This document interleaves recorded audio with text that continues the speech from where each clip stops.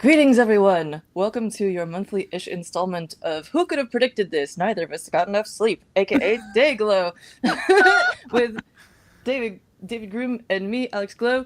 And we are here for a multi-hour live hack on the theme this time of music and or mayhem. We've both been coming off of this events SummerSlam, as I've been calling it, of just like everything all in a row. And so we're going to try to tell you first about some of the events that we've been into and like show you some of the stuff that we picked up, as well as things we got in the mail as a sort of general event/mailbag segment. And then we're going to bring on Tom Fox, who's going to tell us about the new Spoke device that we are exploring, which is a multi-touch interface human input device that you can find at spokeboard.com, like so. And then also, we have a couple of other things we're going to show you, such as the key mod, which did this. Oh, they just launched it. They launched it right now for us, and it's $42 already raised. Look at that. Noise. Well, that is indeed the meaning of life. So we are low-hanging fruit. Anyways, we will never shy away, I promise, from the low-hanging fruit. We will also aim for some absurdly high-hanging fruit as we attempt to make some kind of musical hacks happen. But yes, first we're going to start off with some event stuff and some mailbag stuff. And should we kick it off with Tom, actually, since we've got him here in the studio? Sure. I just wanted to say that I thought you were going to keep the fruit metaphor going and say, like, we're going to make an amazing musical fruit salad or something like that. But it's okay. You can make an amazing musical fruit salad. I mean, I tried. I don't know if it was amazing. But yeah, let's do Tom. Mostly I've heard about beans as the musical fruit. The more that you eat, the more that you do. You got it. Stick with us, folks. We've got lots more wonderful content like that coming your way. Find our previous episodes at dayglow.show, as well as future ones. You can find us also under the hashtag DaygLowShow. Ching's Bird has yet again requested that they join our show, which is wonderful. You can also find our previous episodes. This is number 13. It's great. We love it. And yes. Okay. David, why don't you kick us off, because I'm rapidly getting derailed here. Oh, what am I kicking us off with? We're bringing Tom in? Hi. Okay. Yeah. Surprise. You're on screen. Hey, look at that. That's a new one. Wait, it's gone. Weird. I'm not clicking anything. Oh, I'm not even like touching the keyboard, so it's not me. That might have been my stupid mouse. I'm going to move that. We're experimenting with some new. Sorry about that. Professional highbrow quality. Speaking of which, our background is this one. Hey! Oh yeah. Why is that? Okay. All right. Not changing. That's fine. Anyway, greetings everyone. Hello Tom. What's up?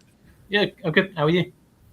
Not too bad. You've got something new coming out now. Yeah, it is. You had my prototype version. Yes. For the Hackster Cafe, which was a year and a half, maybe? It was a while ago. I think I've got it in our doc here, which I neglected to mention. See above re-sleep depth. We can ignore that one. It's been developed so much, and so it's so much better now. But anyway. You can find that interview in our info doc, which is linked in the description. Yeah. Yeah. So, anyway. Yeah, cool. So, I think I sent you both. Do you both have one? Yes. So this is my new thing. It's Spoke. It is a 27-pin capacitive touch. That's so many pins.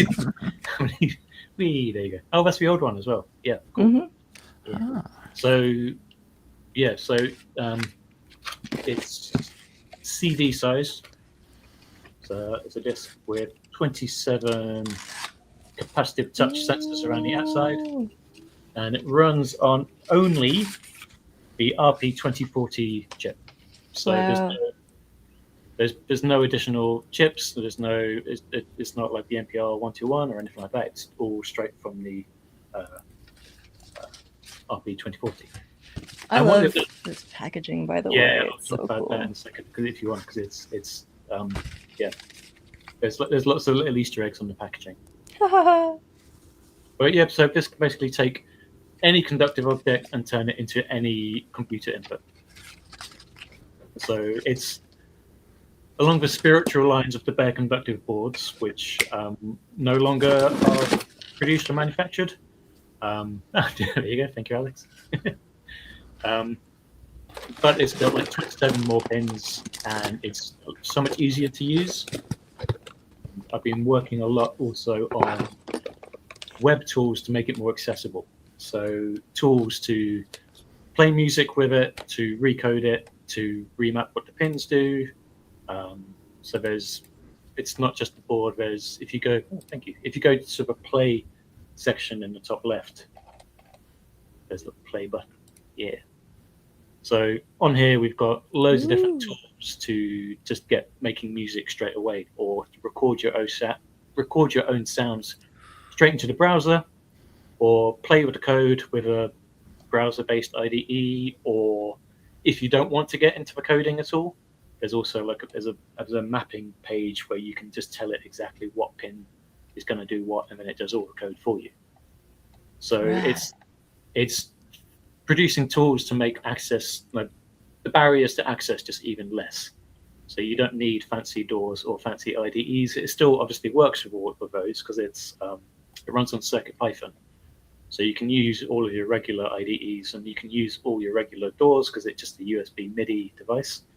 But you don't need them either. So we can play with some of those pages in a sec if you want. You've also got this. Oh yeah, the mini. Stickers. Oh, you got some. Oh, and stickers, yes. That's new stickers. Love the stickers. So the packaging, I'll talk about this because I love this. So as an artist in the UK called Jake Blanchard, I just love his work. He's done like album artworks and like posters for like festivals, and he's just brilliant. And because my Kickstarter did quite well, I thought I've got a little bit of money more than I was expecting, so I commissioned him to do the artwork. So everything on here, all of the little objects are things that can be used with the board. So like organic things like mushrooms, there's conductive ink, there's conductive thread flying up there, there's crocodile clips, obviously, that you connect stuff with. There's loads of like metal objects as well, so anything metallic. There's like tomatoes, carrots. They're like, it's kind of like a little like puzzle game. You can get some ideas on here. And because Spoke is CD sized, it's basically slightly altered CD packaging from a company who only deal with recycled cardboard stuff. So it's all recycled cardboard. That's so cool. I've had a lot of really positive comments from the packaging. And, I've got especially the little butterfly. Oh, let me pull it back up. Yep. So to open it, yes, it's lovely. Get the wings. I've grabbed Jake Blanchard's illustration page here on Instagram, and then ignore the fact that I never answer my messages. Oh, and here is a Spoke packaging, and then also you mentioned various foodstuffs that could be connected to this, and it reminded me of something I forgot to put in the links, which is speaking of conductive materials. You may or may not know that Marmite/Vegemite are very conductive themselves, and you can use that. One pie day I used this to make a. Nice. So you can see what happens there. It's nothing very technically complex. It is simply, I think, a keyboard demo for the Circuit Playground Express, plus some Marmite. but I think it's Vegemite. You can see in the. I saw Vegemite jar. Yeah. Did anyone? Did we mention the track list? I can't remember. That's I was showing it, but I love this. That's how you get it to work. You so plug it in, open up your browser. I want to keep it on like the CD album artwork kind of thing. Yeah, and David showed some of these adorable stickers that you have. So spokeboard.com is the place to go for this right now, and I'm really excited to get to play around. Go away. I'm just going to close that. And you mentioned that some of these you can just like... A good one to start with, if you see the visualizers page. Yes. So if you plug in your board, it should just start making sounds as soon as you get it going. We're really getting into this quickly. I'm very excited. Brain. So the Spoke Mini, I realized that I sort of like showed it real quick before then we went on to the packaging, which is beautiful, and we wanted to make space for that. But would you like to tell us at all about that before we jump into the so I mean stuff? the main board Spoke itself, this one's quite big, chunky, but this is more for like education workshops. If you're not that confident about soldering, you could still build an entire installation out of just this, because you can use like nuts and bolts and things, or like just copper tape from here. You don't need to solder onto these pins. But if you want something that's more of an embedded device inside something more permanently, and I made the Spoke Mini, which is just a PCB version, and all the circuitry on here is basically lifted off a Raspberry Pi Pico. So it's the circuitry from the Pico just put into the board, and all you need on a Pico to make any of the GPIO a touch sensor is just one big chunky resistor. So just 1 mega ohm resistor will turn any of the GPIO into a capacitive touch sensor. And when I first tested that, I thought, this is like too simple. This doesn't. Where's all the complexity? Because historically, it's been kind of difficult to do like at least polyphonic capacitive touch stuff. So I breadboarded it and I tested it, and it worked really well. Straight up, I didn't have to do any calibration. So I thought, what if I do like all 26 pins, breadboard it, see what happens? It's not going to be very good, I'm sure. So I breadboarded it, and it worked perfectly straight away with zero calibration, like zero threshold, like no filtering of noise or anything, and it just like worked perfectly. So this is really cool. So that's when it developed into the various prototypes. I think the very final version was iteration 12, I think. So lots of little changes along the way. So the Spoke Mini is like a solder your own kit where you can solder just 26 resistors and then build whatever you want from there. I'm so interested. So, did I mishear? Did you say that there's 27 on this one or 26? There's 27 on this one, because the Pico itself doesn't use all of the GPIO. Although it does. It uses one for the LED, and it uses some for like voltage monitoring. So there are actually 30 GPIO on the chip. So I've just used those extra ones to make 27 sensors, plus up here there's a little stemmer connector. Oh yeah. So that goes to, on the chip it's GP26 and 27, so you can do I2C communication or PWM. You can control servos straight from it, or you can do like PWM audio. And what else can you do? I can't remember what it is. I've got some quick sensors around here, I know, like for atmospheric sensing and stuff, which could be really interesting. So I used for the Adafruit quick stemmer like footprint, so that you can just easily attach other I2C devices straight to this. So I've had it working with like little OLED screens, so you can touch it and it'll tell you what note you played. I've had it doing audio straight out, so the chip can do like really basic onboard synthesis. So I've had it playing music without the computer or any kind of that stuff. And I added this so that people could experiment with it and like take it further than I thought it could go. But also I'm planning add-on boards to make it even easier. So like working at the moment for like SD card audio sort of playback akin to how Bear Conductive did it. Because a lot of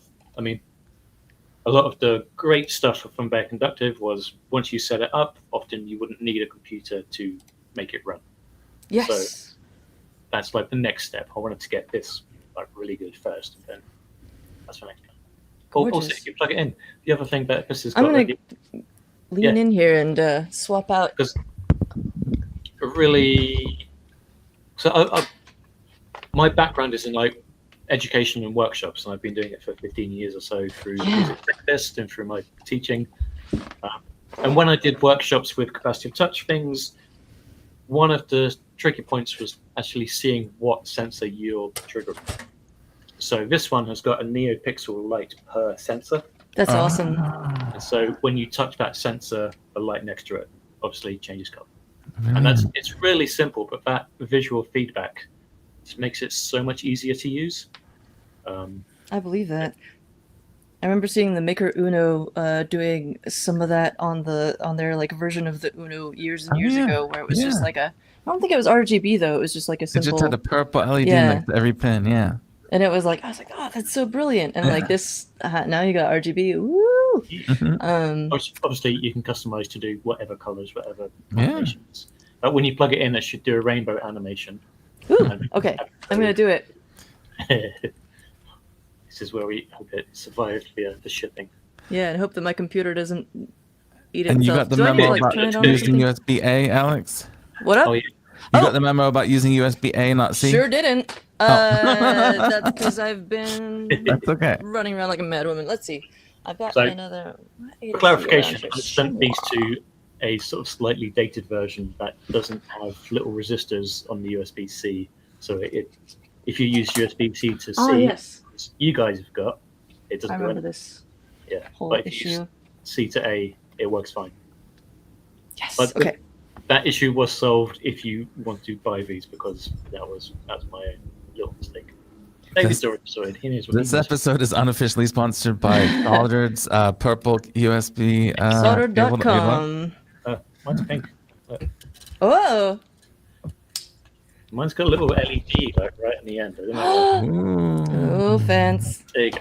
So fancy. I gotta do this without tipping over my water, which would be disastrous. Dave, if you hit the reset button, it'll do the animation again. Okay. Good. Yeah. Okay. And it's currently on I think it's 3% brightness. Woo! Yeah. Gorgeous. And it is launching a thing that says keyboard setup assistant. Your Raspberry Pi device cannot be identified, and it hates it. But you can see that I'm touching things. Oh, look at it go! So it comes as a USB MIDI device. So it now works with any USB. And on the back too, obviously. Yeah, my one of my Very lights was lit up, and I'm like, "What's going on?" Oh, my finger's on the back. Yeah. It's figure out why incredible one of how them was immediate purple. that is, because Yeah. oh, that's so nice. Yeah, the easiest way to start is by using the web pages and doing that. So I assume I can ignore this. Yeah, so if you're on an Apple, it thinks it's a keyboard before it does anything else. It does that a lot. Yeah. I think. Am I still in the visualizer? I think I am. Yeah, you are. But I'm going to reload it It anyway. changes, it scrolls through different visual things. Cool. I'll try not to make everyone seasick with my little trackball swirlies. Okay. Oh! Hey! Rad. We're not getting any. Well, I'm not getting any. Can you hear it? No, I cannot hear it. I also wonder though if I was trying to mess around with my sound settings yesterday to try and get audio from the. Oh! Now I can hear it. Okay, but I'm not sure if y'all can.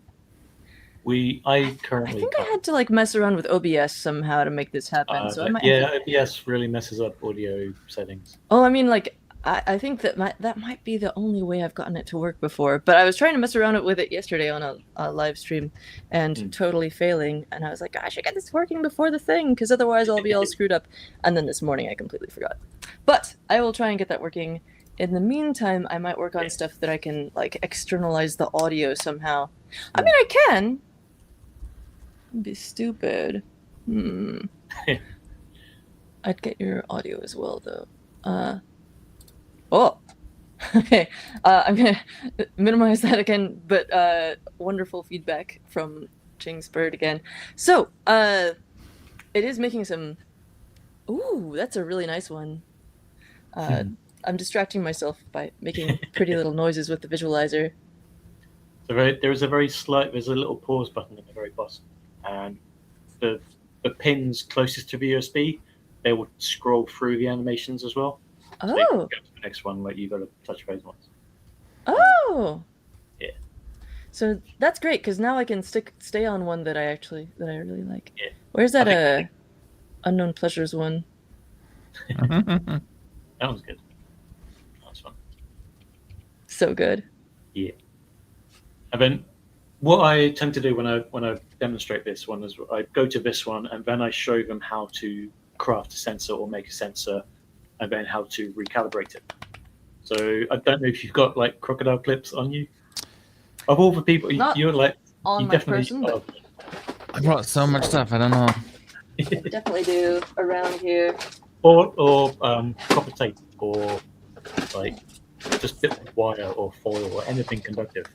Yes, I have a whole box of that stuff, which I foolishly did not grab before this. Another thing that reminds me of, I want to make like a version of this, like a collab with the Spoke Mini. With it's very similar to the concept here of like breaking things out, and I want to collab with you on a new design of this thing. If you would be interested. But Anyway. we said that a year and a half ago. That We probably did. Classic me. Yeah, we're both busy. It's all good. But yeah, I understand.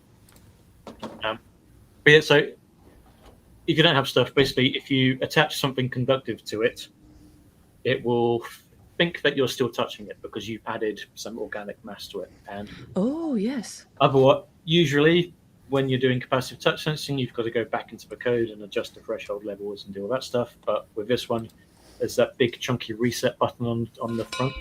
Ooh, yeah, that's a really nice one. It Yeah. is. One of these guys. So if you press that, it basically auto-calibrates all the levels. And so you don't need to go into the code to adjust the levels. It does it automatically on Power Up. So adding new sensors, new sort of conductive elements is so much easier. So, folks, as mentioned very briefly before, part of the deal with Dayglow is that this arose out of David and myself collaborating, just on our own, sort of like going through our caches of electronics that we've sort of unboxed and done getting started guides and stuff for over the years.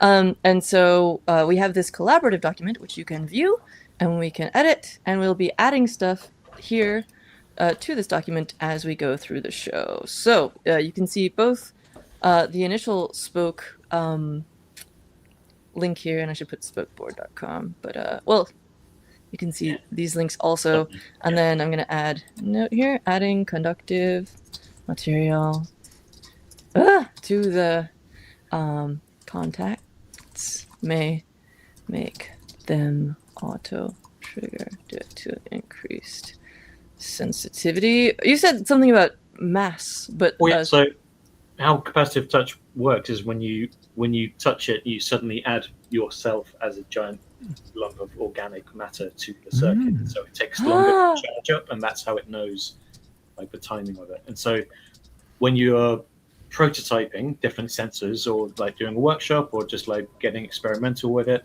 it will, if you add something, it will still think you're touching it even when you're not. So you just press reset and it auto levels so that it knows that you've added a sensor and you're not still touching it. Mm-hmm. Does that make sense? Yes, this makes sense to me. Yeah. We have a question. Does that mean the signals are a bit too sketchy if you do not reset / recalibrate after it? I mean, you could do like a circuit bending, like you can do whatever you want with it. Too sketchy seems like a very subjective. Yeah. No, they're still reliable, but you can also manually do it as well. And I've got a really fun web interface for that as well, because do you want to see it now? It's now that it's come up in conversation. Sure. Is it also on the website or is it elsewhere? It's all print. So if you scroll down, nope. So go down a little bit. The debugging and threshold calibration. So, yep, you've got that one. Perfect. So what this one does, if you click on opencode.py at the top, and then find. Oh. Don't want people to see what's on my computer because it's terrifying. Find circuit Python device. So I should make code.py on the device. Then find CircuitPy and then find .py. Perfect. Click on the upload diagnostic, and then this recodes the board to be working with this page. That's Neat. done. So click on Connect Serial. It has restarted indeed. Find La, la, la, la, la. the... Is that the right one? Hopefully. Pico? USB Yeah, I think so. I've Looks not done like it enough. So scroll down a little touch bit. bands to see the bars update. Okay, so now touch. Ooh. Whoa, look at him go! Ooh. So now you can visually see exactly what each sensor is saying. And that bar in the middle, you can drag that forwards and backwards to reset where the calibration neat. point is. So you can, if you do need to debug it, or if it is being like a little bit fiddly or too sensitive, you could do it in the code, or you could use this and you can set each individual pen's different like sensitivity. And then once you're happy, you can scroll to the top and do download thresholds, and that I'm going will to leave it alone for now, but Yeah. because So I'm you- like, my brain is going like, why can't I get it back to a flat 7,000? So so there's one of the things that historically people have struggled with capacitive touch is like different levels and different pins, and that just makes it so easy to do it. That's so cool. But now, Alex, you now have got different code on your board, so you need to go and get the default code back on. Well, I didn't upload it or download You the threshold. uploaded for diagnostic. Oh, I see. So top right hand corner, you've got the spoke code playground, and all you need to do, again at the top, open the code .py. The default code, if you click on the top left one, Ha ha ha. go to save to board, Cool.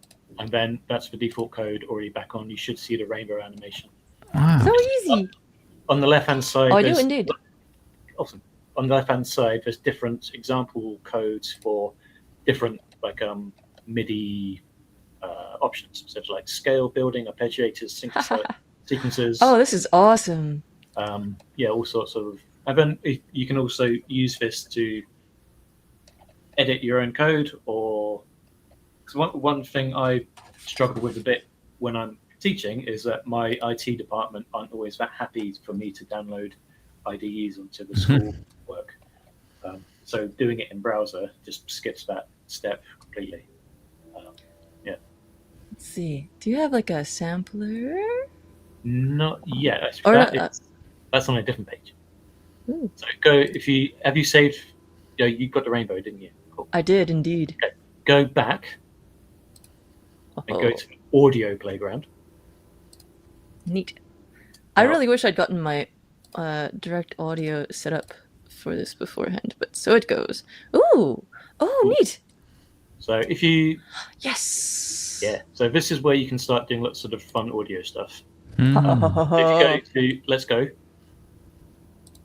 and then on the allow. There we go. And then if you click on the Connect MIDI, Hee and hee. then touch Hopefully your that doesn't. Okay, touch yeah, the you can pins on still your hear me. board, you should. Ooh! Ooh. So you can see that they're connected. This is so pretty. So this page does quite a few different things. So if you go to the search thingy just next to it, you can. This uses the free sound API, and you can search for sounds. So pick a sound that you. No, you don't need to go there. No, I'm you just do it. dropping this into our docs. Oh, okay, oh, yeah, cool. Sorry.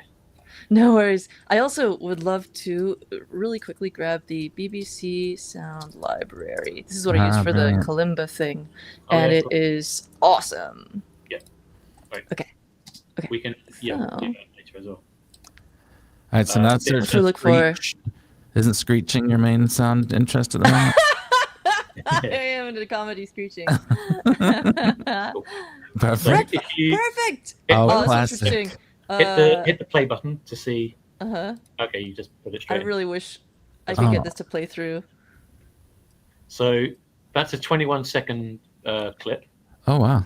I'm not And you- hearing a lot of screeching so far. This Well, one's a you little put it- subpar. Oh, there it goes. You've loaded it onto pin 1 on your board. So Oh my goodness. if you touch pin 1 on your board, which is the one just next to the USB cable, it should play. It depends on the sound sample that you've got. In fact, what we'll do. Oh, that's right. It's gonna jump scare me again because that's a very Okay. abrupt. Wait. Why am I doing this to myself? Ah, there it goes. At the very top of the page, there's an edit button. If you go to edit, you can click on that. What? Wow. Yeah, see it like it, Put there it right we go. at the beginning. This is the screeching I And desire. then if you click apply trim, so you can edit the sound files that you've got. Wow. So now try touching pin 1 again. We can't hear it, but hopefully you'll react. Oh yeah, that's so. Can you try and make you try and make an approximation of it, Alex, since we can't hear what you're hearing? Well, okay, so I can't really approximate the full audio environment here because it sounds like it's kind of in a far away in a forest with like a lot of reverberation through the trees, but it's kind of like ah. Perfect. It's a little more guttural than that, but something like that. Let me see if I can find some crows. Oh, come back.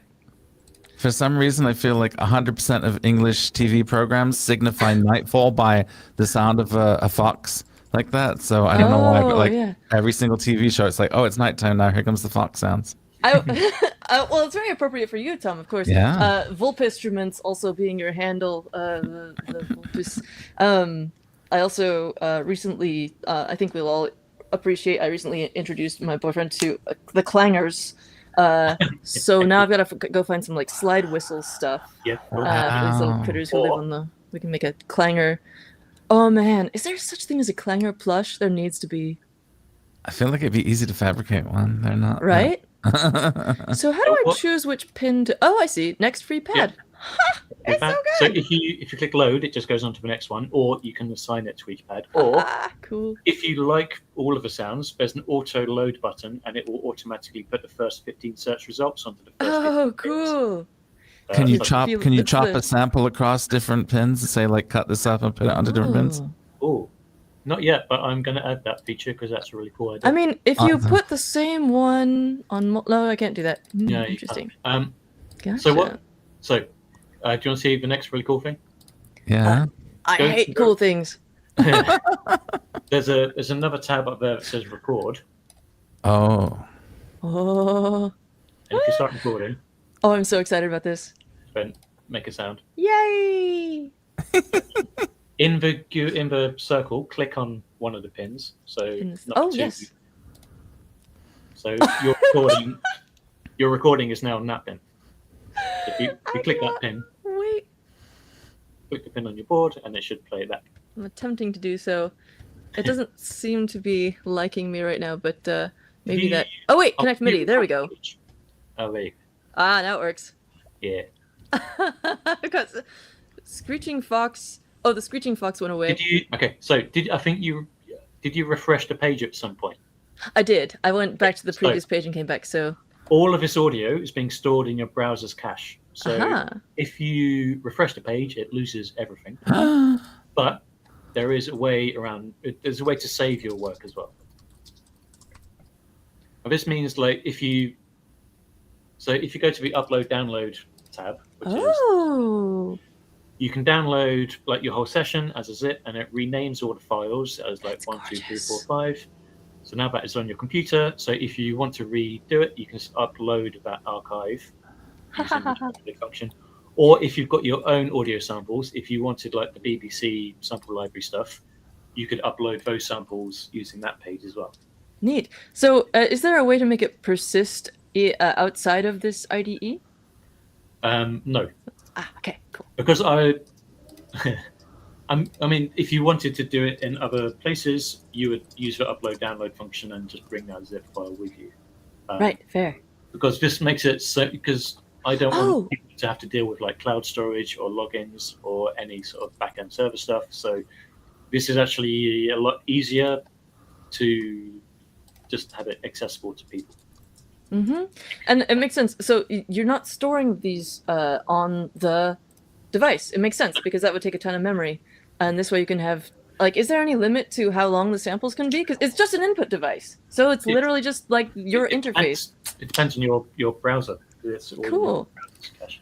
There's one more little thing I'll show you on this page. Are there 27 notes of polyphony so you can play all things at the same time, or? Yep.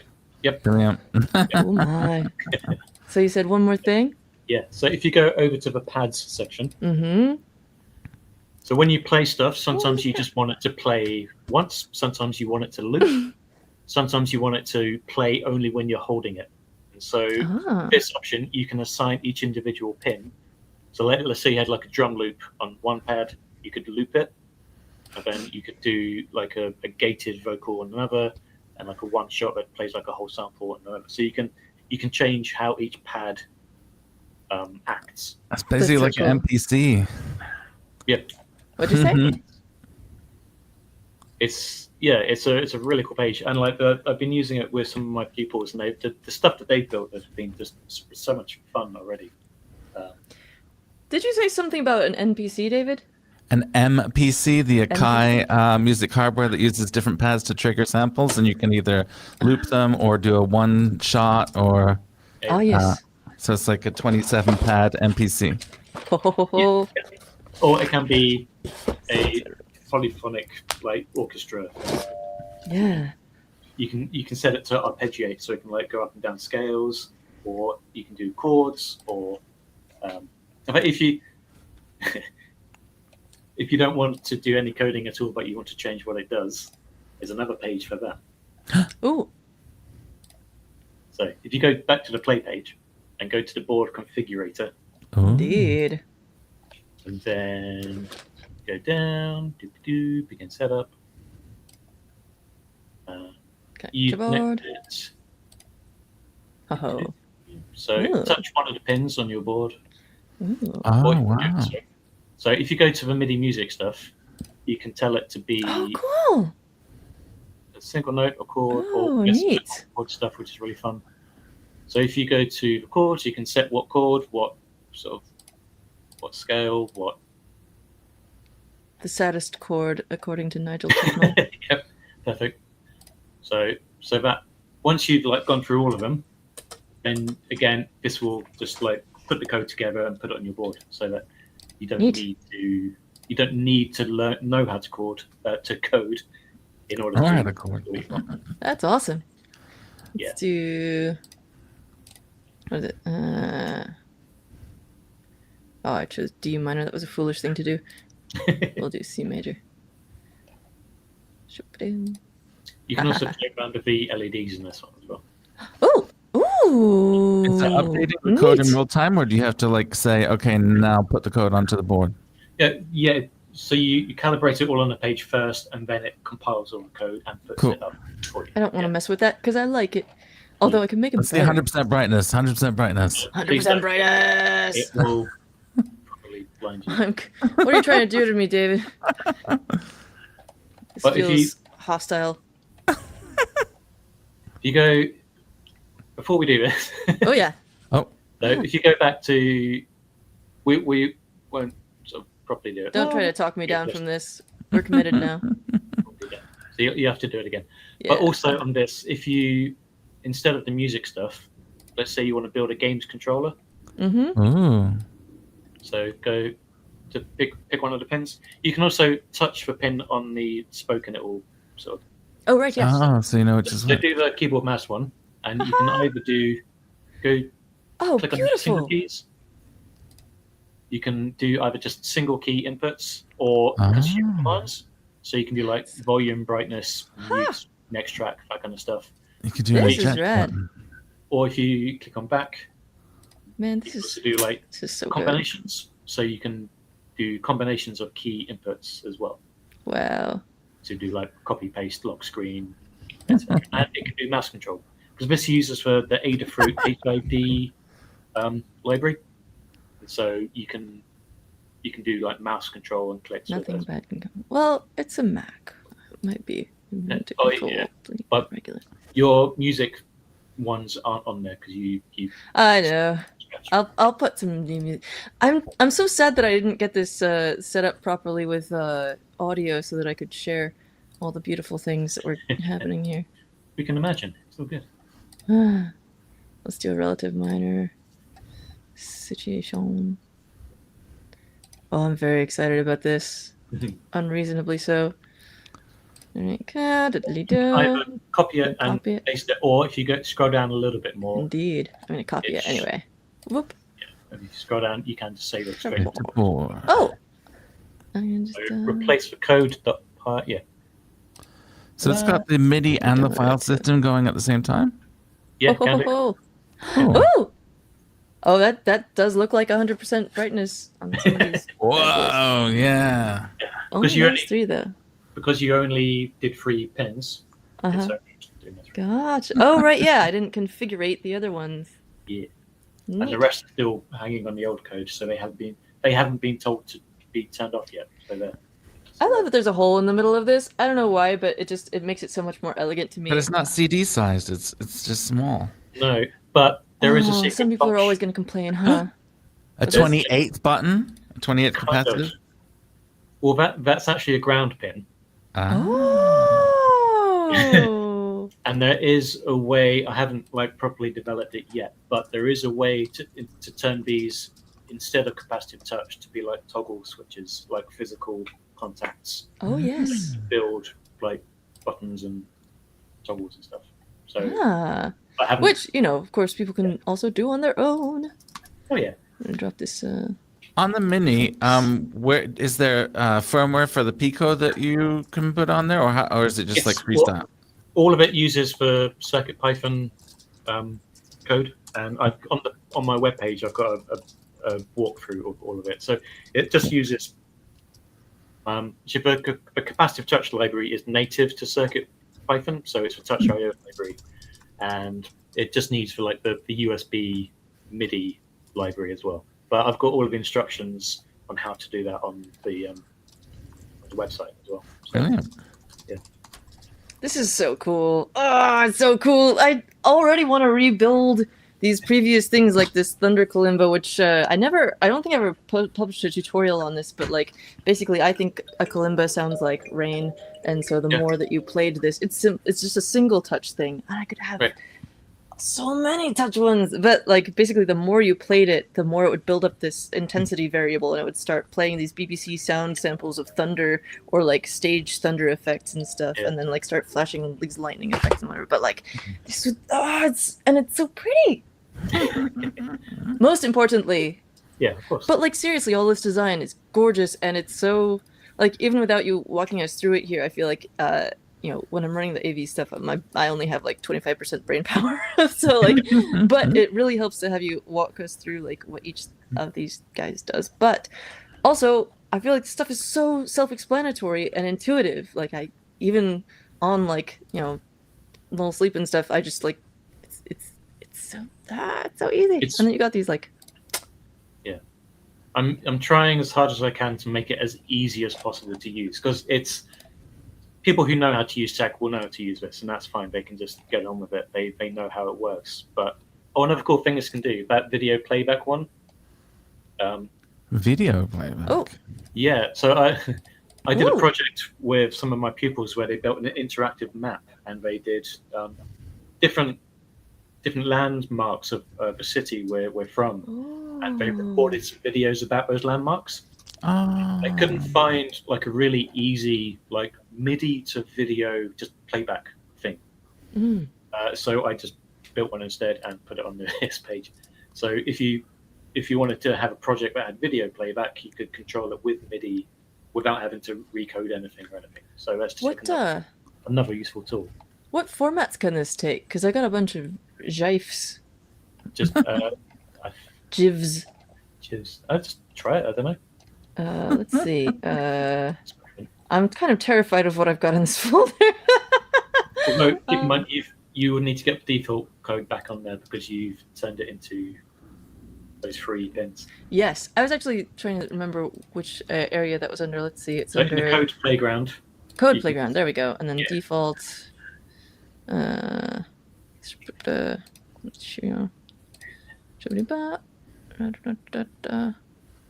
Yeah, a big focus on this whole thing is about just ease of use, because it can get people into tech and hacking and building, and then it can build their confidence to say, oh, this is really cool. What if I added some other stuff?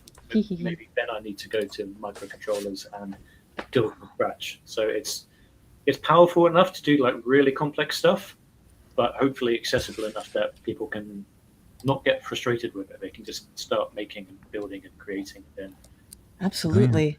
The only thing that I've noticed is causing me problems here is that I can't scroll this pane with the different things in it. I got it, which is sorry. Okay, well I'll it's normally yeah, it's normally fun because I'm looking at the browser at a normal size. Yeah. It's just for doing videos where I'm like, I want to show people what's going on here, which probably people have better eyes than me and don't need it to be that massive. But anyway, cool. Letters, A to Z keyboard. Oh, one could make a corded keyboard this way, of course. Oh, the NeoPixel one's fun because that's just loads of examples of different animations you have. That'll come through a little better too. Let's see what happens. So it will, if you touch one of the pins, it will do an animation, and then when you touch the pen, it'll do a different animation. Cool. Just showing off the fun stuff that you do.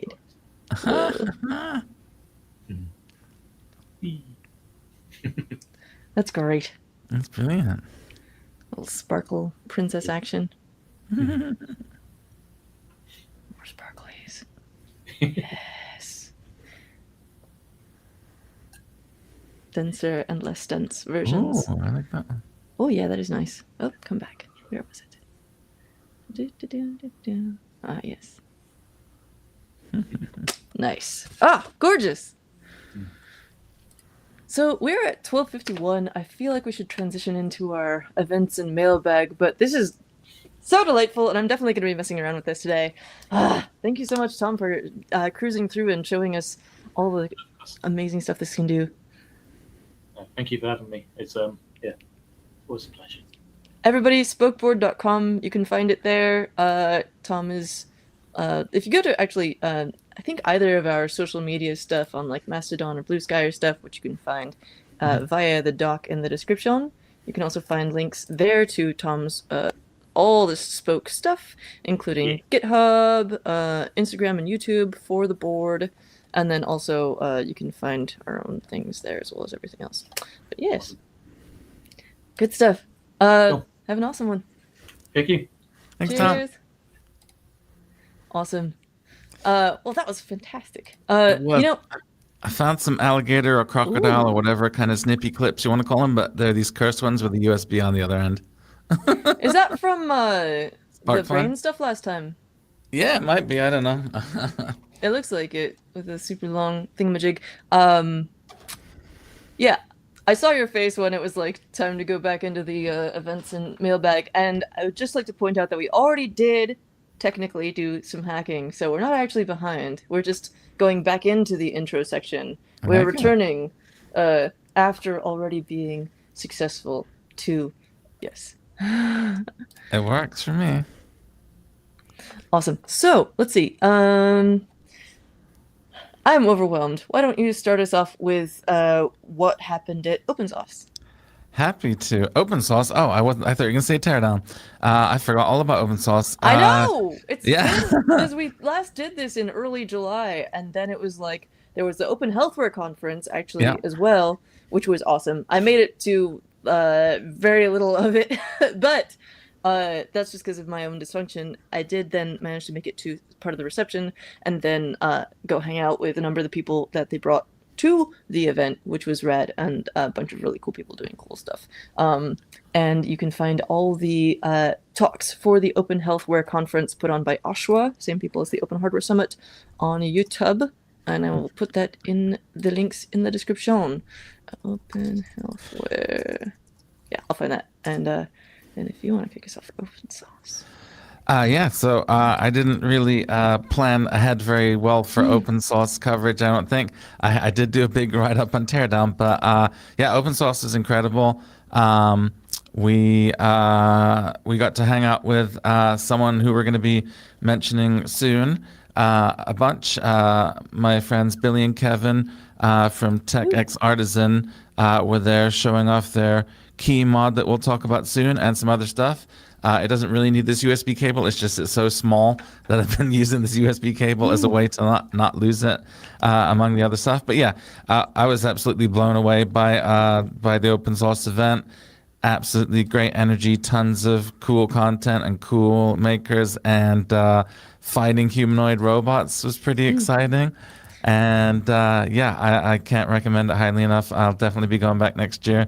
Yeah. Was the next one after that Teardown? Yes. I'm Calendrically speaking. But yeah, I could talk a little about open source as well. Go ahead. We basically had oh my gosh, my brain has just suddenly fried itself. Let's go to Teardown. All right. Well, Teardown is Crowd Supply's annual event where they celebrate open source hardware hacking. And it's in Portland because that's where Teardown are based. Or are they still based there? Because they're kind of remote now. But they used to have an office in Portland. But I'm not sure if that's if that's true anymore. But yeah, brilliant event. I brought this prop as a reminder of something I wanted to share. This is the design with KiCad Gold rulers that were floating around. If you're able to find one of these, they were just kind of lying around the event. And this thing is loaded up with bizarre Easter eggs. Let me see if I can. Okay, there's one for starters right there. 1, 2, 3, 4, 5, 6, 7, 9. There's no 8. There's no 8 on the ruler, and it just gets crazier from there. It's got a built-in bottle opener as well, except for it hasn't because you have to source the actual part for it yourself. But once you have sourced the part for it yourself, it does tell you the full instructions there. You can then have a built-in bottle opener. I am particularly fond of the millimeter measurements on their of the traces. I've got mine somewhere, but not to hand. Yeah. But you can see that these are in fact the lengths of the traces and not the widths. But I do, yeah. The missing number 8 is especially good. And also, the proto board is also connected randomly between sort of across it and sideways and in columns and rows.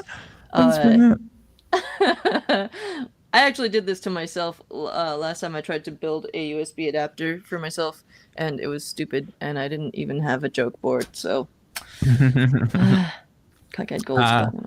So yeah, Teardown. It was three days: Friday, Saturday, Sunday, in Portland at the Jupiter Hotel, and there was talks, there was workshops, there were skill shares, there was lots of food, which is kind of unique in that the food is included with your Teardown ticket, and Helen always arranges a bunch of yummy stuff. It was super tasty. And various satellite events, and I really like the. So in the past, recently it had been at the Lloyd Center, which is a mall that's probably destroyed by now. Actually, it was like right about to get knocked down while we were there, I believe. But having it at the Jupiter is really cool in my opinion, because there was this area called a dream tent between the hotel rooms, and a lot of the stuff took place in the dream tent or across the street at the Jupiter next.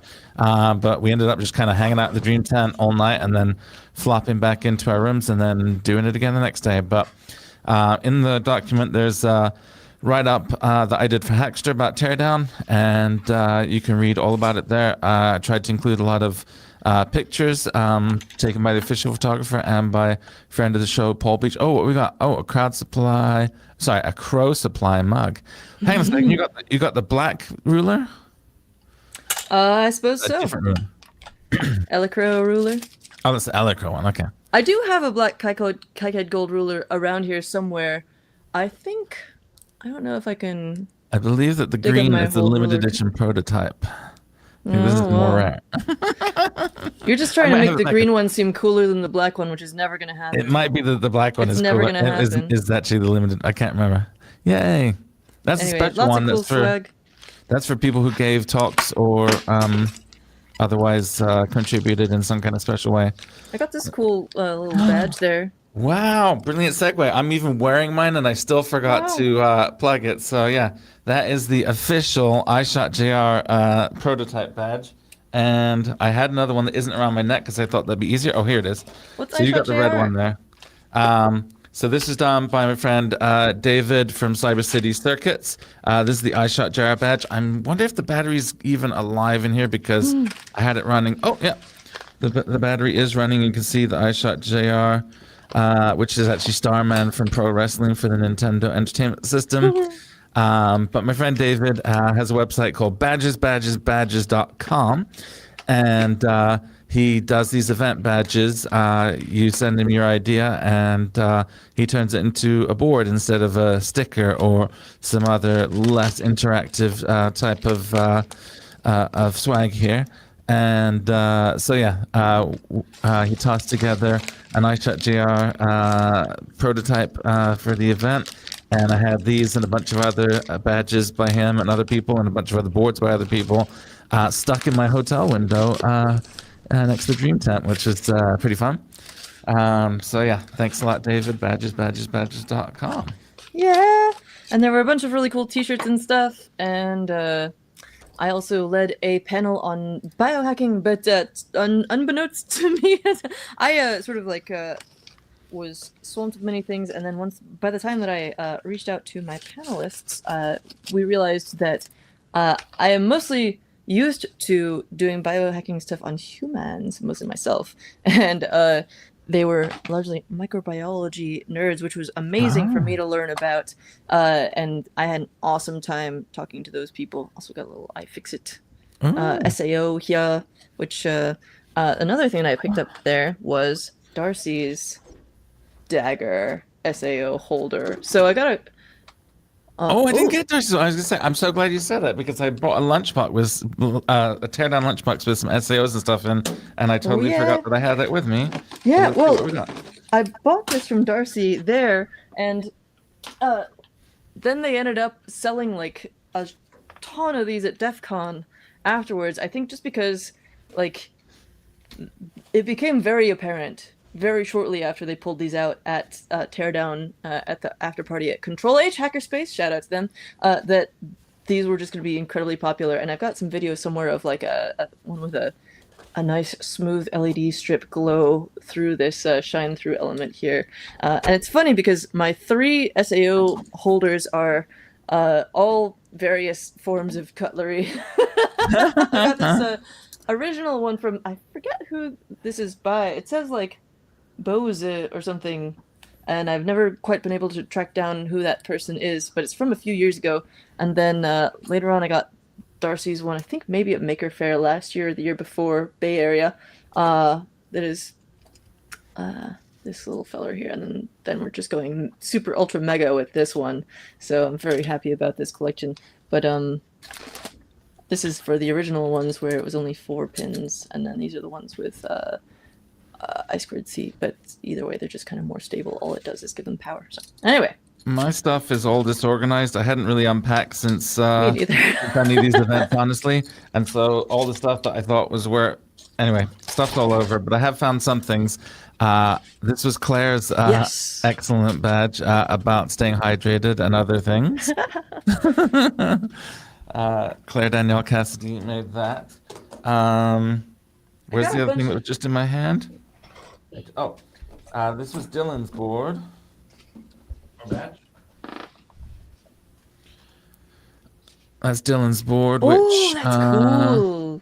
How do I turn it on? You have to hold the button down, maybe. Or press the button. Okay, it's already on. Oh, cool. Yeah. That's rad. And Dylan makes all kinds of incredible haptic stuff. Have, which was, do you have Deborah's Ouija board one? Yes. I'm trying not to tax my headphone cable here, but I think I'm just going to have to risk it. I'm going to risk it all now for Deborah's thingy. For a chocolate biscuit? It's a pretty long cable. I think I can do this.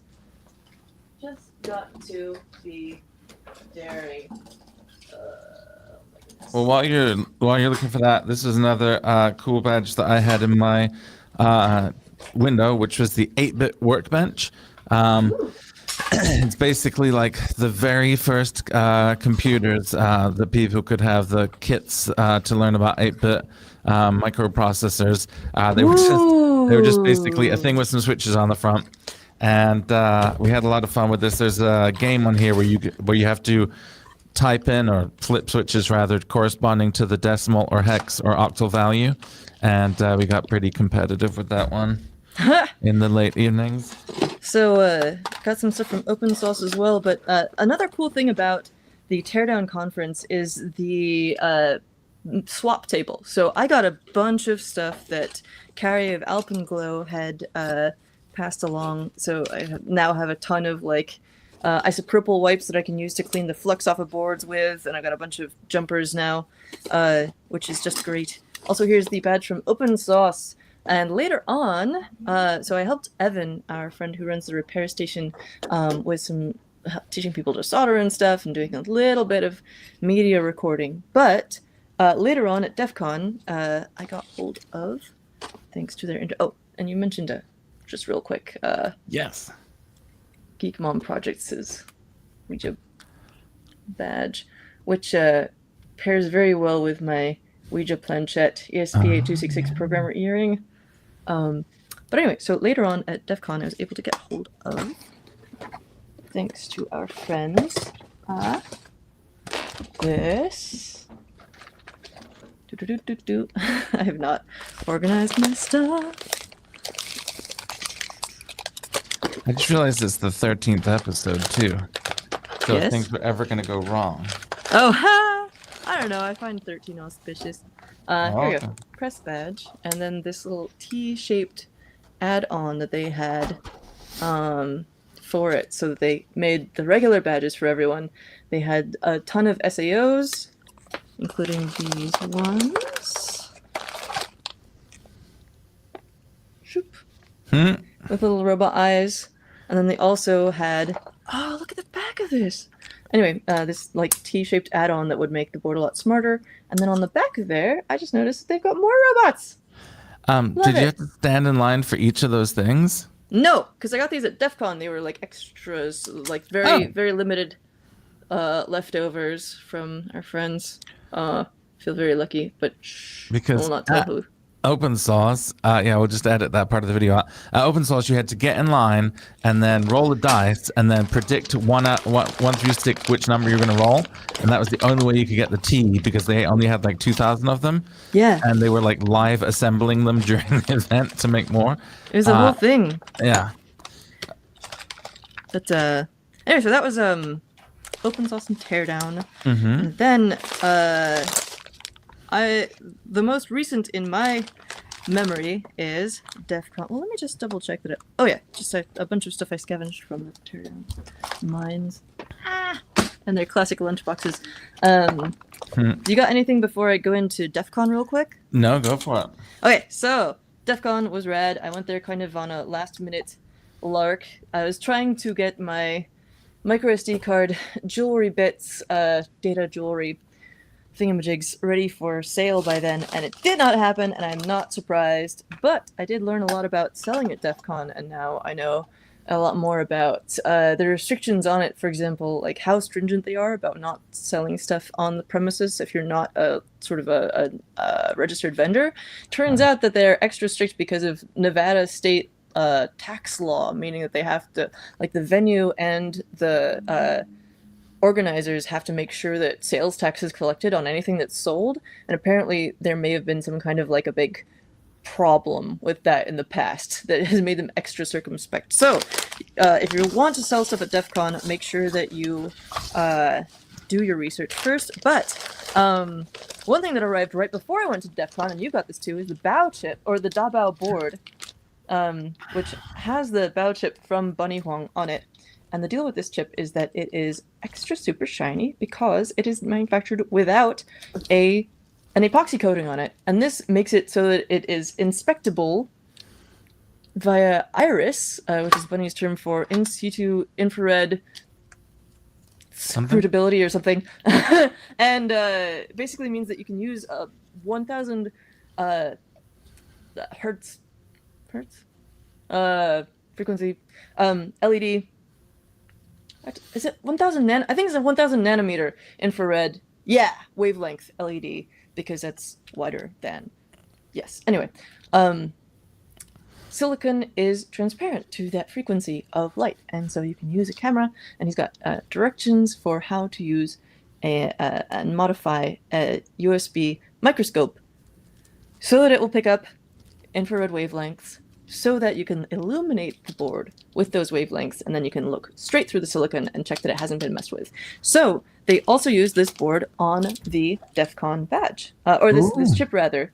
So I would have to unscrew this, I think, from the back again, but I did put a little thread up on Mastodon about it. So if you go to Alex Glow on chaos.social, you'll be able to find my attempts to look into this chip using... I brought along both the Dabao board and took apart the badge. We tried with various infrared sources and my crappy DIY modded USB microscope, this thing, which I got a blog post about. Oh. And basically, I was attempting to use various lighting sources, including, we tried a TV remote, which I didn't expect to work, a Flipper Zero, which I also didn't expect to work from prior experiments, which I documented on the blog post. But then I tried twice to use the Nevada sun, once through the hotel room window, which unsurprisingly did not work. But also, I just tried the full force of the Las Vegas sun.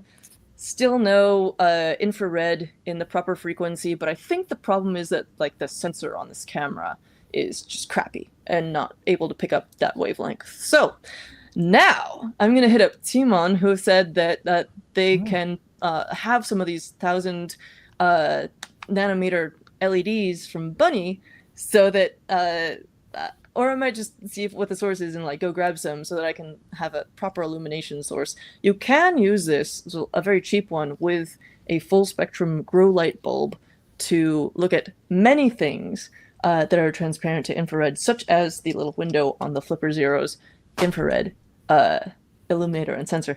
But yeah, you got to do some other stuff. Also, Mohib gave me this UV laser galvo system that you can use to oh, it's even got little Lego thingamajigs on it, I think, to draw stuff on glow-in-the-dark material with UV lasers.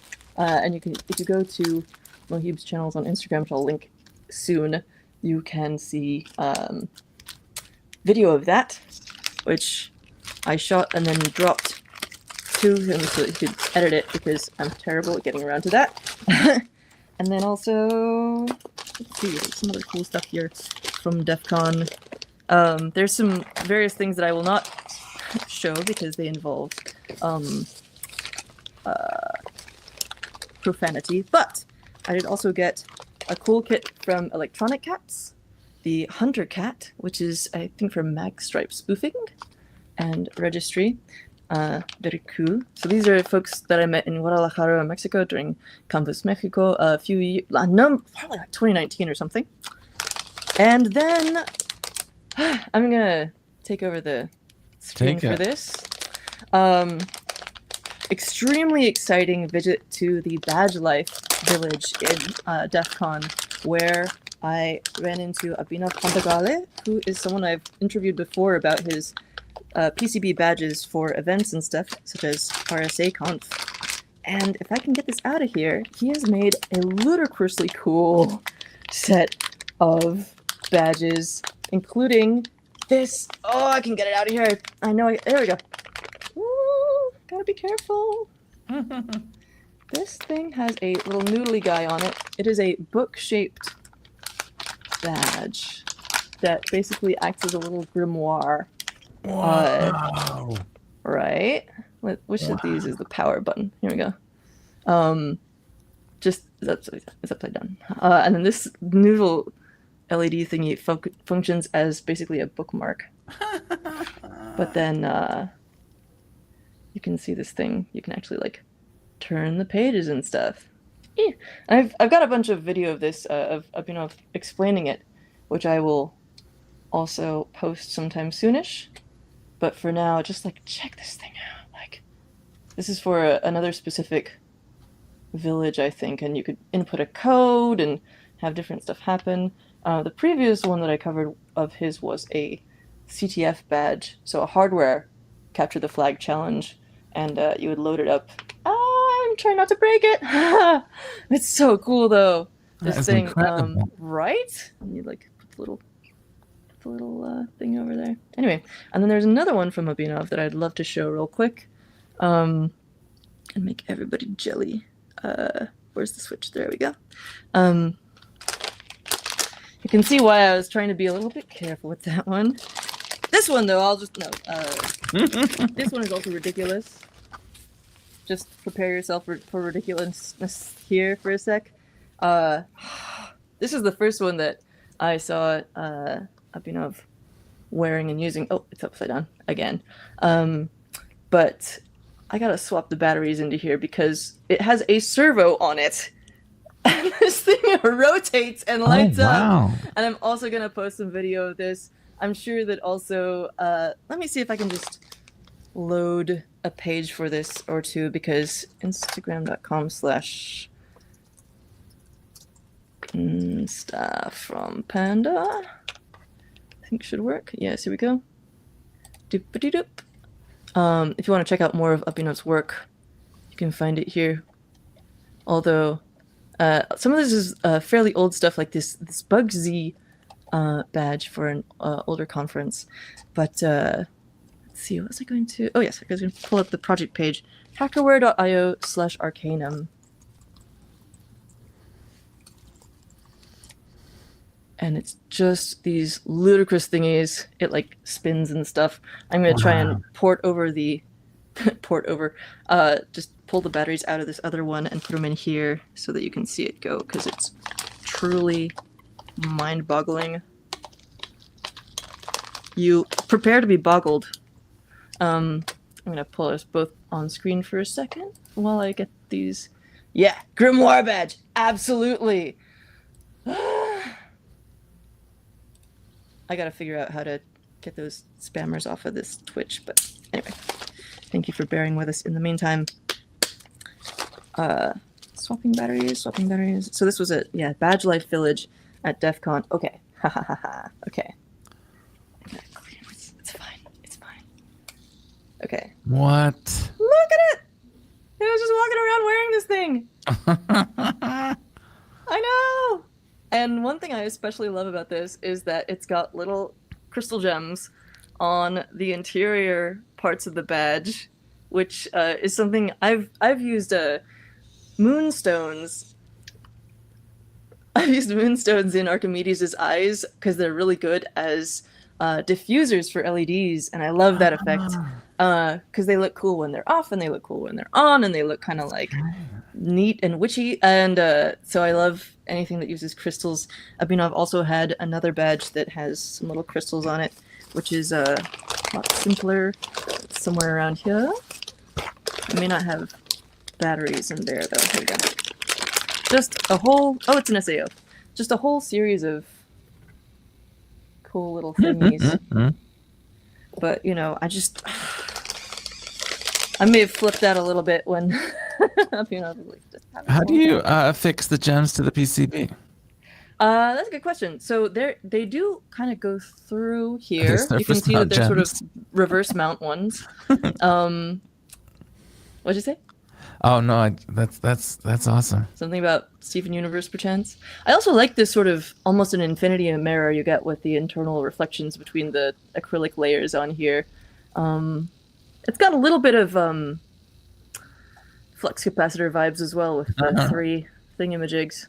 Speaking of infinity mirrors, I thought I brought Shannon's infinity mirror bow tie from Teardown, but all I can find is the battery. I don't know where the bow tie is. Oh no! Classic conundrum. All battery, no bow tie. Look at that. Look at it go. Not the first time I've heard that. Nah. Before I forget, I just wanted to go back to the bow chip, the DeBow. That was also a crowd supply project. But what I wanted to say was that last year's Teardown, I think it was, Bunny gave a talk about kind of honestly like full open source, not SaaS, chip stack, like what that would take. Like it's actually getting possible to, I think he said like 28 nanometer process maybe, chips are maybe going to be completely end-to-end possible within the next couple of years. And I think is that what the wafer space folks are doing now? I forget whether they're at that level yet. Yeah, I mean, it was more just like you know, the processes and stuff like that were you know, I think wafer space is still working with whatever Google's fab is called, right? And this is talking about everything all the way down yourself kind of thing, without having to rely on the big chip fabs. Yeah, you can get in on the next run here if you're looking to fabricate your own chips. They're making it easier and easier to do this with open silicon. I bring this up partly because I interviewed Bunny recently about the Dabao and the chip, the Bao chip, which you can find on Crowd Supply still, but you can find it. Also, just dump this playlist, Hackster Cafe, in here. We've also got Tim Ansel talking about wafer space and custom silicon and stuff, as well as Ching Ching, who's in the comments here. Yeah, so many cool people doing cool stuff, and Abhinav is on here too. A lot of the people we talk about here have been on Hackster Cafe, and we got Tom Fox with the Spoke thing and a bunch of other friends and stuff. Cool people. But I'll put that playlist link into our shared doc here. Where are we at on the agenda? Are we to mailbag yet? I think we are amid the mailbag. We got to do the KVM thing. Brilliant. Thanks for the segue. But it's not a KVM. It is a keyboard majig. And so keyboard majig. These so our friends Billy and Kevin and co, they do make a KVM, but this is a new product, a smaller and more kind of niche than a KVM.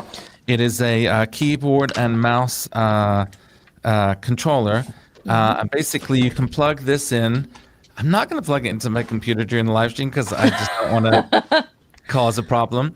But you plug this thing, which, by the way, one of my favorite things about this product, like, sure, they did a bunch of cool stuff, but like one of my favorite things they did is found this USB-C and USB-A in one thing. I love that. So you can plug it into any device. I love the combo USB. Yeah, it's brilliant. But then what you can also do, and again, this is fraught. I'm hoping that nothing weird's going to pop up on my phone during this. But it has a companion app.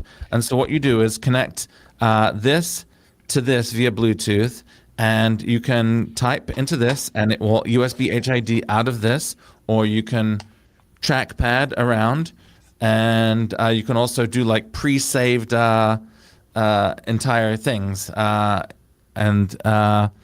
It's really useful. If you're in a hotel and the TV has stuff that if you want to type into the smart TV but can't, you can plug this into the USB port. I'm in the process of moving and couldn't find the keyboard. I have a little Logitech keyboard trackpad combo thing from my computer that's plugged into my TV. It's in a box somewhere, but no worries. I just plug this into that computer and then been controlling it from my phone, and it works brilliantly.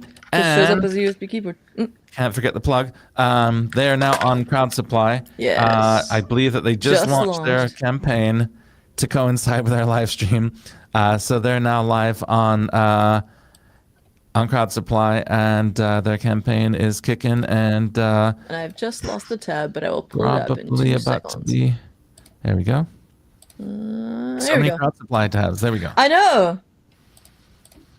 Here we go. Open interface key mod. You can find that in our doc here. I think right here. And then also this is the confusing part. I've also got another Crowd Supply current campaign starting with Open, which is the Open Book Touch from our friend Joey Castillo, who has done many things you may have heard of, such as the it's not Sensor Watch. No, that's yes. I always confuse it with like other open watch projects, but I think this is he's made the Casio F91W watch replacement PCB, which I actually ended up wearing today. So this is a replacement PCB that goes in here that you can program, and people have got a bunch of cool apps for it and stuff. But is now doing this Open Book Touch, which is an open source e-reader that is incredibly open source and has a really cool backlighting system that I put a little snippet of up on my Instagram, actually. On here, you can see, yes, Joey demonstrating this. There's up and down and left to right, full XY for brightness and warmth of the LED backlight, or LCD or something, whatever it is. Great carpet there too in Las Vegas. Oh yes, incredible. We actually filmed this at TrashCon, I think it was called, which is a bunch of people bringing various things that like stickers and random stuff. I saw someone had put a little tiny Xiao server in a vape, like a vape body with like a little Xiao ESP32 or something, running a tiny little server inside of a vape at this TrashCon area. But yeah, you can get that on Card Supply, as well as this open interface key mod thing from TechX Artisan, and then also this new Wafer Space run from our friends doing that stuff. All kinds of cool stuff going on here, as per usual. Let's see. So we've done our plugs. Oh, more mailbag stuff? Did you have more mailbag stuff, please? I know I've got many an extremely exciting mailbox item. This is the Cardputer Zero. So I've been an immense fan of the Cardputer. I have at least like half a dozen of these things. This is the Cardputer Advanced, which was previously the most advanced Cardputer. This is the ESP32 based board, as you can see right there. It's got an ESP32 stamp, S3A stamp in it, and that's what powers this guy. It's got a keyboard and a battery and all those things. But M5 Stack have taken it to a new level with the Cardputer Zero. So this is the previous Cardputers. I mean, they're powerful. They're ESP32. Sure, we can call that a computer. I mean, it's legitimately, it can do computery things. But this one is an actual Linux machine with a Raspberry Pi inside of it. Yeah. And it's still in this credit card form factor as the other ones. It's a little bit thicker, but it's still this same tiny size. And they just had a Kickstarter campaign. I think the rewards are being delivered in November. But this is a sneak preview. When you know people, you get special access to things sometimes, which is why I have David always gets the things. I do get the things. I had the super extra cool transparency version. I don't know if it's quite coming through, but this is kind of the 90s style transparent. Yes, that is to me the key upgrade here is the translucent case. Mm-hmm. Yeah, forget the Raspberry Pi Zero, but the transparentness, and it's got a bigger screen because I love the Cardputer, but this screen is a bit titchy, especially for doing an entire Linux desktop on it. Still got the same sort of Lego Technic holes on the back, and again, it's a little bit thicker, but you have to be a little bit thicker when you're going to have HDMI. Like people have full-size laptops that don't have a full-size HDMI. People, I have a 15-inch, 16-inch laptop, and it doesn't even have a full-size Ethernet on it, or any kind of Ethernet on it. I'm not even sure it's got a USB-A on it, and this one's got two USB-Cs, full-size HDMI, 3.5 millimeter, micro SD, you name it. It's and it's got this new breakout at the top, which you can use for, I don't know if this is specifically compatible with it, but things like this, where you can add a little LoRa antenna to the card computers these days, or Cardputers these days. So I will, I don't even know how to turn it on yet. Maybe that's how you turn it on. It's the power switch. Yeah. Let's boot it up and see what's happening. So our theme today is music, and there's plenty of Raspberry Pi music software. It's like Sonic Pi and other, anything that you can run on Linux pretty much is likely to be able to run on Raspberry Pi. So I'm actually probably going to give this guy a try and see what music stuff I can get going on here, just because I'm so excited about it. It's like the realization of so many hopes and dreams that I've had over the years. But anyway, that was my mailbag that I've been desperately waiting to open for the past hour and a half. And we'll let it boot up, but maybe we'll come back to it again soon. Yes. It beeped, and there's the noise. User interface. Noise happened. All right. Nice. Oh yeah, all the M5 stack stuff has gorgeous technical, like self-documenting stuff on it. I would love to point out also. Okay, so here's the Cardputer Zero page you can find linked in our here, but also part of the reason that you have so much ability to get cool new stuff is I'm plugging you. Plug yourself. Thank you. No, you plug it. I like the way you were plugging it. Openboardsguide.com. David has been writing these guides. I gotta find the tab for ages. About, is it over here? Nope. Okay, well, if you go to guide.com, you will find a continuation of David's work where he basically pulls together a giant amalgamation of all the new boards in a year and tells you what the best ones are and for what applications and stuff. And this is now being continued at openboards.guide.com, which is going to be a cool place to continue checking out new stuff. Thanks. Also, yeah. And regarding events as well, I have a couple things coming up. We usually have Maker Faire Beta at the end of September, which is September 25th to 27th.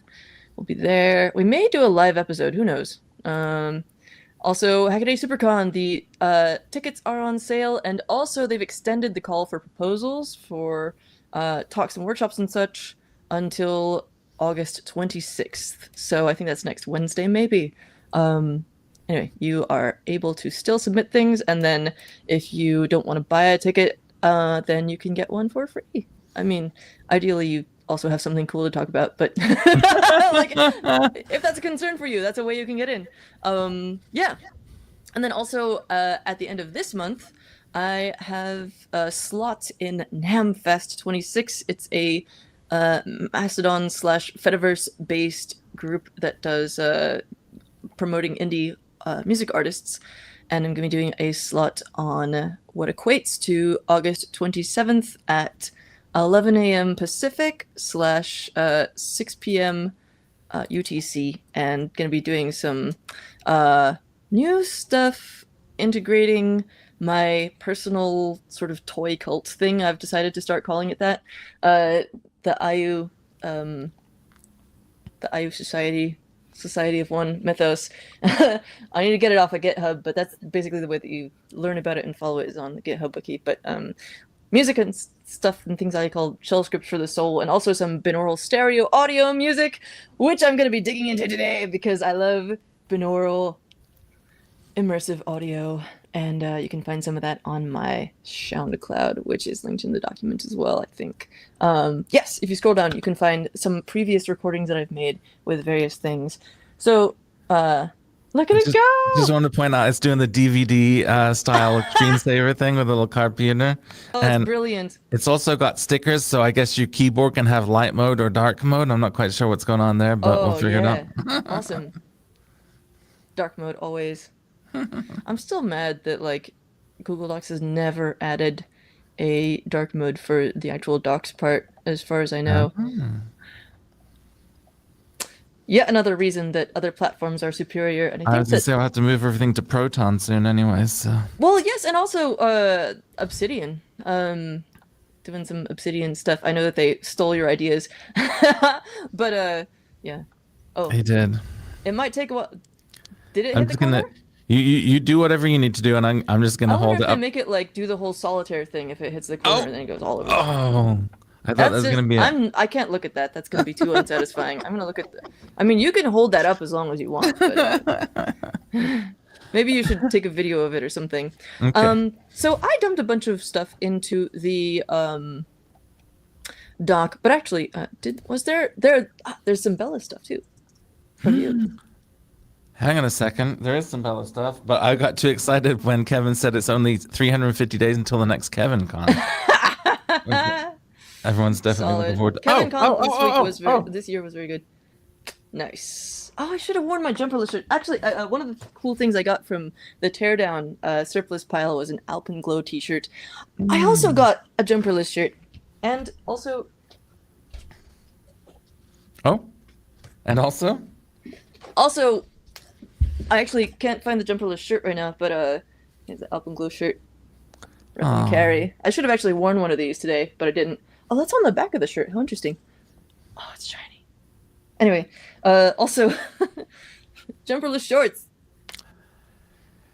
I got Amazing. 3 pairs of jumperless shorts because I just wear jumperless shorts around the house, and that's my whole thing is wearing jumperless shorts, much to the chagrin of everyone around me. They hate it. I told my 7-year-old that I got her a jumperless t-shirt, and she sent me the most angry emojis I've ever seen her. She said, "No, keep it." So yeah, controversial jumperless in our household. It's a Marmite thing. You either love it or you hate it. Well, next time I'd better wear the shirt because I don't think I'm going to model the shorts on screen, unfortunately.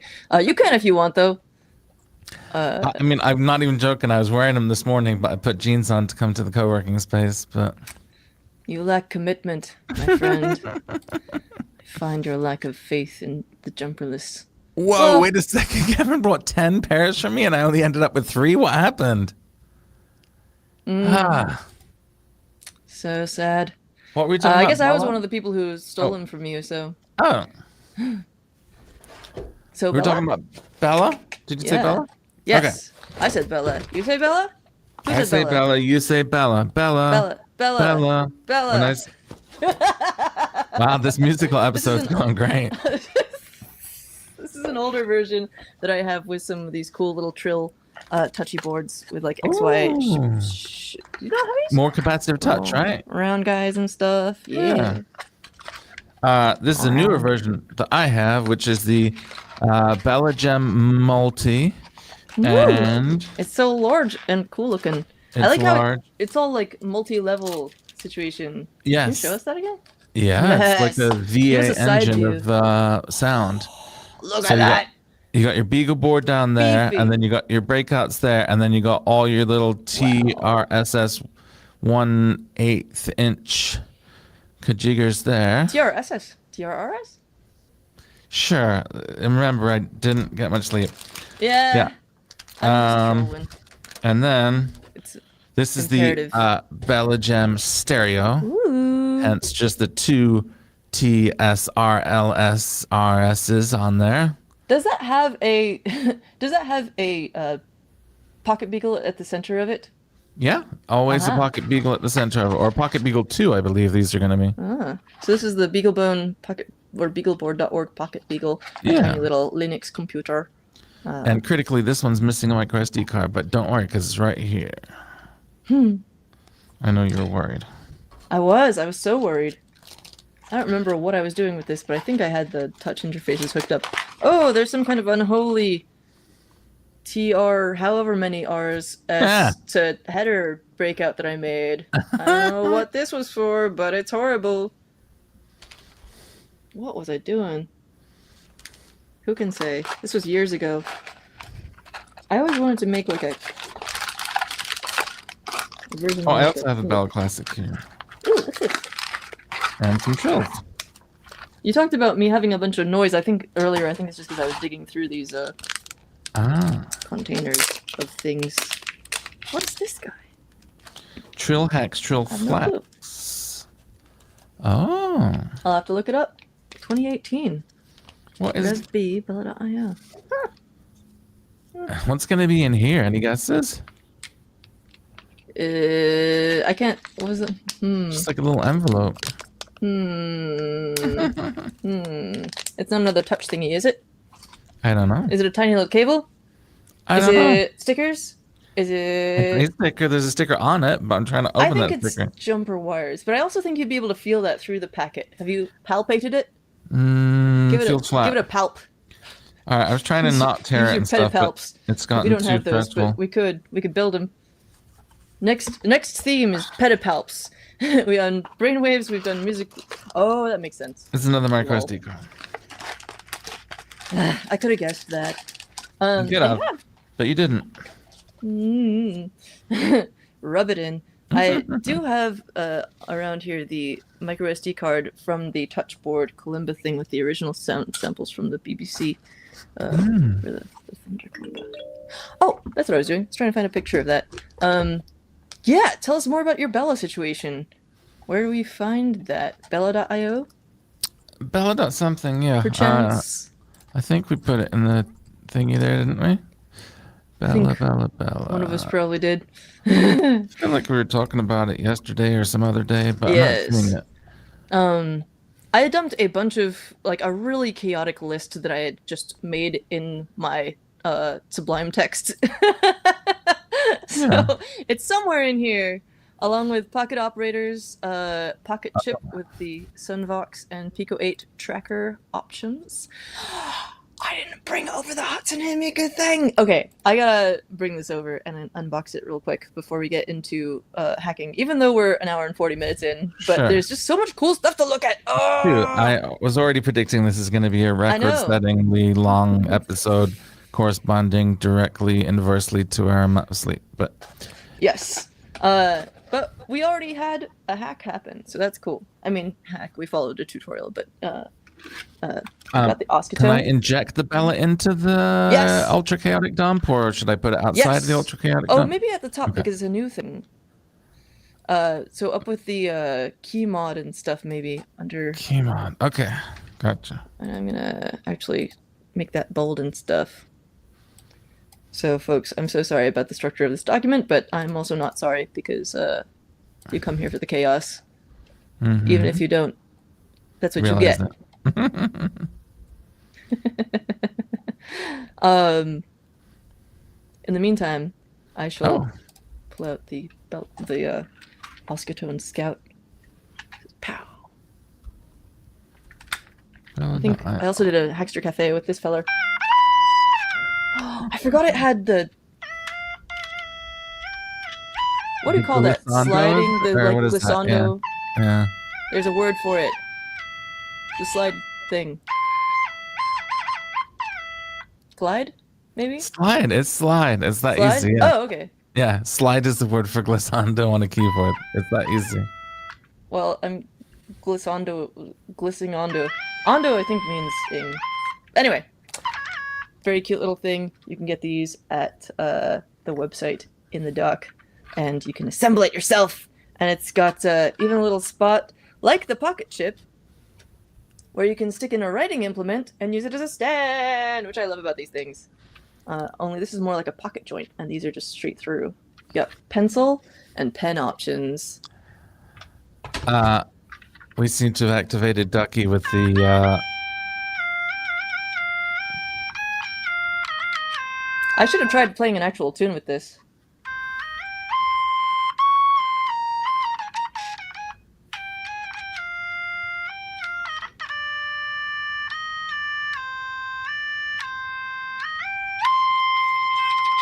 I want to be able to, like...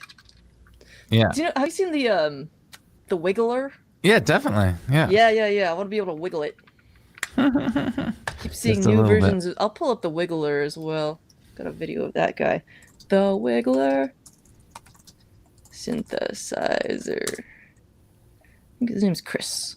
Keeps updating this thing. Chris the Wiggler? Yeah.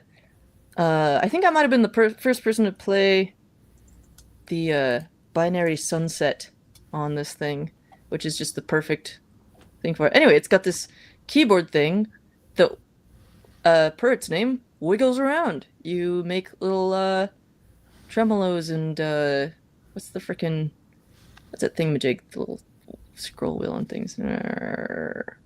Brain not braining. Anyway, you knew that by wiggling this thing around. It's great. Hee hee hee. Oh, it's probably on here. Ooh.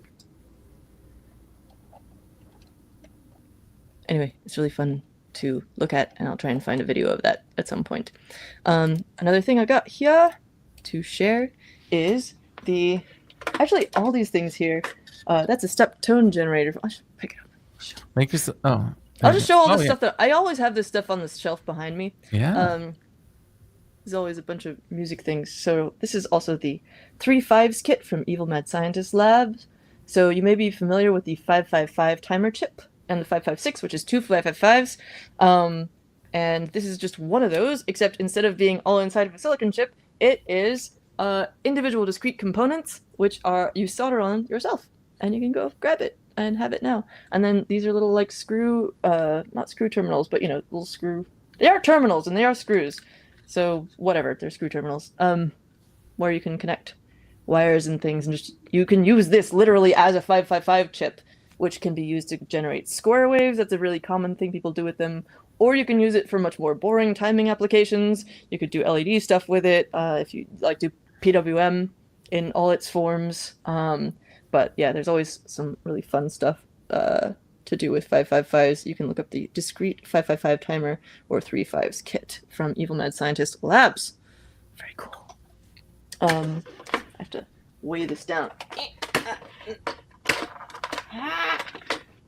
Anyway, movie magic, folks. This is Star Simpson's Circuit Classics stepped tone generator. These are based on Forrest Mims's engineer's mini notebook, and this in fact does also use a 556 timer, aka two 555s. I think it is.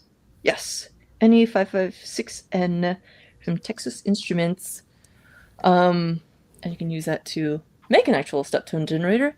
And if I have a battery here, which I do, I can try not to whack the microphone while I do that. And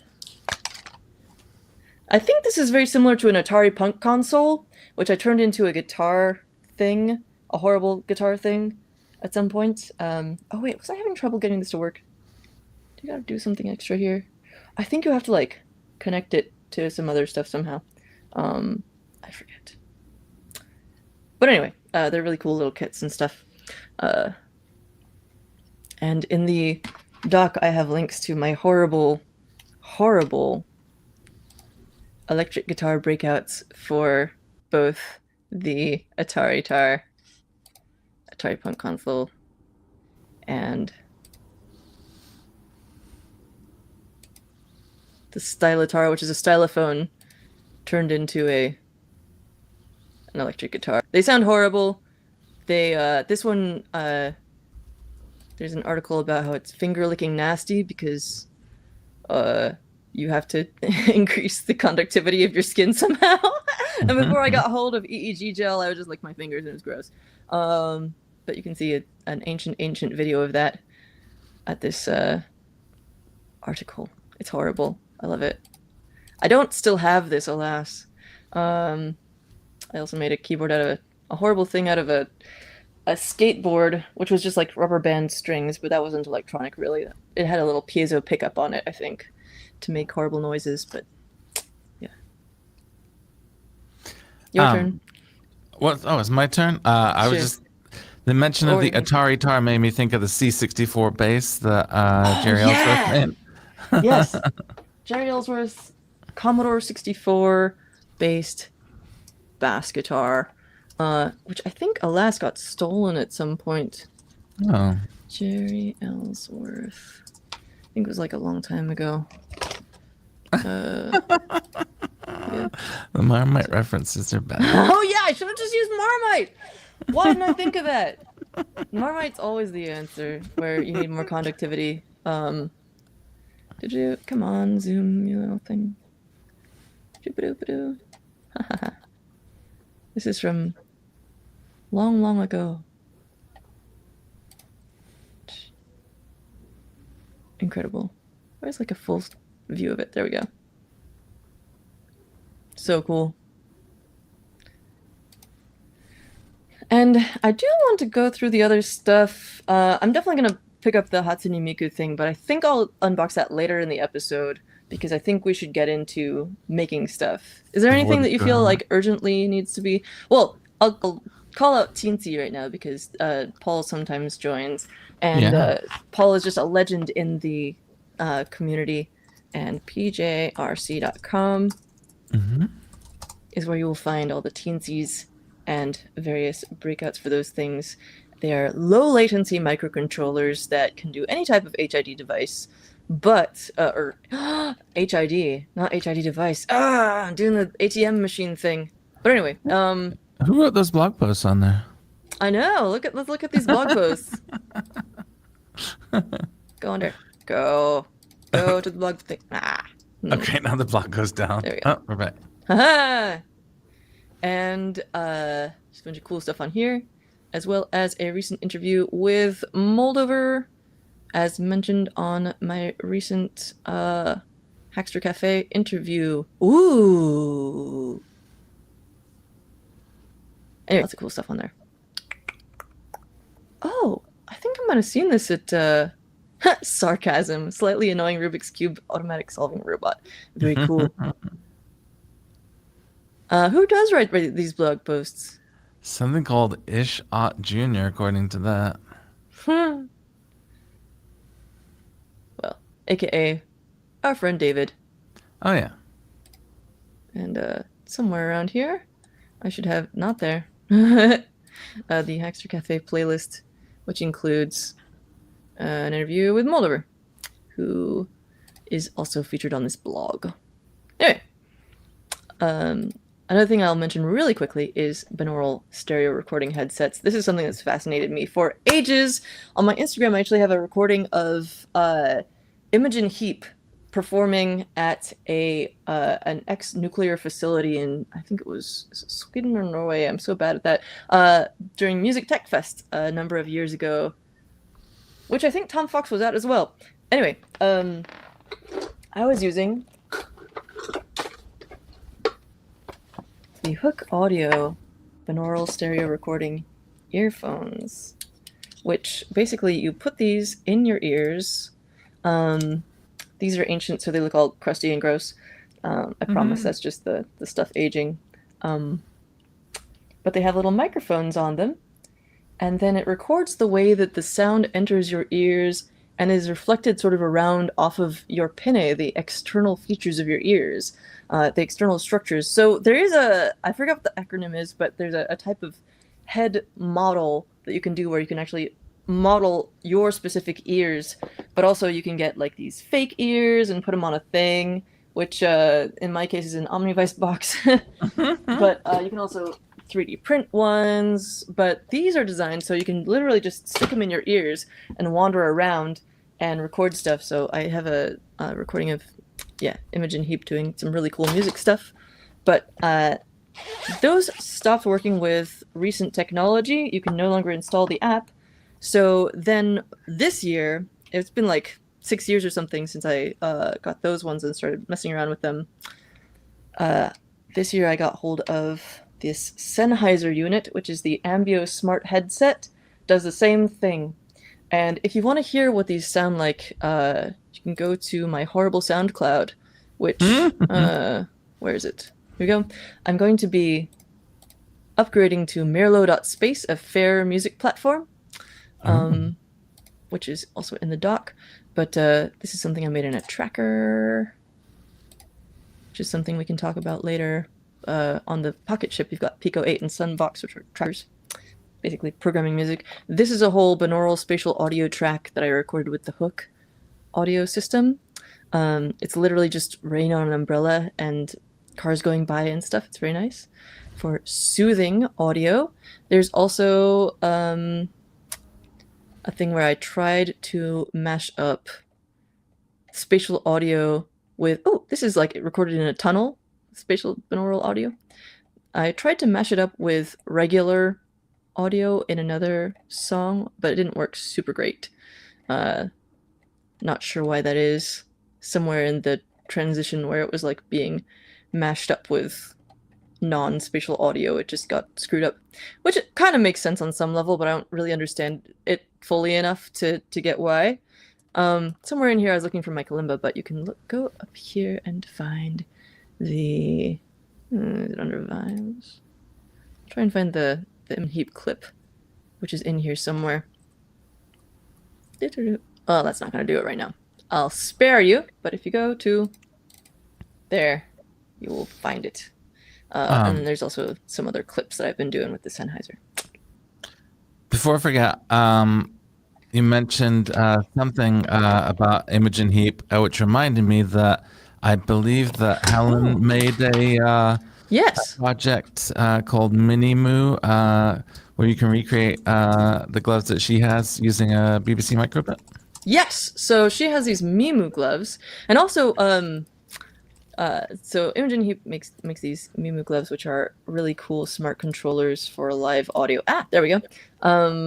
And also inspired me with the whole kalimba thing. I didn't realize that there were like kalimbas with many, many, many keys until I saw Imogen perform with one.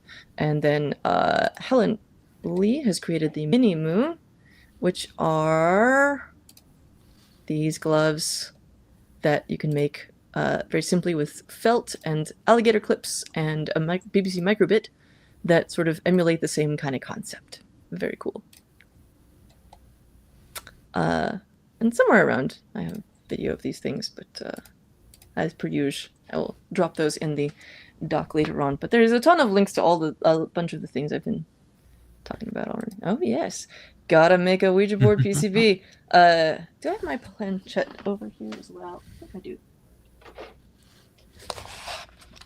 Put one of these in a little shadow box so they can be friends. Where's Mom Projects one now? The entropy over here is increased drastically. Oh boy. Somewhere around here in my dreams I saw this board. Well,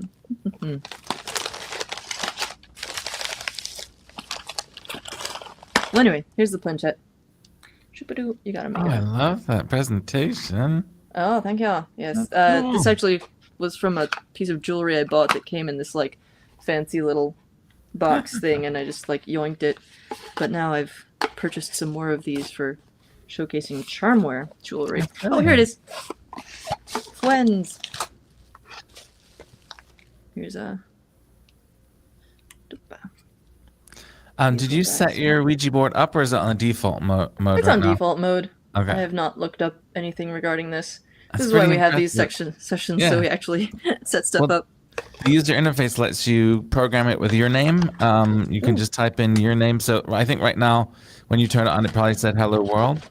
Probably. But you can record a new message such as your name or any other character. Yeah, HEL. Oh yeah, that does look like it. WO. Excellent. So yeah, the Ouija board interface actually lets you type in new stuff. I always suspect. Deborah wouldn't do that. No. I would do that. No, I feel like I would try to do something a little bit more innovative. But anyway. So, things. Another thing I'm interested in, just by the by, is I've been working on fixing up my non-phone music listening setup. And among such things, I found my old iPod Touch from back in the day with like a little Domokin action on there. And I'm trying not to like get rid of anything that was on there. There's this Snood game I was obsessed with for a while.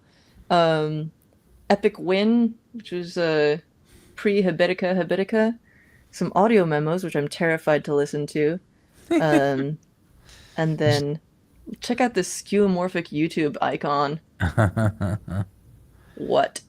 That's and then, the Inception app, which was a binaural stereo remixing app that would basically like take in audio from your mics and then like remix it into like the Inception soundtrack. There are little different scenes and stuff. I bet it still works. Oh my god, amazing. I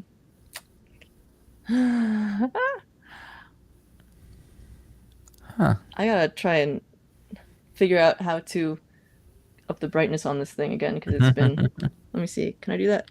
Double tap? No, that's a search. Settings. I have to use the actual settings menu like an animal. Is that the metal back one? Oh yeah. Electric wings. There we go. Wow. Inception app. Yeah, you gotta. I think it closes the app after you change things because it can only do one thing at a time. Yeah, so I've been hooking up this Tech thingy, which is basically it turns it into Bluetooth, and then I put it into my little Bluetooth bone conduction headphones, and that makes everything work better. Also, 3G edition, wow! But the other thing that I love is these actual little shuffle guys. They're so good, and they can actually do radio using the wire as an antenna. It's so good. Earbuds cable antenna situation. So that's one thing that I was trying to set up as like a regular ongoing use case for iPods and such. And then if you replace it with this Bluetooth guy, then you can just use this as the antenna instead. And then you have that clipped on wherever, such that the antenna can get signal and or get exposed to your headphones, and you have headphones and iPod and stuff. And then ghost mode or whatever. At risk of people thinking that we're being paid by Crowd Supply to bring up all these projects, just wanted to mention the Tangara project, which is a modern iPod of sorts. Oh yeah, that's what I was gonna ask. Is like I know there's some 3-letter acronym. There's some TLA for these things that's like specifically about like modern standalone like MP3 and similar players, and I can't remember what it is, but Tangara, you said? Yeah. Crowd Supply, Tangara. Are they on their second iteration here? Oh, are they? I'm not aware of that. I think they might be. I could be lying. I feel like there was an update recently. Where's the dang... Yeah, Cool Tech Zone. Oh, no, I lied. I see stuff about this on Mastodon every now and then, and they're still like very actively doing stuff with it. Yes.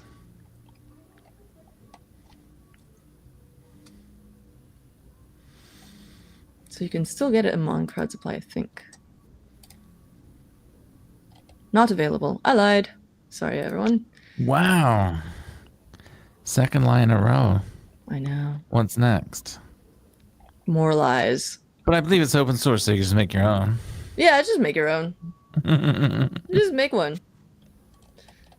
Ooh, different control schemes. I saw a thing, I think, where you can swap out the scroll wheel or something. I don't know. Anyway, the scroll bunch of people doing cool right? stuff. So what up?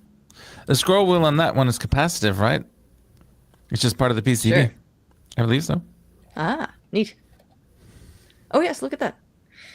Anyway, so if I don't focus in, I'm going to completely melt in about 2 seconds here. So, yeah, there's Let's do it. Let's do it. We're 2 hours in. Time to build something. Do you have any ideas about what you would like to build? I want to do the card pewter. I want to do Teensy. I want to do the spoke. I want to do Bella. I have 2 things I'd like to do. Okay. So, one thing that I've been thinking about for a while, and over the years, and then Tyreek actually brought up the other day when I was streaming like a co-working session, was that he also wanted to do was make like a generative background track for videos. Because like I want something that I can just sort of like have going, and it sounds kind of cool, and it keeps doing that. There's a thing called mynoise.net where you could make choose an immersive audio ecosystem that was binaural, but it was mostly like naturalistic stuff.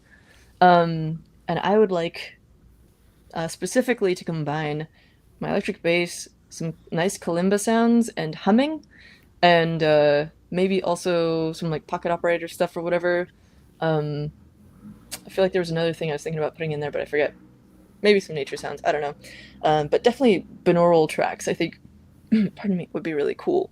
And I almost wonder if I like layer multiple binaural tracks over each other, if it will work. One thing I forgot to mention about the new Sennheiser binaural mic system that I have is that unlike the Hook Audio one. It doesn't require a dedicated app. It simply pipes into whatever audio recording app you already use. So if you're recording a video, it goes into the video with binaural stereo audio. I got the one with the lightning cable because that's what I'm like. And yeah, it's just like a little bit chunkier, and they've got these microphones in there, and you can just walk around. I did make some recordings a while back of me walking around in the rain with raindrops on the umbrella again, and me like humming and singing a little bit. And I haven't trimmed down those yet, but I think it could be fun to also do. So that's one thing. Oh, what a nice little case! That's gorgeous. I recently obtained, you told me that they were doing a 30% discount on these things, so I picked up the sampler one. No, I didn't tell you that. Remember the code was don't tell anyone about this code. Oh, yeah. That's right. You definitely did. You emphatically avoided telling me about this code. And I was like, huh, I'm getting some brainwaves over here. Anyway, I also got the rhythm one, but I have some older ones elsewhere, I think. But anyways, yeah, a whole herd of pocket operators. We should mess around with these sometimes. I think I'm not going to do this today because these are already kind of a completed thing. And so thing number A I'd like to do is try and work toward a generative audio background, and that would be using Sonic Pi, which is a wonderful thing made by Sam Aaron and open source, and you can go support it on Patreon. Oh wait, let me pull it up. Sonic Pi. You can also pay $25 for an intro class. It's sonic-pi.net. And you can get it on these platforms, but also you can put it on a Raspberry Pi, as the name implies. And I think that would be a really cool way of doing it. I've used it to mash up samples before. Mohib and I have collaborated on a thing where we fed data into it a couple of different ways over OSC. And I really want to get, at some point, EEG2 music going through Sonic Pi. People have done that in a few different ways, but I want to do it my own way. So that's what I think I would do. Oh, I was just say, speaking of Mohib was walking around with that bizarre circular cyberdeck drum system. Yes! That's all in software, though. I know. I was just gonna say, I wish we had some way of sharing that. I don't have any pictures of it, or I don't know if there's any documentation online, but the thing was cool. I'm failing at identifying this person. Is this someone you know, or is it someone I know and I can't figure out who it is? Mohib is definitely someone that you know. Wait, this is Mohib? Yeah. Oh! How did I know? Okay, anyway. Oh, he had this, like, circular, almost like purse-like cyber deck that he was carrying around. No, I mean this person in the comments. This person. David, can you see? Rusted friend? Alright. Anyway. What's going on? Is David frozen? Frozen. Are you friend of this person? Oh, no. I think David froze for a bit. Or I did. Anyway. I'm back. Something froze, but okay. What was the question that wasn't about Mohib? I'm curious which of us knows this person. I feel like it might be someone who's been sending me cool videos on Instagram. Okay, you know them. Okay. Yes. Yeah. There's someone who has a really cool kalimba setup on Instagram and does I think they have pocket operator, and I'm guessing this is the same person maybe. I really want to put a contact mic on a kalimba. I mean, that's how I would get it into the thing. Either that or with a stereo mic. But anyway, thing number B I would love to do is create some sounds for Archimedes, my owl companion bot, to sound like an owl. Because I had made some audio recordings of him talking, but I didn't really like it. I prefer the idea of him having a very robotic sounding but like a synthesizer sound of an owl making noises. And there are a couple of really cool Arduino libraries for that. Actually, there's the Mozzie Sound library, which is very powerful apparently, but I've never played around with it really. But if you go to here, MOZZI, you can figure out how to do very complex and interesting audio stuff, like algorithmic music for an installation or performance. Pretty much exactly what I want.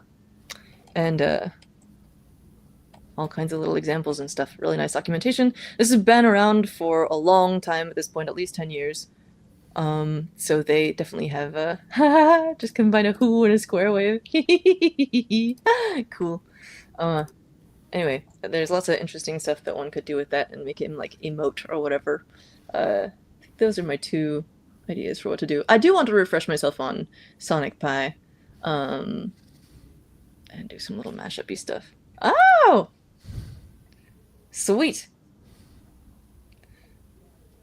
This sounds like it was probably the Bring a Hack thing, which is always a great place to meet nerds. I'm going to shift my camera down a little bit. Anyway, so it is time to begin the hacks. I'm going to try and put Sonic Pi on this Raspberry Pi 500 Plus because I have been talking about that since this computer came out. It's got such nice clicky keys. It's got some nice RGB effects on the keyboard, and I never use it for anything, and that's a dang shame. And it's just such a cool thing. Is the keycap missing on the corner there, or is that? Yes, because I was trying out the keycap puller, and I think it's in this little box over here, actually. I've got the little spudger thing to open it up, and I've got the keycap puller, so somewhere around here, I should have the... Ah, yes, here it is. Eject key, or whatever it is. Which seems appropriate. Oh, it's power key. Don't need that. Hey, I mean, the first 3 generations of Raspberry Pi didn't have it, right? Yeah. Well, yeah. You can also, my friend Evan, who ran the repair area at OpenSauce and also one at DEF CON, sent me Tinkercad profiles for making custom keycaps, basically like negative shapes that you can subtract from your keycap design to make it fit with specific types of keycaps. Cool. And Tyreek and I went to the Tiny Keyboard Shop in San Jose. Shout out to them this past weekend, along with MagFest events, aka Music and Games. I'd never heard of it. Well, it was MagWest, the West Coast version of MagFest, and I got to play a game called Ankle Biter or Ankle Chomper, where you bite, or in our case, squeeze a rubber foot shape with sensors in it while like stamping your little feet to move around, and you like there's all these giant ankles and feet landing on the ground around you, and you have to not get squashed and bite as many ankles as you can, and it makes a very satisfying chomp noise, and it's awesome, and I'm going to put up some video about it. Is this all in software, or is it like an ankle controller? No, there's a physical. This was the Tariq, maybe you can remind me, if you're still around on here, what the is it Alt Control GDC or something like that? Yeah. There was a little area for that. There was also people who had a fun Squire game. I think it was just called Squire, where like one person is the knight and one person is the squire, and they have to like put. Yes, thank you. Lol. Anyway,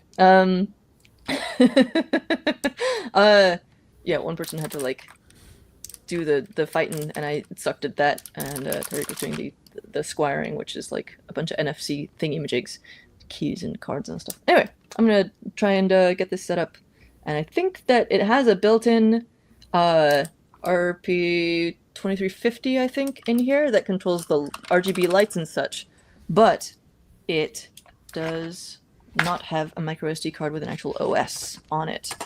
I'm going to also reprogram this spoke to be back to its default thing, and I might end up like combining these in some way, because don't they look good together? They do look good together. They match.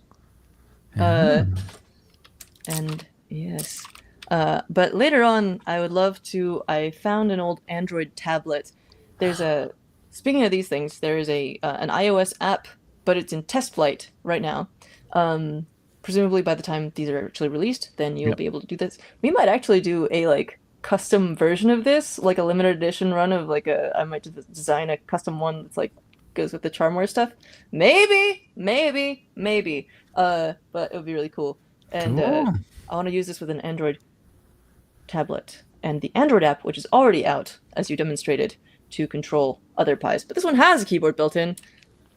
I could still use it as a mouse, I guess. But I've also got this HID device, so I need to stop saying HID device. There's 3 USB ports on that thing, right? Yes. Use them all. Also, if those things both go sideways, I'll just play around with the trackers on here, because Pocket Chip rocks. And Sunvox is very intimidating But Pico 8, the tiny game design platform in here, has a tracker in it as well that allows you to program little audio things. I also have more tracker stuff in my horrible SoundCloud.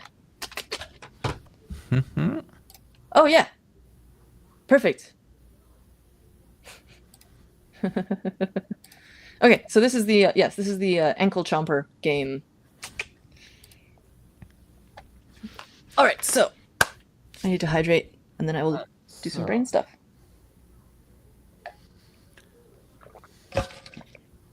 Oh,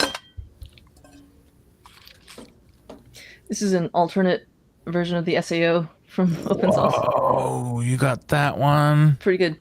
Oh, I'm probably That's very elite limited edition. Where's those daggers at?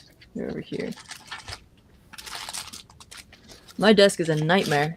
Yeah, this isn't even my desk, but it's still a nightmare with the amount of stuff I brought in here and spread around.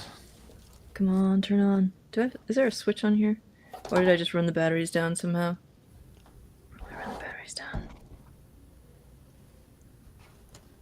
Oh, unless I got it upside down. Huh? Yeah. It's very easy with these connectors to like offset them if you're using like standard little 2x3 headers. Well, it's not going right now, but you get the idea. I like the idea of putting this one on dagger especially. Okay. Are you the one who gave me this, or was it Evan? Oh, I don't think I can take credit for that. Oh. Had a cool little I'm confusing it with this that little tiny toolbox you got me in Berlin. Really cool little PCB card. So this is the Teensy audio board. Yes. So if you plop one of these on top of a Teensy 4 or 4.1, you can do some really interesting things. I would say that audio is one of the most popular applications for the Teensy because there's a bunch of great libraries and tools. So a lot of like Eurorack modules and other kind of music making devices. If you actually look inside, it's got a Teensy with one of these shoved in it. Because like I said, it's just such a powerful tool for, the Teensy itself is ridiculously powerful. And then the software around the audio shield, there's like a drag and drop user interface. Wait, Alex, did you do a video about that like 10 years ago? Or was that was actually one of the, I think that was the first video I did with Moldover on the Hackster channel, was like going through that workshop. I did a 3-parter and it was a part 2 maybe. Doodly-doo-doo-doo-doo-doo. Yeah, it's still, I think I still hear about people stumbling across that. It's still valid. Yeah, it's definitely showing its age in that, like, it was one of the first things I ever filmed. And this actually, so oddly enough, this is not me in this other video here. They have similar hair though. But anyway, somewhere down here is a terrible thing where I was like, oh yeah, sitting on the ground with like some dry erase stuff behind me or whatever. And part 4, because it was a 4-parter 10 years ago, literally. That's fine. Anyway, so let's see. Sonic Pi. Let me arrange my thoughts here.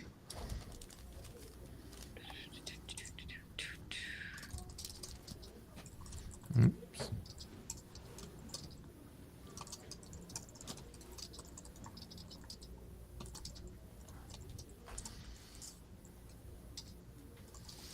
Oh, we were talking about that LED pin light up thing from on that Arduino Uno clone. Yes, the Maker Uno. So this is a thing like that for Teensy. So each of these is a LED little light up corresponding to the Teensy pin. I don't know if this is like a product that you can buy, but this is something that Paul sent me for messing around with Teensy stuff. And so you can shove Teensy and some shields on here. And Good like I said, this one right here is for monitoring the state of each pin. So wait, You have multiple shields connected to a single TNC, or? Yeah, this is like a teensy quintupler system. Wow. So you can put a teensy and 4 other shields on here, and all the Wow. pins are connected so Oh, that you can. what? Yeah, it's like it's Wait, show us the back of there again. the back.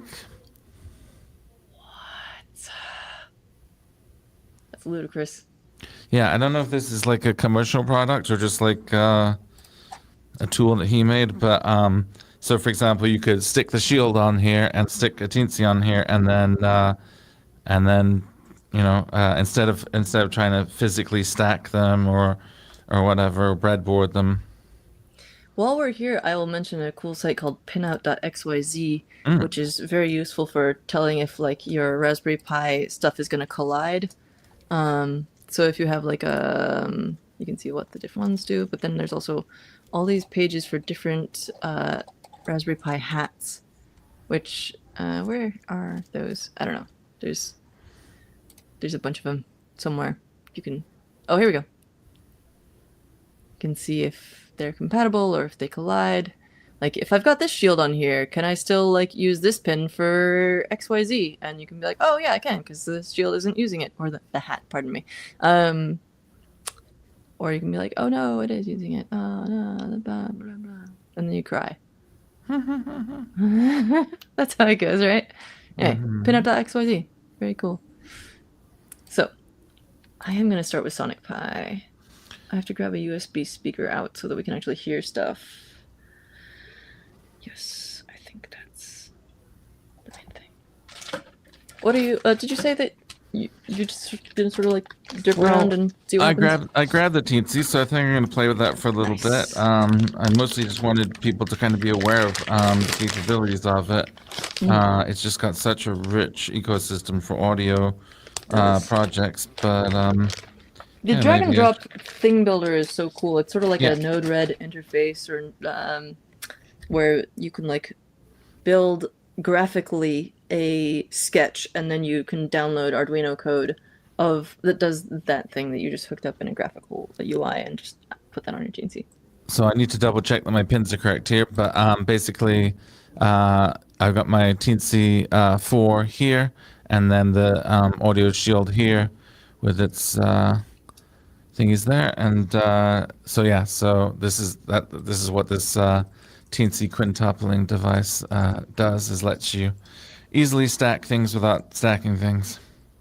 Nice. Okay. So Sonic Pi for generative audio background. I haven't created the samples for this yet, so I might end up just like refamiliarizing myself with the Sonic Pi ecosystem. Yeah, I'm gonna do that. And I'm going to put this in as a webcam to my computer. I need to get one of those KVM thingies from Open Interface, because my HDMI capture card is horrible. And for those who aren't familiar, KVM stands for, isn't it keyboard, video, and mouse? Yep. Basically, like, I want to use another device to do the keyboard, video, and mouse for this computer that I'm controlling. Let's put this Oscatone back. There we go. Brain. I love it so much. What's up? I don't know if I have a micro. I don't know if I have a micro USB cable. Oh no! Oh, I got a micro USB cable from the Bella kit. Nice. The old Bella kit. What am I trying to do? I'm attempting to find my HDMI capture card. I know it's around here. Just brought it over here. So you're gonna jack your Pi 500 into the computer you're streaming from, and then share it from there? Yes. Cool. Also, another thing I might do is mess around with the spoke kit and conductive materials. There's a bunch of really cool stuff that you can use. One of my favorite things is maker tape. I'll just go grab some. Get a speaker and maker tape. BRB. I'll give you the screen here.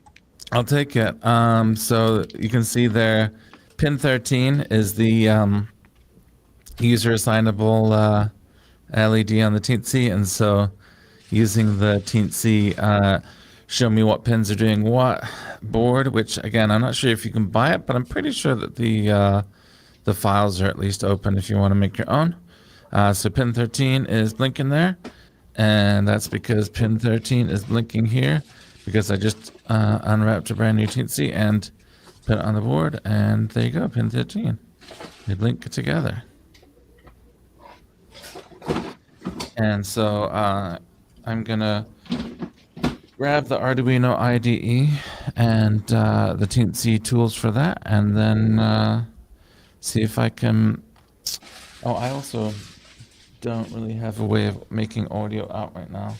How can I solve that? What kind of? I guess I could do line in from the device to my computer. Yeah. Okay. If I can find a 1/8 inch T blah blah blah blah blah, then I should just be able to plug it straight into my computer and make sounds that way. But first, let's find the Teensy docs at pjrc.com.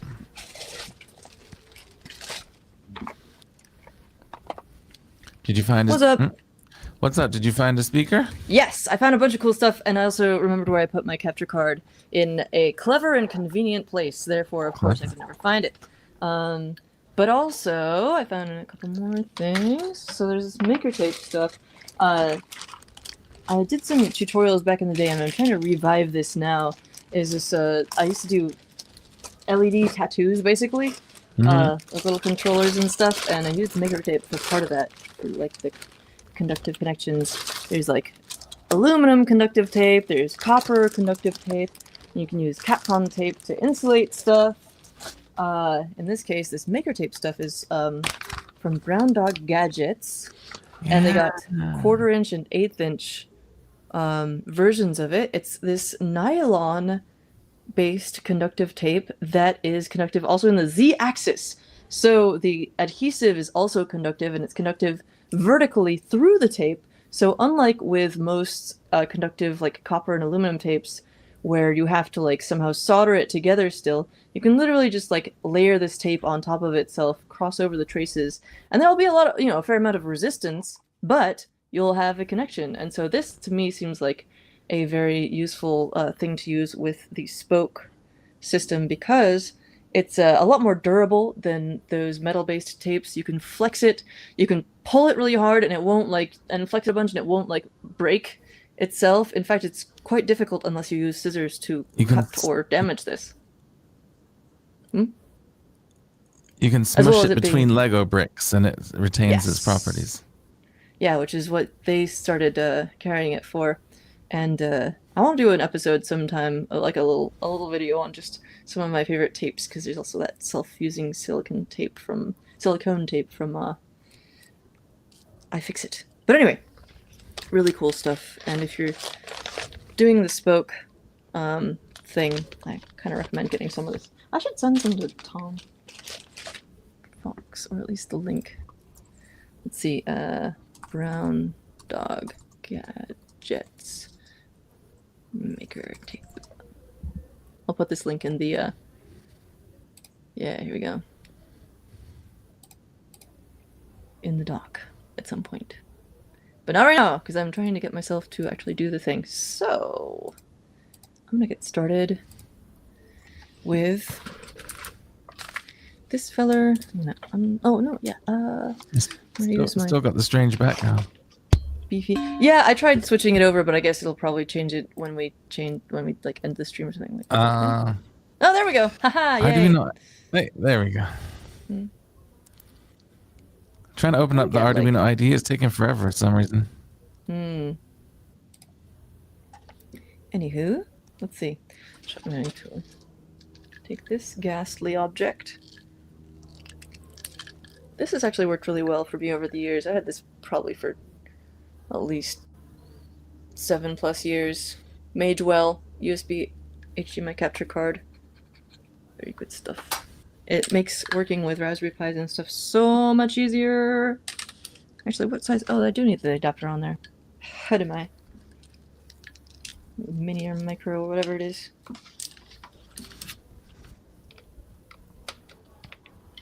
And I do need to burn an OS micro SD card, but I can, in the meantime, I'm gonna unplug my spoke.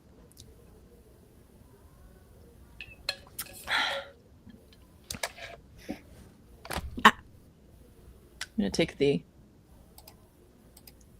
solo layout for a sec while I do this. Take it. Because it has a really cool little startup thingy. Unplug the spoke and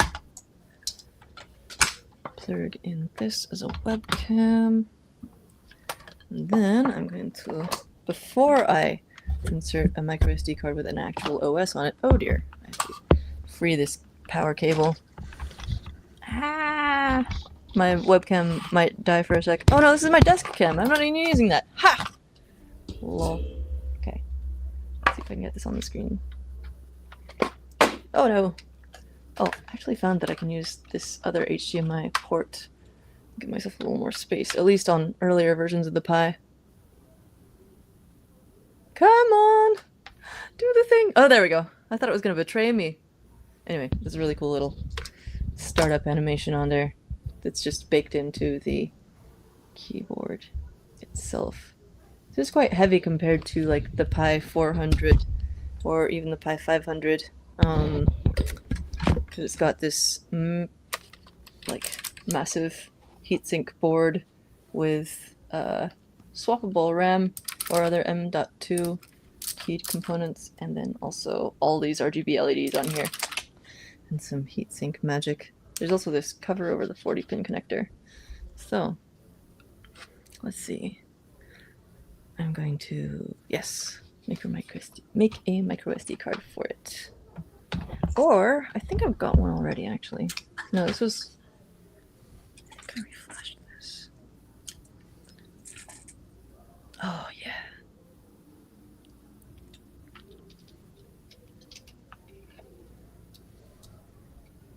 Cool. So now I shall plug this in there. Doing terrible things with cables over here. Sorry, the world. And incidentally, this is the USB speaker that I tend to use for Raspberry Pis. I got a number of these a bunch of years ago. It's just a generic little USB speaker, but it just does... You never have to monkey around with, like, telling the Pi where to find it, which I've found with a lot of speakers is just a giant pain in the bum. We're trying to not have problems with ads. So anyway, just a little USB guy, and it works so much better than other ones that I've tried. So gonna plug this in, then hopefully we can get some good old... Oh, you know what? I could plug the spoke into this, like I was saying, and then we can actually hear the stuff go. Oh, it'd be great. I don't know if you can do web USB on this though. Oh, we'll find out. Using all the USB ports. Round one.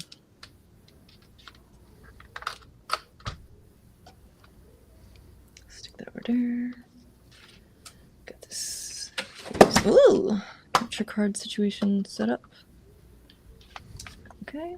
And I'm going to... really, I should be doing something more interesting if I'm going to bogart the screen. Oh, you're welcome to. I'm just trying to get some juicy examples working myself. Not very interactive or interesting visually on my side. Whee! Okay. So I guess I'll try and pull this into the visual arena again. And just show you this startup animation again because it's cute. So we don't... No.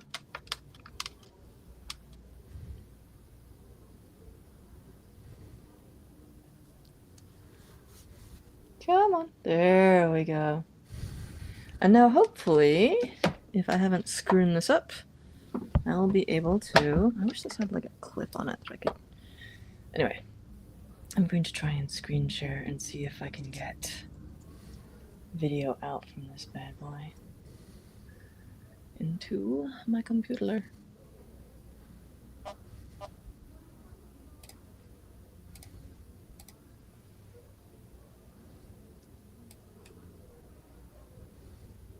not trying to use multiple continuity cameras. I'm trying to use USB capture HDMI. It's showing me a blank screen so far. Oh, no. Oh, yes, good. Okay, here we go. Glorious Raspberry Pi on desktop. I do need to connect a mouse, which I've got here. There we go. And that's going to be a pain in the bum. But there we go. Now all my USB ports are taken. And I don't really have another mouse pad to put this on. But okay. So, there we go. And I'm going to go and try to install... Actually, this might already have Sonic Pi on it. Programming...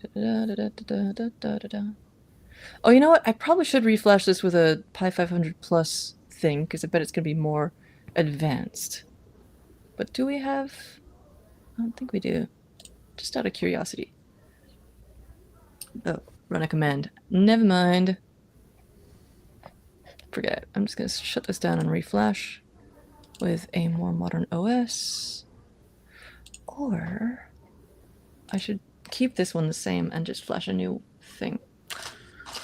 Somewhere I've got a blank micro SD card. Oh, I have a question mark Pi one that's 32 gigs. That looks promising, and if it's unknown, then let it remain thus. If I didn't label it, I probably didn't really care about it.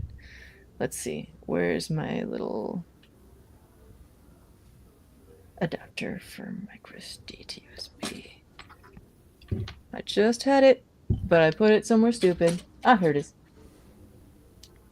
What is this? Oh, this is the one I was... Oh! Ah. 128 megabytes. That was the one for the very conductive touch board. I think it's a duplicate because it's already got one in there. But it's basically got a bunch of samples loaded from the BBC Sound Library. Where is my little card that has all my microSD cards in it? What did I just do with it? So much stuff on the desk. I forgot how slowly things compile on Arduino when I'm also live streaming. So I might switch to a different platform soon. Lol. So what am I doing? I'm going to burn this with a fresh... I might as well try and see what's on it at least. This one's going back in the other Pi. I really like that on this Pi 500 Plus they have put a little divot in so that you don't have to like scrabble around with your pathetic little fingernails to try and get the microSD card out of there. It's just very nice. Sometimes I use an iFixit nylon spudger for that purpose. It's like the right size to stick into a microSD card slot and try to get the thing out when you got a push socket. Oh, interesting.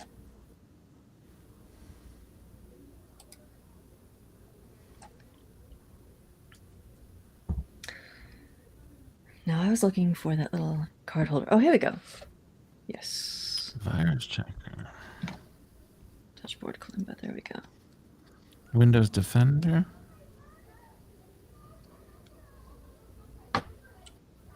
Windows doesn't need defending.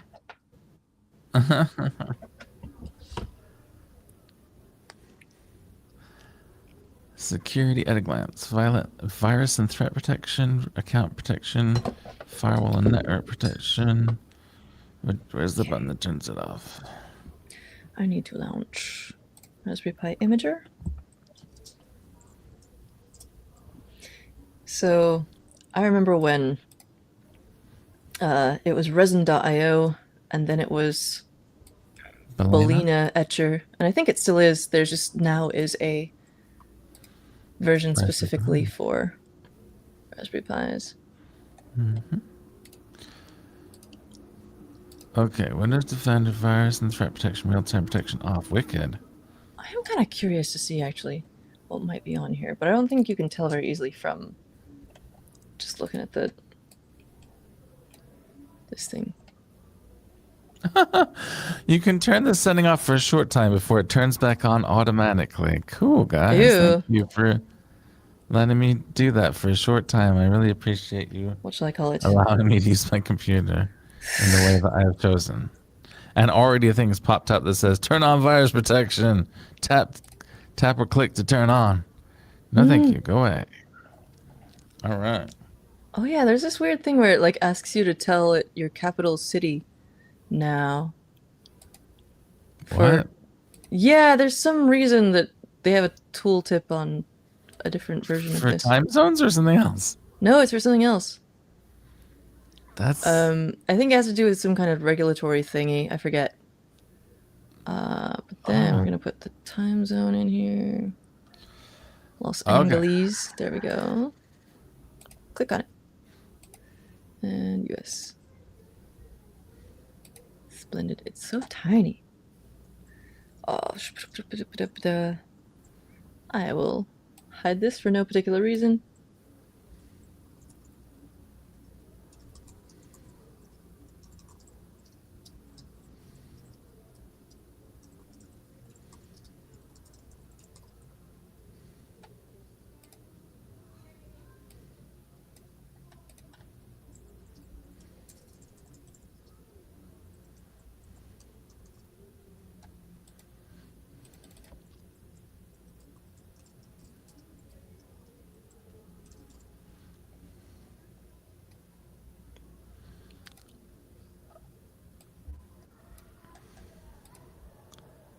Oh, I forgot about this Raspberry Pi Connect thing.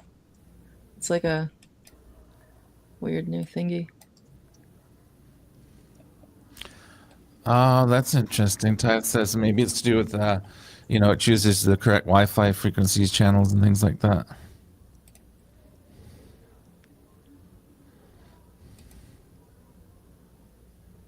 Oh, yeah, I think that is. Yeah.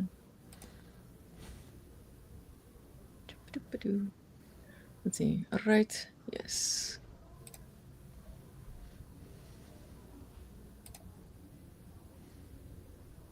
This is going to take a minute. Gotta put in my password for my computer. There we go.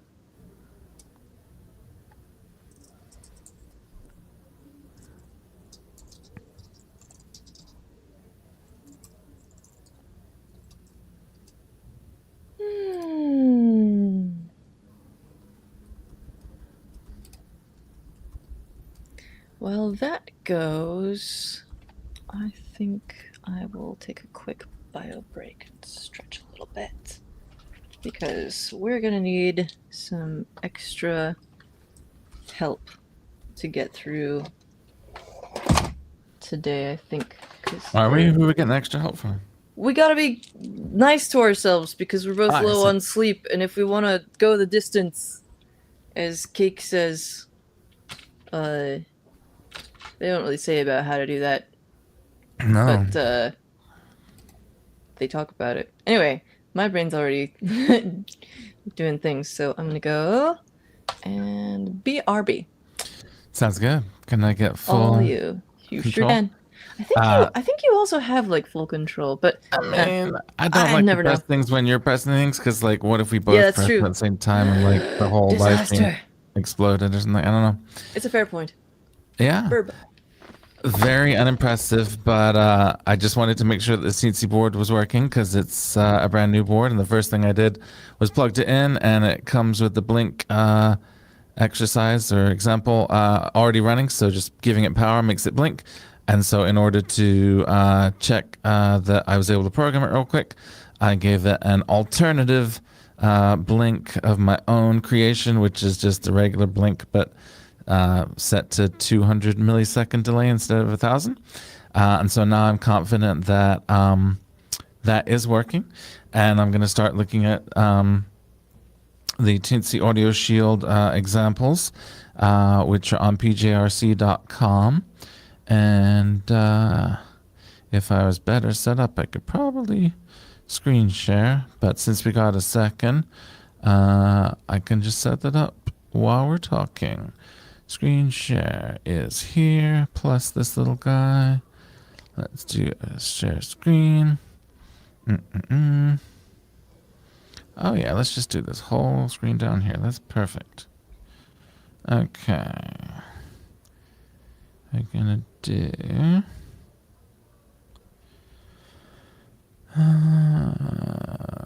file view.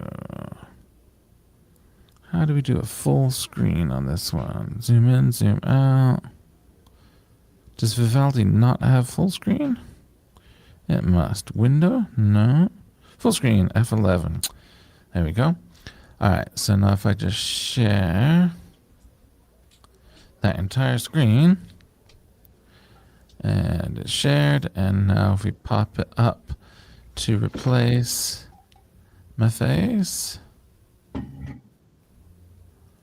let's put it up on the stage.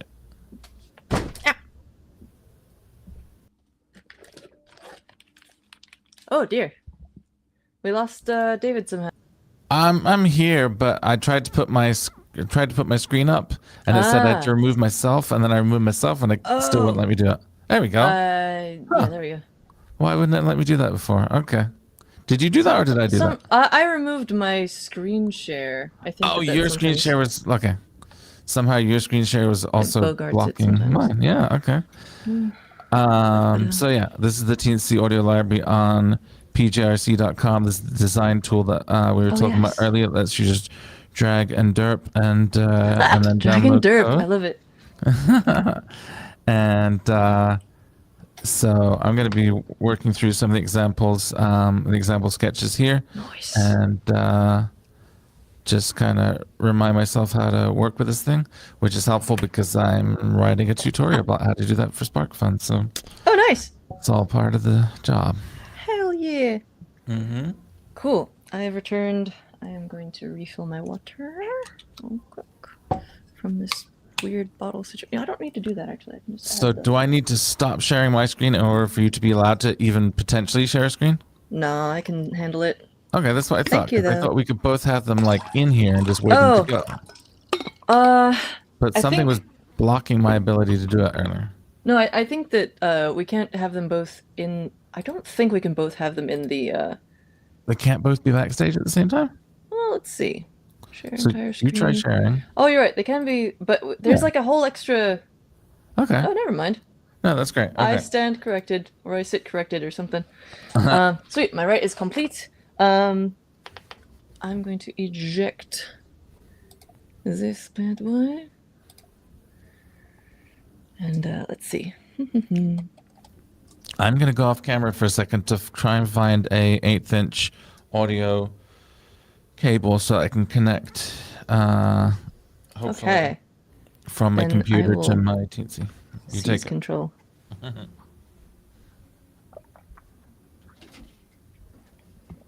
Hydration. Okay.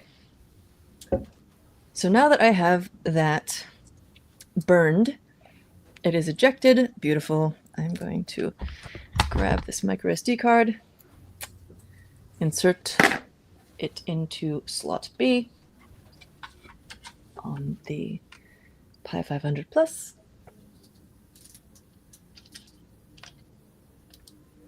And turn this on again and show you the little RGB animation again because it's fun. Diddly-doo. I should note that the power LED does turn on immediately. Yay! And there's all these different keyboard effects that you can program into him here, which I think David and I actually did a live. Oh yeah. Yeah, we went through all of them. I remember that. Yeah. That happened in the past. That was way in the past. Yeah. Yeah. Sorry, my chair keeps creaking and it makes questionable noises. I promise. I'm not sure that I heard it, but. Well, anyway, just in case. I mean, not that this is... Anyway. Oh, yeah. Back to the webcam situation with the HDMI capture card. I need to somehow restart QuickTime without screwing up all my cable things. I need to do you know with cats how they have like a clear little platform you can put over your keyboard so the cat can sit on the platform?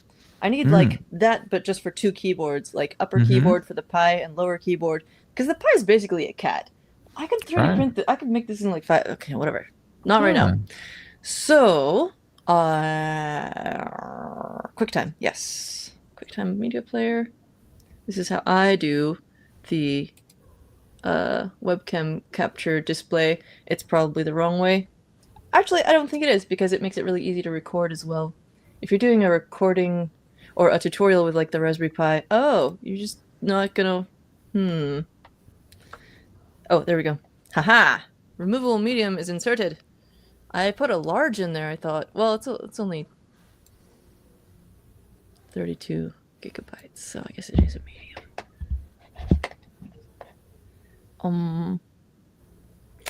I don't know which thing it's referring to there. But okay. Maybe the OS is on the... Oh, I need to get my trackball off of there. Oh, I'm not screen sharing, lol. Here we go. Here we have the all-new, burned Raspberry Pi. Stop being so large. There we go. And we're going to get Sonic Pi on here. There we go.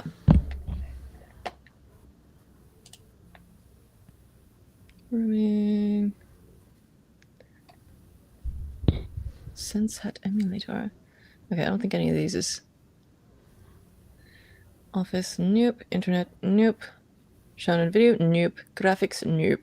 Games. So did Sonic Pi come built in? You don't have to install it I'm separately? attempting to determine this. They got KiCat on here! Check it out! You'd think it would be under other, but I guess not. Onto the internet we shall go. Oh, yeah. Okay, so it has a CircuitPi drive, which means the spoke board is showing up. That's great. All right, we're going to go to... Actually, I should try just going to the spoke board play page and playing some stuff. Oops, wrong keyboard. Ah, no, it's happening.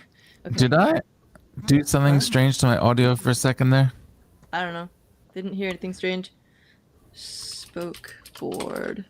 Oops. I plugged the 1/8-inch adapter into my keyboard, and I think it like took away my microphone for a second, but we'll find out. I have apparently, for the record, left this in a state where it has pretty persistent blue heat mapping stuff. Oh, it's not just blue. It's heat mapping period. Yeah. Yeah. That's the coolest one. Okay. Unless you're typing a password, and then everyone knows what your password is. Yep. Fair. No weird sound from David.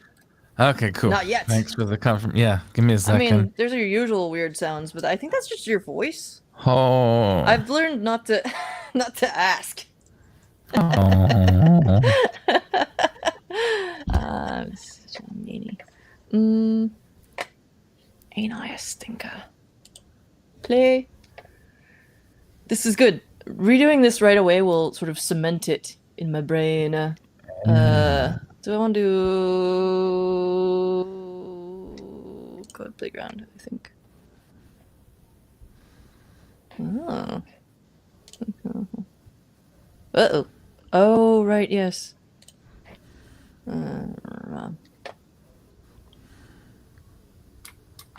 Caps lock on. Oh, I guess I did. Yeah.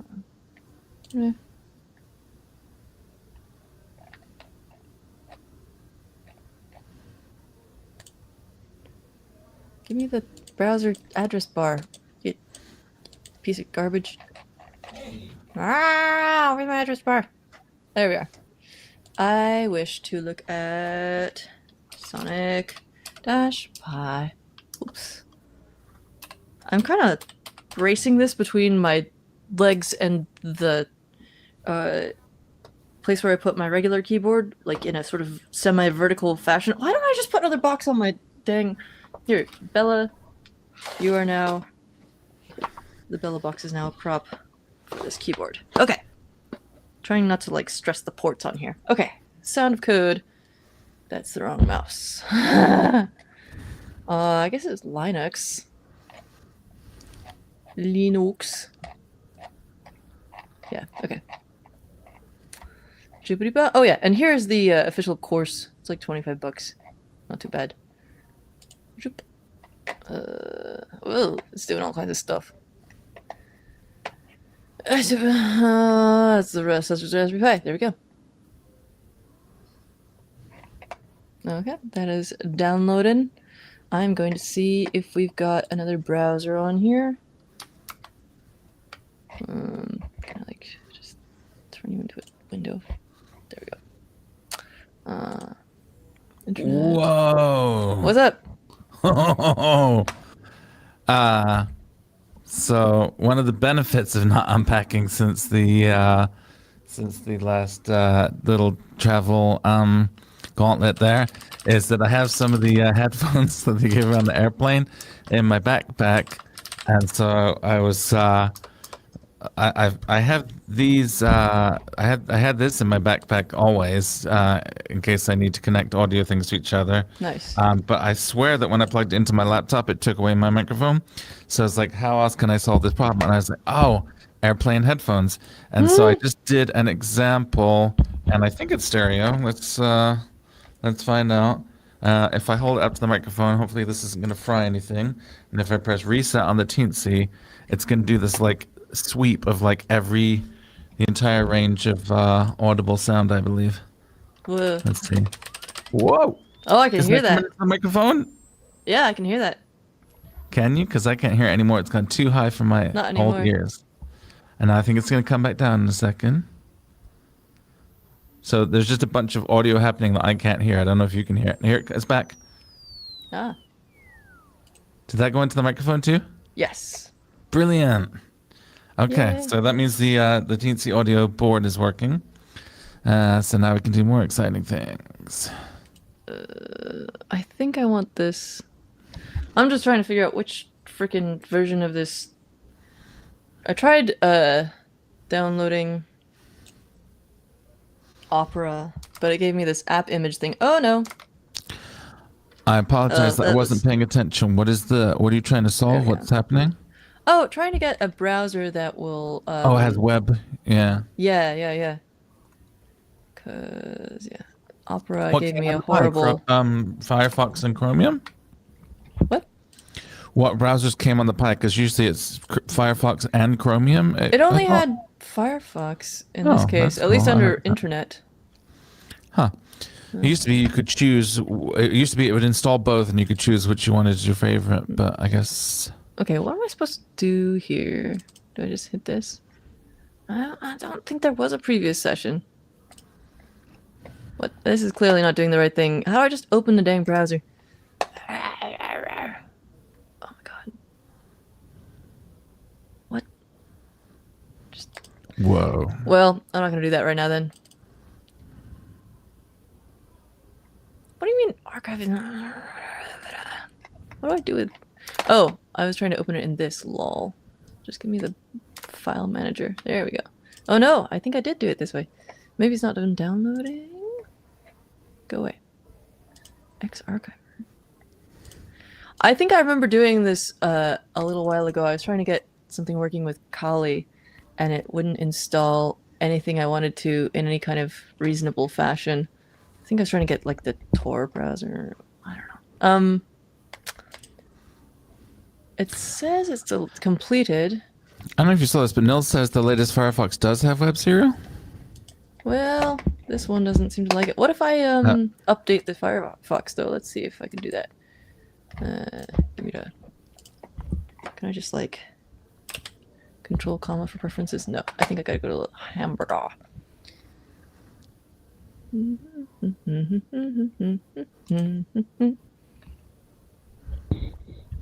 Hamburger.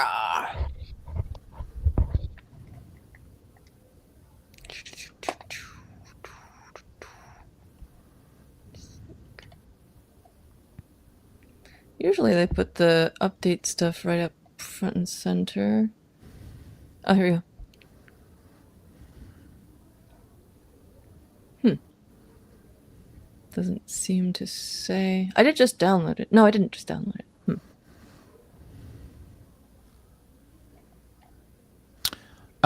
Could it be a package thing rather than the browser thing? If you do update software on the OS. Oh wait. Oh wait, that thing at the top that says we already updated it. Sweet. It says clean it up. Oh yeah, that's just I think that's just Default settings. Yeah, it gets rid of your settings. Whatever.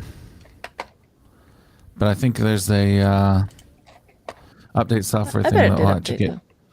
Yeah, Tithe says blue icon near the Bluetooth is offering updates. Oh yeah, look at there. Oh, there we go. Thanks. I'm just gonna install everything. It's a Pi. It doesn't count. Nothing counts on a Raspberry Pi. It's like Vegas or Canada.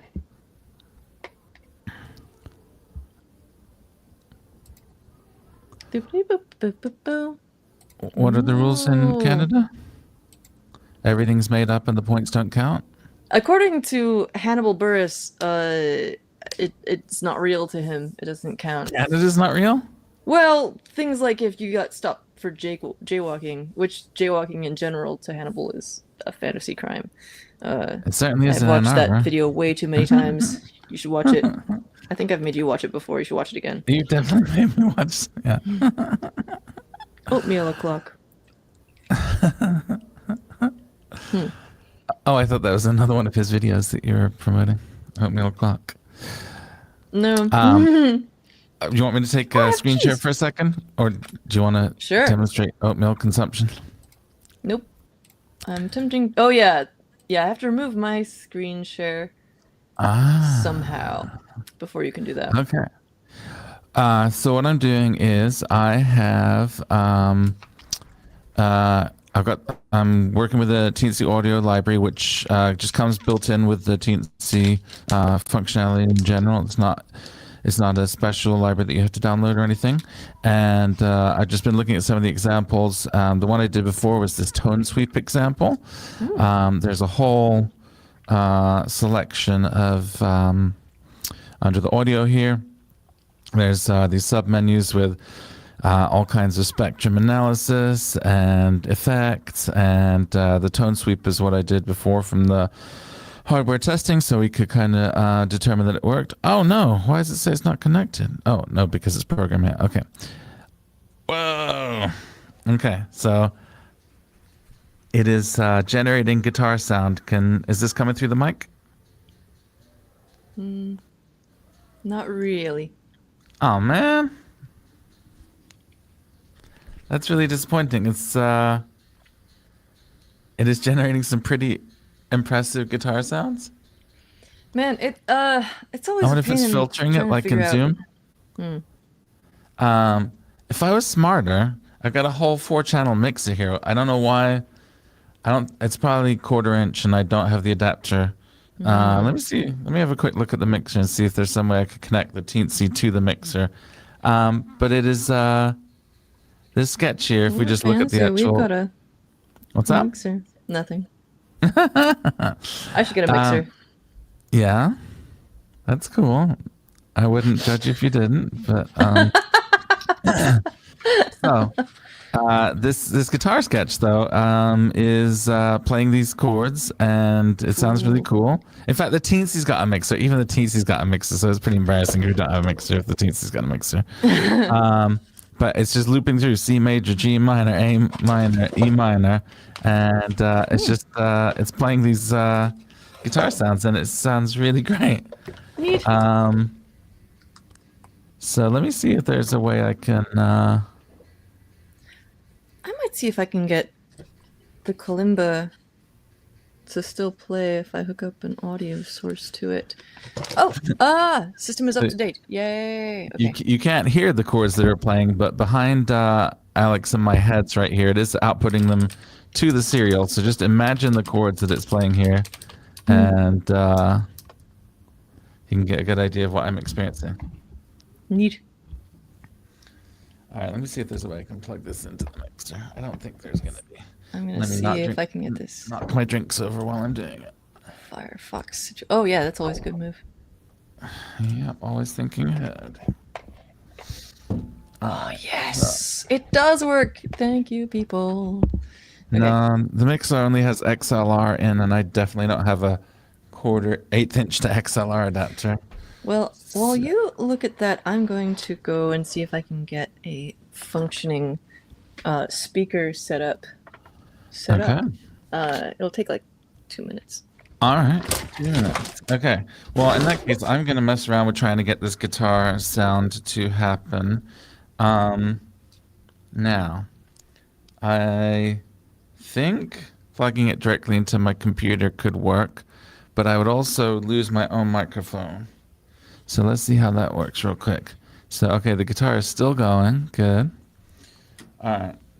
So I'm going to take the 1/8 inch adapter, plug it into the teensy, and I'm going to plug this into my computer, and it shouldn't affect anything, but if you could tell me in the comments if it in fact has. Okay, so I plugged it in, and it's showing that my microphone is still working. But in order to play this for you, I think I'll have to switch my microphone to a different port. So if I switch my microphone from the mixer to the microphone. Okay, so how comes my audio is still working? That's unexpected. Microphone array. No, that's going to be the microphone on my laptop. Huh. Let's see what other settings we can get into here. Audio settings. Microphone from that. No. How do I do microphone from my laptop?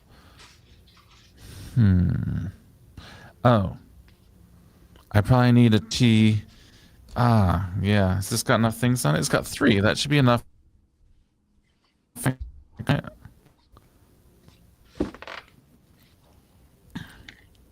So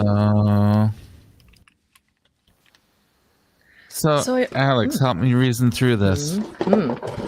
Help me reason through this real quick. So yeah, if I've got if I've got this table here with 3 things on it, right? That's enough for stereo and microphone, right? What do I need? No, you need 1 more. Oh, okay. So that means Tip, that this ring, sleeve. Oh, because there's ground as well, a stereo? Yeah, the sleeve is usually ground, I think. Yeah, okay. Well, I don't think I have one for that. I could be wrong. So, I think I charged this ancient, weird speaker thing that I found amongst my effects. I think I was going to dissect this at some point, but it seems like it might actually work. So I'm going to see if I can hook... What I was going to... Oh, yeah. This guy... Do you want to take the screen, and I'm going to go and see if I can find a USB speaker or something, and also take a bio break. I'll be right back. All right. Got a bunch of cool things here. IMO. Give me this power. Catching on everything. Okay, so this is the Thunder Kalimba. I made this years and years and years ago. It was much cooler looking when it had more bits attached to it, but let's see if I can start this thing. It'd be nice. Yes, it powers on. Okay, that's a start. Now I'm gonna try and plug this in.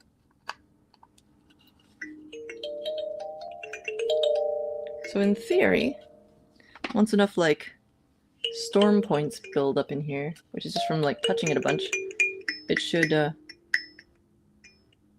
well, that's weird. I'm getting a hum, like a 60 hertz hum, but none of the actual audio playing. Did it like stop? Huh. Well, let me see if I can stop using that and instead use the old touchboard Kalimba micro SD card that I have here.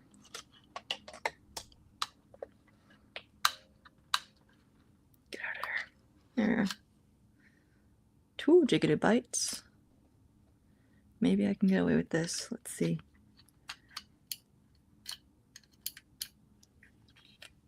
Oh, or maybe the micro SD card wasn't all the way in. We shall see.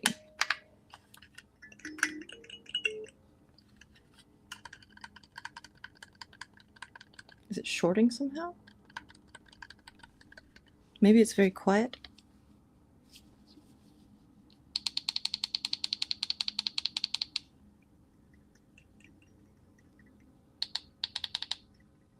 No. Okay. Well then, I'm gonna try turning that off. Maybe that's why I was gonna rip this apart, because maybe it didn't have function anymore. I will need another USB power source, I think. Because this, unless this speaker still has juice in it, which would be a very nice surprise.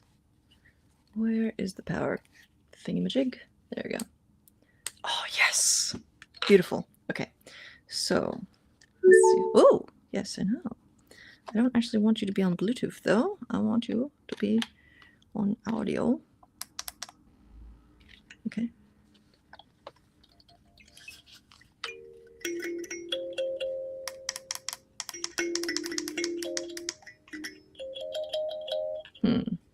Ah, that's what I should have done, Niels. I should have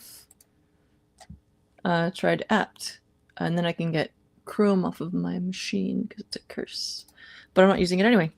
I think I was trying to install Vivaldi, actually, at some point. So I'm going to try one more time with the other micro SD card again. And if that does not work, then I'm going to give up on the Kalimba for now. But that's fine, because I'm just sort of messing around with it. Come out of there. Micro SD card does not want to release. There we go. But, and if neither works, then maybe I can reclaim these cards. Even though one of them is just 128 megs or something. Okay, here we go.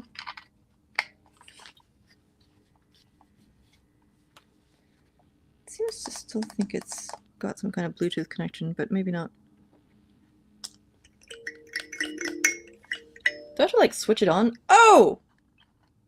I had to switch it on. It's doing it! Okay. So, you can kind of hear.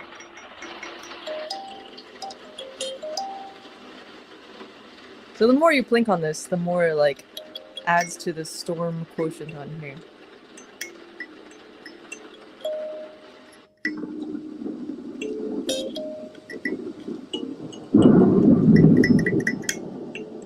It does a thing! That's cool. So it just keeps, like, layering samples from the BBC free sound archive. One of these, I think, is, like, actors rolling a bowling ball over a wooden floor. That, I think, is real thunder. Anyway. I should have more rain sounds on here. There's a lot of thunder and stuff, but I want more rain. There's a little bit of rain. Oh, I'm so happy that still works. Hey! Okay, that's enough. Ah, yay!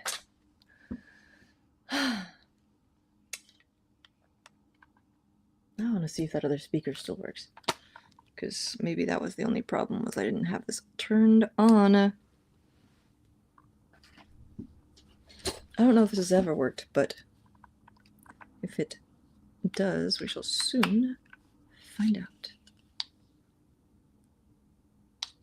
Okay. This does have a LiPo battery on it, but it's tiny, and I don't think it's been, like, charged in a billion years. Hey,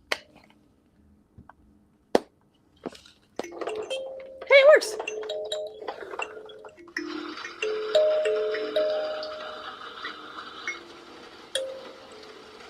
What is it?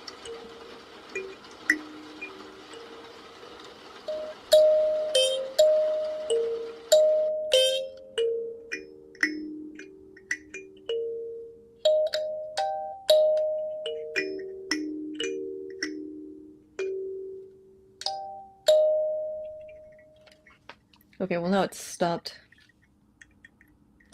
Oh, there we go.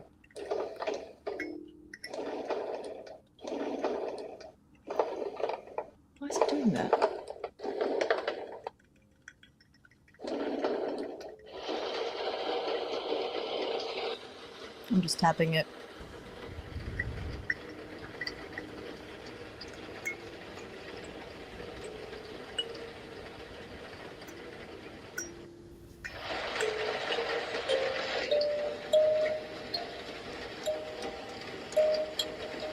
Anyway.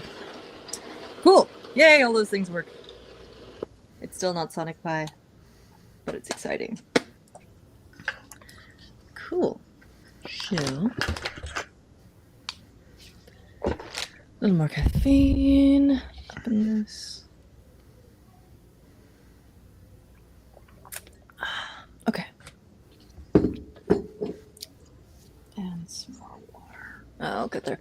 So, this pie situation. Share my screen again.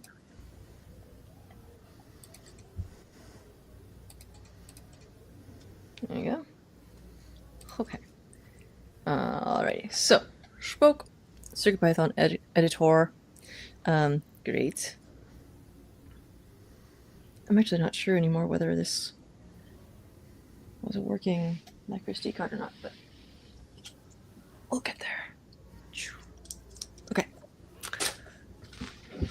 Spoke thingamajig. What am I doing? Oh yeah, I'm trying to get people to be able to hear it. I think the visualizer was the easiest way. There we go. Ah, interesting. Installing an add-on. I'm gonna try and screenshot this. There we go. Huh. Sure, I shall install an add-on. Doop, there we go.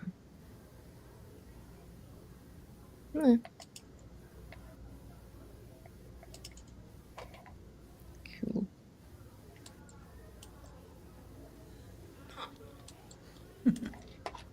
I'll try to make this a little bigger. But I'm failing juggling these cables. Oh, duh. I have to use the other mouse. Haha.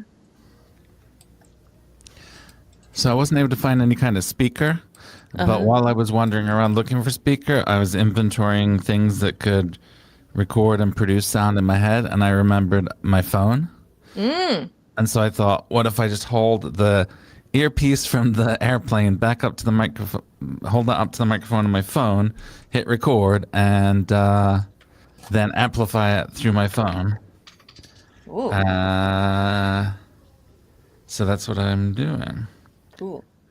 I don't know if you saw, but I got the Thunder Kalimba working again. It was just a matter of plugging the right things in and actually. I heard it. It was very cool. Yay!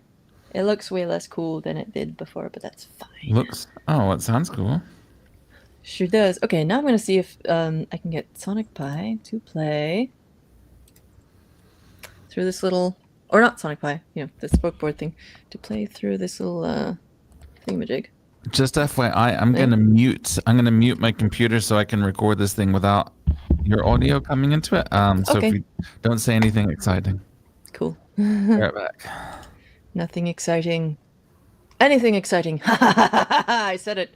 Okay, I'm gonna put the default code back on this. I think I have to like grab the code that's on there first in order to. Oh, come on. Boo. Oh, I hear stuff from David. All right. Well, yeah, I did the thing. I recorded from the headphones into the phone and then jacked up the sound on the phone so that I could convey this noise, this guitar noise that the Teensy's making. Oh, nice. And maybe highlight. So is that coming through? Yes. Okay, well, that is a purely synthesized guitar on the Teensy, which I think is pretty cool sounding. Maybe the SD card I burned was not for the OS. Uh-oh. That'd be very odd. Because this is a different name for sure than I put on it. Oh. Okay, I forgot, but now I shall remember. Anyways, what I'm trying to do is... Oh, yes. Install via apt. Chromium. Okay, so I'm just gonna look up how to do that real quick. I have to choose a dang set of HIDs.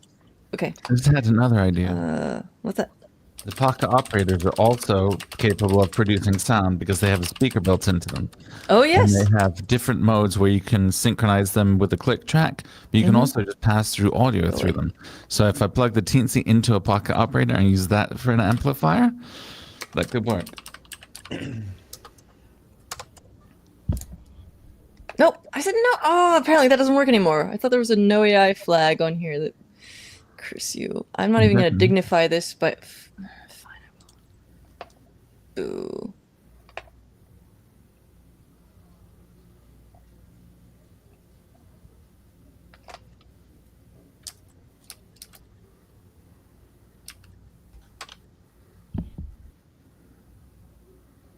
$2012. Oh my goodness.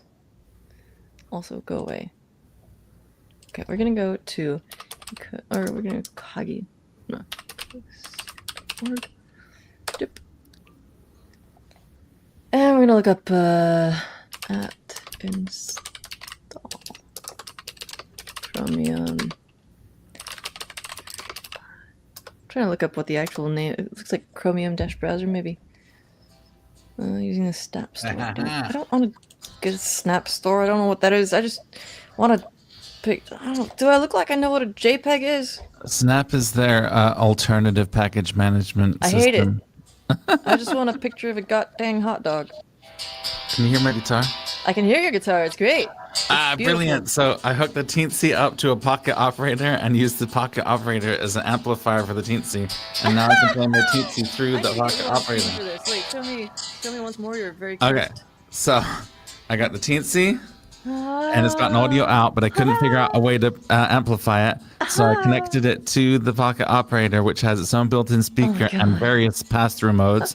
And in audio pass-through mode, it is now playing. That's gorgeous. Awesome. Simply beautiful. That's the kind of stuff we want to see on Dayglow. That's what we come here for. Yeah. Not me being like, oh, how do I do a stupid app install? It's one of those things that I just have to like remind myself every time. I mean, okay, one of my goals is to like get enough like of a persistent Pi setup set up so that I don't forget all this in between each time I do it. Yeah. I don't want to do FFmpeg. So I apologize. I wasn't really paying attention to what you were doing. What is it you're trying to do right now? I'm just trying to install Chromium browser. Okay, sudo apt install Chromium browser. That's easy. Oh no, I'm jiggling the thingy here.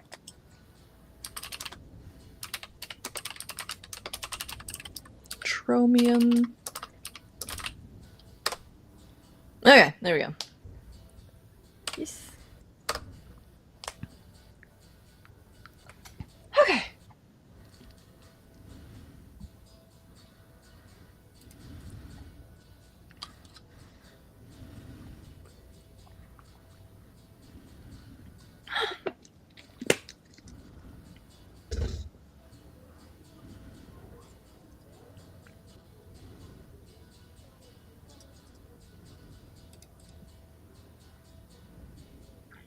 Aha.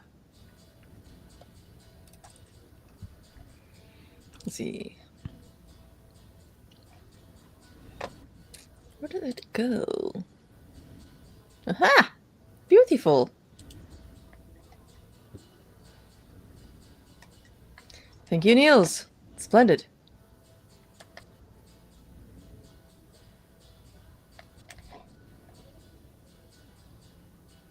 And begin. Not that.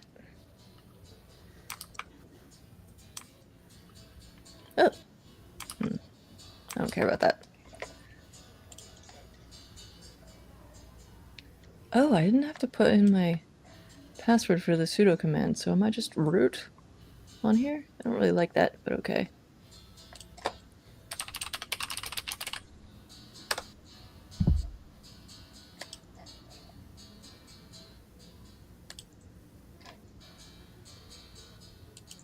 Oh.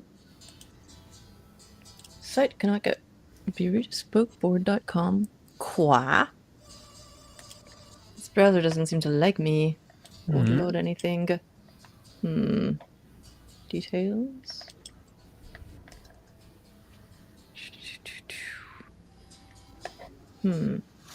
I need a styrofoam cup. You know how you can make like a amplifier out of a styrofoam cup?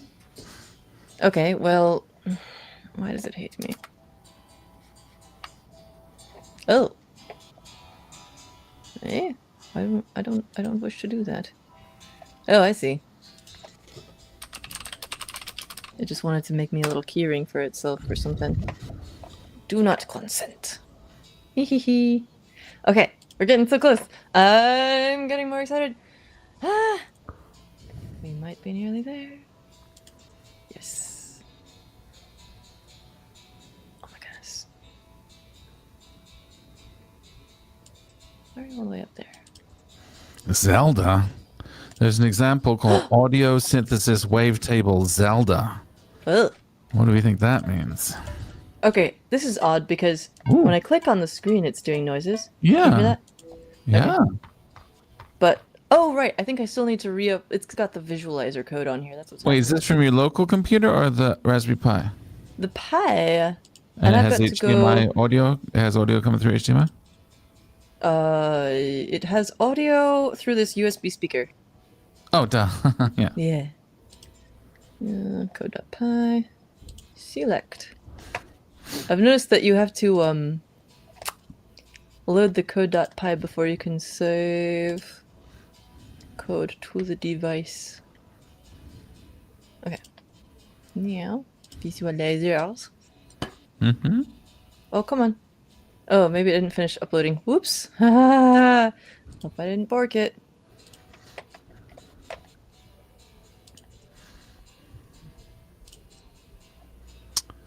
Uh-oh. You know what device we forgot in all of our musical menagerie? What's that? The the automaton?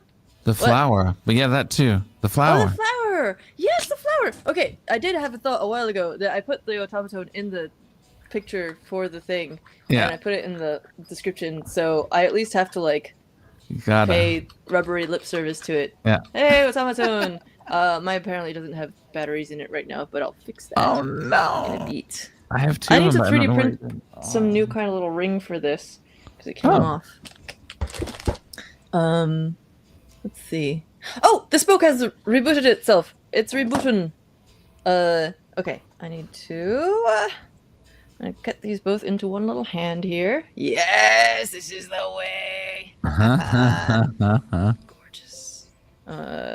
Now I'm going to go back to the visualizer. And hopefully we'll get a noise. No sounds. Oh wait, I have to start the MIDI again. Speaker. Whoa! It make noise. It's probably gonna be way too loud. Actually, let me turn this down a little bit. Just move it away from the mic. There we go. Okay. Actually, what if I just Oh, What? hello. I'm Uh-oh. attempting to. There we go. Okay. Oh, we can go a little louder. It's working! It's doing the thing! Oh my god! Oh my god! Sounds. So now you can hear that there are various types of audio, which I failed to mention earlier. For each of these different visualizers, it has its own little. We got like a koto on the last one, a gong type thing on this, bells or something.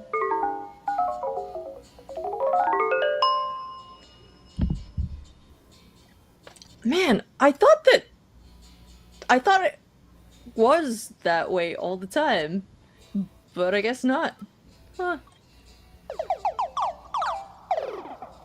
I'm so happy about this now. Oh my god. And as Tom mentioned, you can... Ooh!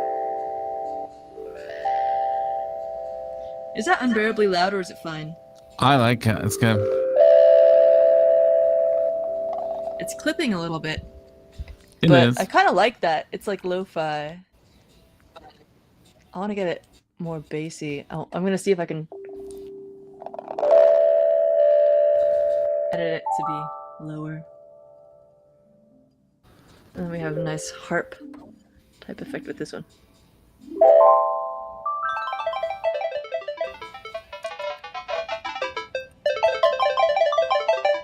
Beautiful. Cool. Kind of curious about which part is lagging here. Is it the computer and QuickTime that I'm like from which I stream? I think I might have just frozen a little bit. I heard a weird little audio artifact, but maybe it's fine. Anyway, let me know if I'm artifacting. I'll try to stop. Something froze. I wasn't sure if it was me or you or what was causing that. Probably me. I'm doing a lot here. Because I'm also compiling this Arduino thing, which is also taking down my machine. And I got a bit bored while I was waiting for the compiler to work. And so now I'm messing with the Carputer Zero. I didn't know it has a built-in camera. Oh. It has a camera. Whoa. On the back? You seeing this? Yeah, there's a camera on the back of the Carputer. So I've got my face that's looking at the Carputer and I'm holding up to the... I did not know I had a camera. I wonder if that's for like QR codes and stuff, because that's how it was on the DEF CON badge, where like there was a camera on the back of the badge that was like like in software. Software limited to be either software limited or just like put through some kind of a filter so it looked really low res. Let me grab it. Oh, in other news, my new thing is compiled. Can we hear this? Oh. Can you hear it? Yeah, what is that? Zelda something. I mean, what is producing this again? I forget. Oh, it was just an example sketch on the Teensy called Zelda, yeah. Zelda.ino. Awesome! Use the camera I'm talking about. This is for scanning each other's QR codes for like a mini game. Anyway. I haven't actually explored the OS for this thing yet. Okay, in the comments it says, play Zelda music, Overland theme from the Windwalker. I haven't played the Windwalker, but, Wind Waker, no? Oh, it says in the comment, it says, play Zelda music, Overland theme from the Windwalker. I am not... Not Wind Waker?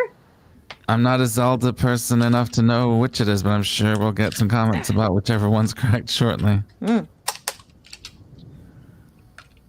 I haven't actually gone through the OS for this thing, but supposedly it's pretty cool. DEF CON badge. That's awesome. I like this shiny thing. Oh yeah, and if you take the bunny submodule off, there's like a peacock under there, which apparently is some other kind of like ongoing challenge that you can succeed at somehow. Push switch for inward for menu. I got so obsessed with just like trying to get the IR stuff working with the chips that I didn't actually mess around with the badge at all. Let's have a look at the tour. It's backwards for me.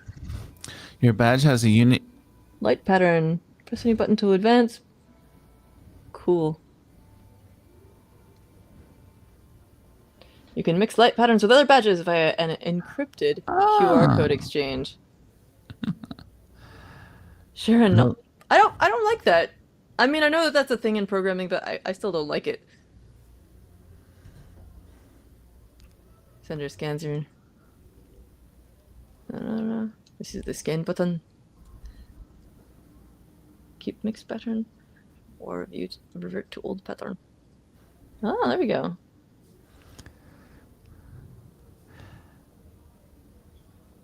I know it's like a one-time code or whatever. At Open Hardware Summit, there was a Raspberry Pi powered butterfly that used infrared to transmit to other badges, and you could share your patterns, your LED patterns from your butterfly wings. Neat sounds. So the badge came also with, actually I forgot, this little packet of hardware that is designed to help you convert this badge into a security key, like a two-factor auth key post-con. Which I think is pretty rad because it helps avoid that sort of like, I went to this con, I got this cool badge, and now it sits in a drawer forever. So you can actually use it as a thing. And I might actually do that. But not today. Today is for... Oh, I did want to try and set up a 555 circuit again because it's been a while What is since I did today that. for? Music, Factory you say? test. Oh, that Zelda was ocean based, so not too much walking. I didn't write the code. I'm just reading what it says. It said Windwalker on here. I can't be responsible for So the cool. person that wrote the incorrect code comment here. I'm gonna take a picture of this screen. It's also a FIDO2 security key and a password manager. That's so cool. Hey! Come back. Oh well. Wake up. There's a funny thing that happened either on Blue Sky or Mastodon.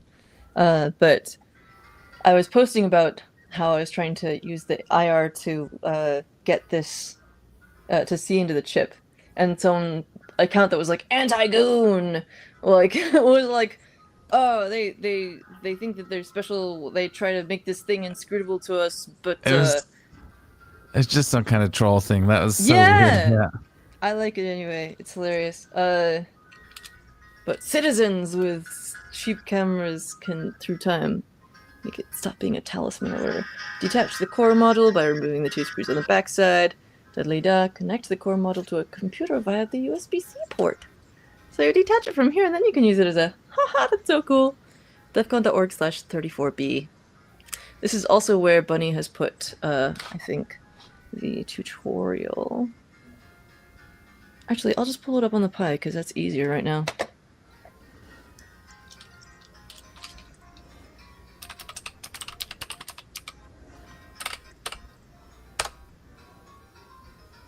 Okay. It sounds like it's doing some old-timey, like, saloon piano thing. It is doing a song called the Maple Rag, according to the... Wait, Maple Leaf Rag? Scott Joplin? Correct. Oh, yeah, that's an excellent tune.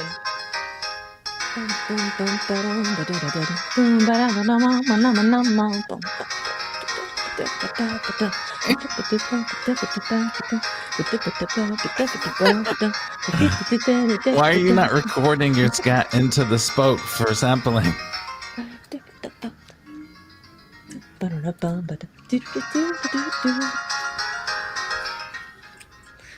Well, I'm recording it on this video, so later I'll sample this video. I'll sample it on the video. Let's have a contest where people remix things from this episode into an audio track. There was that one time that you got was it MC Frontalot onto Yeah.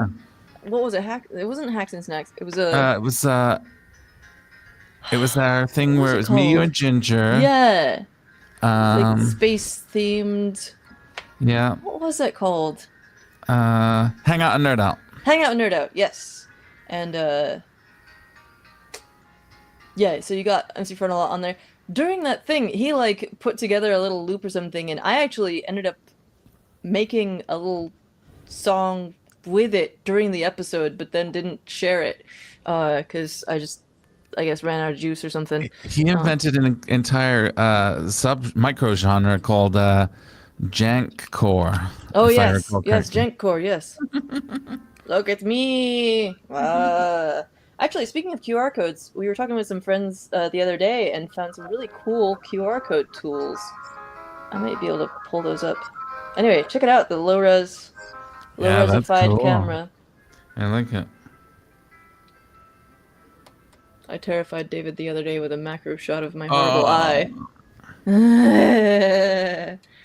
It turns out I have a thing called a pterygium, which basically means I've lived in California too hard, and now I have to wear a cool-ass hat and shades all the time, lest I have this thing, like, grow over my eye, which is horrible. Oh, there's a thing that says token mode on here already. I can hear myself through something. Claire de Lune. Yeah. But was it also playing my voice somehow? Not unless your voice is like installed on the card computer by default. Huh. I couldn't hear it, but I was getting some echo, but maybe it was just like a... Oh, you know what? You're not using headphones. I bet it was the squelch again, where like if you've got like a noise cancellation thing where you were above a certain threshold, so it was allowing my little voice to echo through from your speakers, but only because you already had audio playing in radio. Squelch. Okay. What am I doing? Pulled up the badge thing. Yes. So spoke. I was gonna see. What I wanted to do was learn more about that visualizer and figure out how to make it lower. Well, I should just look at some of the... Turn on camera? Who wants to use my camera? No. I don't even have a camera on here, you fool. I could go grab the no IR cam and stick it on here, actually. Oh, no, you can't. I think you gotta, like... Yeah, this thing doesn't like having cameras on it. Anyway. I'd have to have a USB one. That'd be very meta. I do have a crappy USB webcam. Oh, I could stick the crappy little microscope on it. I don't need to do that right now. I'm not going to do it right now. Instead, I shall look at the code playground. Yes. Spoke default, drum pad, scale builder. Maybe this is what I want. It's so tiny. Okay.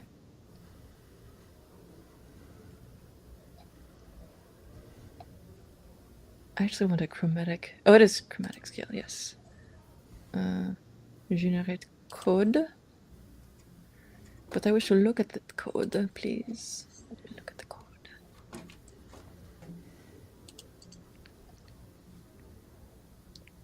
Oh, here we go. Resize this somehow. Drag the panes around. I'm always just dragging the pane around. Let's see. Ah. Oh, neat. Oh, hey, there we go.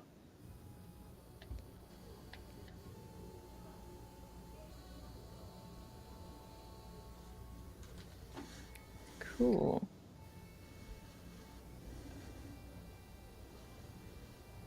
Oh, neat. There's such good documentation for this. It's really ridiculous. Yeah, it's impressive. Okay, so here we go. This does appear to be chromatic. So, interesting. So this is already, it looks like significantly lower. No, it's not. These are sequential. These are skipping some. Okay. Gotcha. So it's already going to be a little lower overall, but it doesn't actually have as low as threshold. If I were better at Python and stuff, I'd just be able to... I'll just change the lower one to like 15 and then 20. Go by fives for a bit. See what I like scale-wise.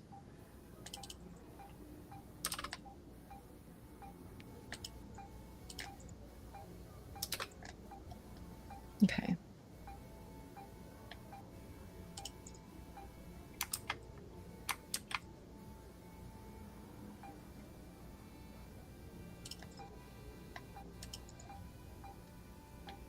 Oh, I see. It's auto-selected for Python files. That's why it wasn't showing the other ones in there. I thought something had gone wrong with my install because of that. Okay. So I do still have to load that first.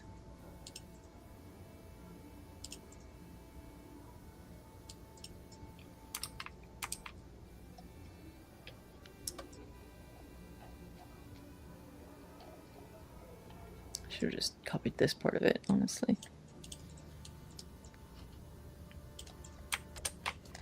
Okay, and I'm going to try Signet.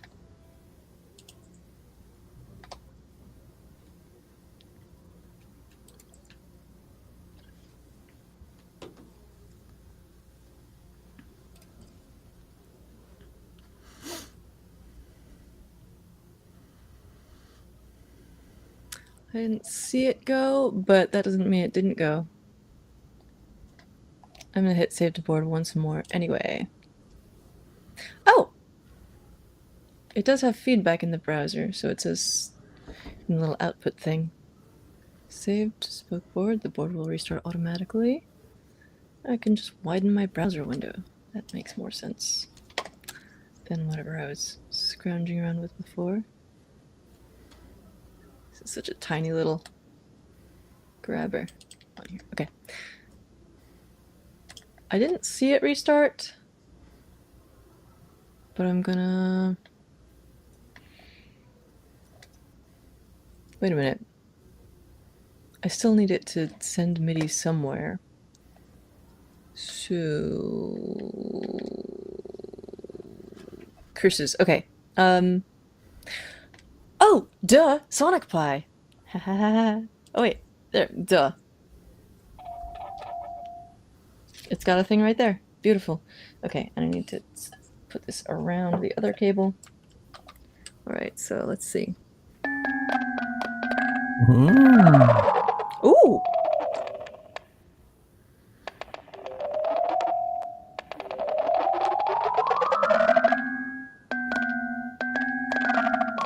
There's some interesting harmonics happening here. Okay, this is very relevant actually because I was just reading about... Whoops! I yanked too much on my USB capture card. HDMI thing. Okay, so I was just reading about these things called... I keep forgetting the name. It's these tones. It's like shepherd tones, but for rhythm. So I saw this video on YouTube where people were talking about the Odyssey soundtrack by Ludwig Göransson, who did also the one for The Mandalorian, which is excellent. And or was it Boba Fett or both? I don't know. Anyway, point being, it uses this this song Troy uses a rhythm effect that appears to be constantly accelerating, and it's basically the rhythm equivalent of shepherd tones, which is a pitch that seems to be constantly accelerating. And it's a really interesting effect because, like, with the shepherd tones, basically, like, you have a sort of gradual sweep upwards, but you have multiple voices going. So as it gets super high, like, as one voice gets super high, it fades out, but, like, there's other ones constantly coming up from below. And so it sounds smooth all the time, and it always sounds like that's just a rising tone that's sort of a mishmash of voices. And so the rhythm equivalent of this, I don't know if I would have been able to, like, intuit this very easily, but, like, basically it's like you speed up, you have multiple voices going again at a certain tempo that's accelerating, but as it accelerates, you turn some of the interstitial notes, so, like, every other note becomes like a little like a downbeat, and, like, becomes de-emphasized, so that it becomes more of like a tiered rhythm with, like, louder and softer, and then the soft one, like, fades out gradually, and another and then as the time compresses, it starts to sound like half the time again, half the tempo again, because half the notes are fading out. And then at the same time, you start at some point slow ones again at full volume. Or you're not even starting slow ones again. You're just, like, fading out. But anyway, and sometimes you can mask this transition with, like, a loud sound effect. In the Troy song, they use, like, a big boom type noise that kind of, like, masks the transition point where you, like, bring in another voice again. They do have multiple voices going with different tempos, and yes. Anyway, it's called, like, I swear I read this, like, 5 times because my brain kept saying, oh, it's almost this word, it's almost that word, and then it would, like, but I'd forget what the actual one was. I'm going to look it up. Is it sit-in rhythms? I have it on my telephone. Your telephone? I have it on my telephone. I used Risset rhythms. Risset. And apparently it's also been used in Dunkirk. And also shepherd tones were apparently recently used for the Batmobile sound in The Dark Knight. His, like, motorcycle Bat motor beal. Bat motorcycle beal. Has shepherd tones so that it sounds like it's constantly accelerating, which I thought was a cool idea. Like taking that music concept and applying it to just a sound effect of a vehicle. Very, very cool. So they use these recit rhythms to basically make it feel like the tempo and the pressure is constantly accelerating, and it like makes you feel super stressed. I guess it fits into the category of mind-altering gadgets that just like fascinated me so much. Yeah. Like, because you can just make it sound like, especially with the fading out of every other note, you can easily make it sound like a heartbeat. It's just like accelerating. Fascinating. Or, oh.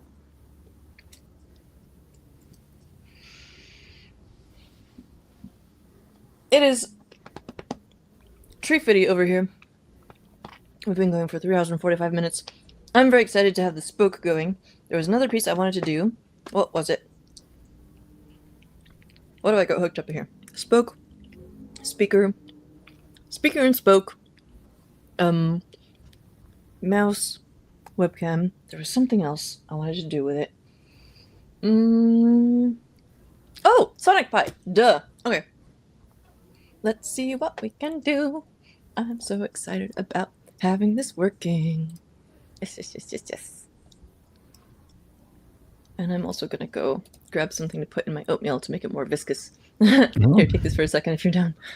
Oops. Yeah, sure. I am working through the Bella docs at the moment. If I can... Oh, wait, I gotta remove... How do I remove? Remove. Add. Yay. I'm working through the Bella docs. I'm using the Bella Gem Stereo, and it's already assembled, and it's got the micro SD card in it.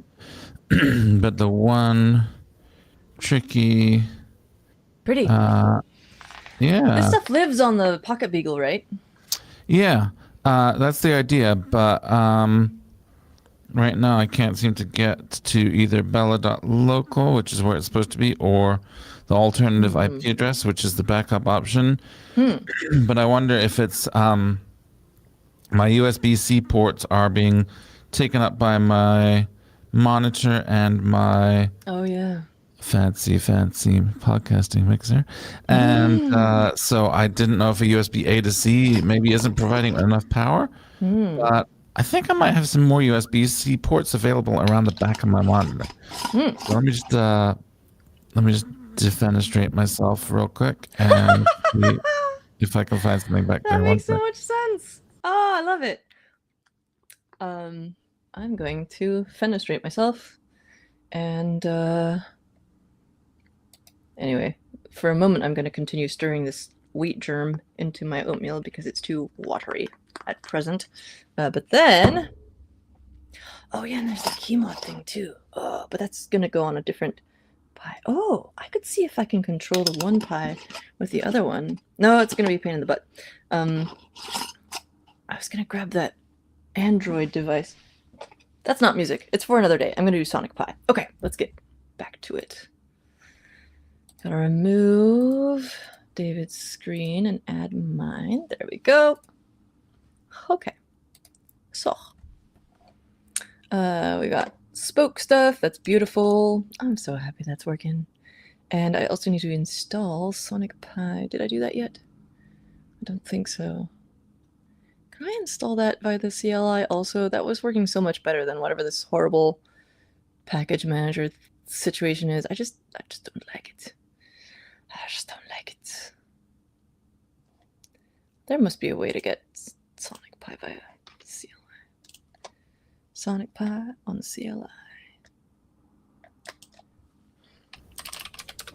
I'm fenestrating myself. Yeah, you should be able to do like an apt-get, surely. Surely. Neither of us is going to say it, huh? No, I'm not going to say it. I'm not saying it either.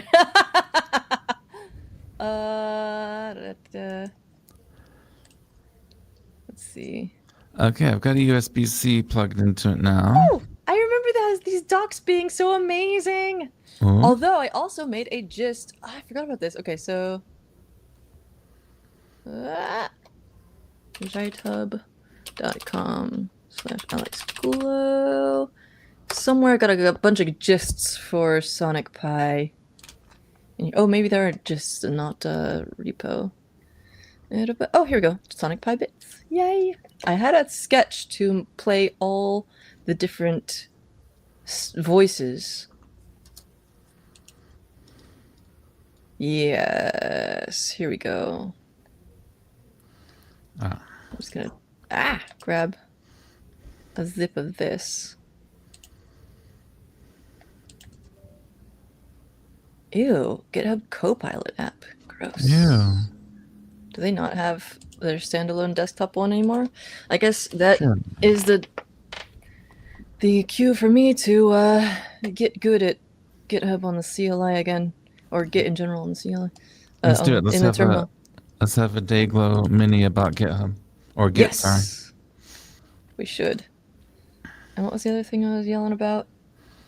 Oh, Keymod. Yeah. Clouds. Oh yeah. Dayglow mini. I need to write this down.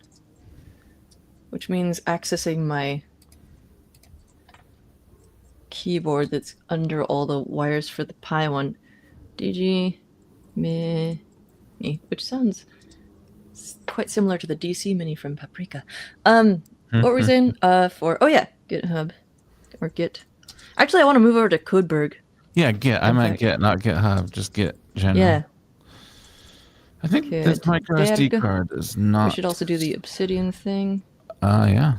And also, Or we could also use the Mac Note. I keep saying KVM, but it's just the keymod. Okay. All right, awesome. It's a KM. I think there's a problem with this micro SD card because it does the same thing with the micro SD card in and out. So I'm going to grab a micro SD card thingy, flashing adapter. Let me unarchive it. Let me unarchive it. I know you have a tool for this. Okay, you unarchive it while I go find a micro SD. Foolish thing. Yep. Oh, extract. Extract here. You gonna do it, though? You don't seem like you're lagging.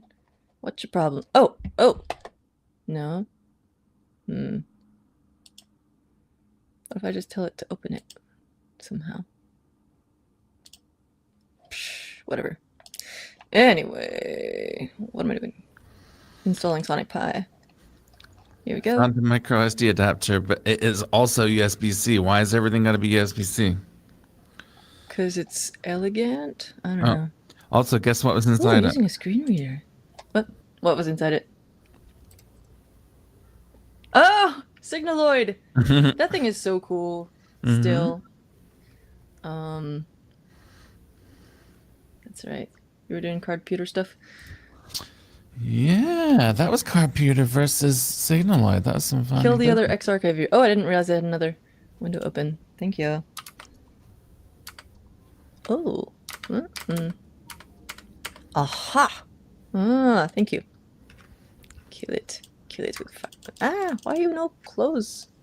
I think it is having some kind of problems because why would this not? Okay.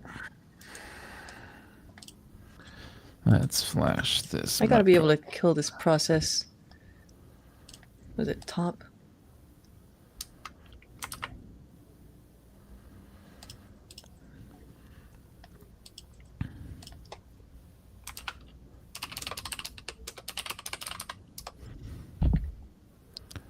Another one of these things where I need to like just relearn this every time. Yeah, it gets rusty if you don't. Oh, I see. Oh, thank you. Very much appreciated. Okay, that's what my problem was. Exactly. Okay, so. Root. Yeah. It's very tiny on this screen. I don't know if y'all can see, but I'm just like sort of leaning in like an old lady. As though I were an old lady. I'm fully crone status now, I think.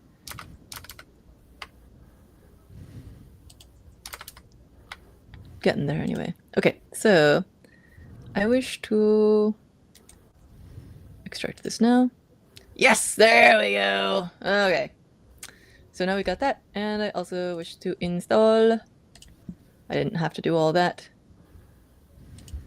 Install Sonic Pi from the command line. Just let me do it. Fine.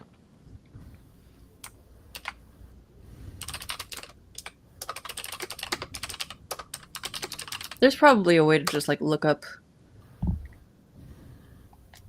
Under Raspberry Pi projects, huh? With Winget. I don't like that. That sounds like Windows. Oh, they have a CLI interface or CLI interface. Oh, I'm doing it again. Yeah.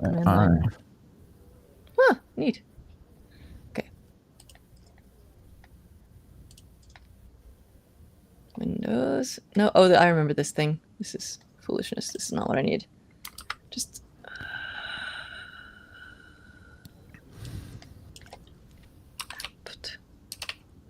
Maybe. I'm so stubborn about this stuff. I should just figure out how to do their stupid app image thing or whatever it is. I just hate it. It's time. It's time for me to learn. So let's learn right now. What are you trying to do? How to open a stupid app image on Raspberry Pi. Yes. Open app image. So. Ah.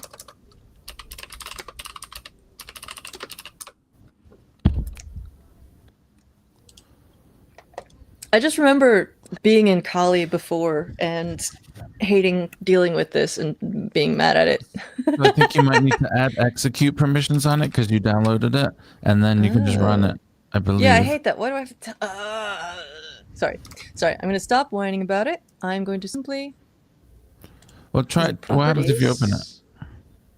Oh, I think it just yells that it can't do that or something. And then, so give it executable. Yeah. Oh, archive format is not recognized. Yeah, what the hey? And we downloaded the Raspberry Pi version on Raspberry Pi. ARM64 sounds good, yeah. Right? Yeah.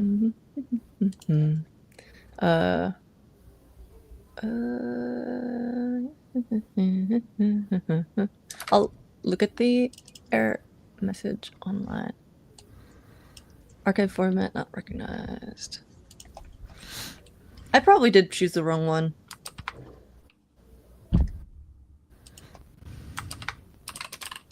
Oh no. I thought I had it on the US key layout. Why did it just say Ask Gemma? That's an odd thing. Let's see.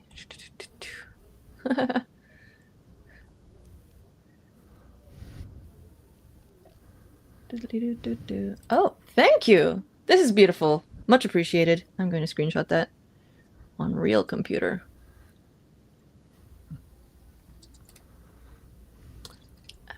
F-cache search XYZ.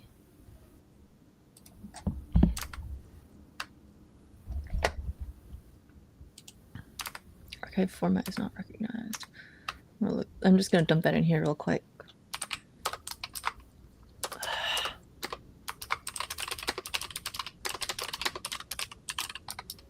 I thought it was on US key layout, but I guess not. Well, okay. At search Sonic Pi. Oh, hey, cool. Okay, it's just sudo apt install, right? Sudo apt install Sonic Pi. Yay! Oh, I love it so much. And now, do I have to function in order to do the print screen on here? Screenshot. Well, beautiful. Okay, so. Oh, you know what? My, so my computer's keyboard is blocked by the Pi's cables. And so I have been having a hard time, like, noting down stuff I want to come back to later, but I can just edit this on my phone. Haha. Okay, so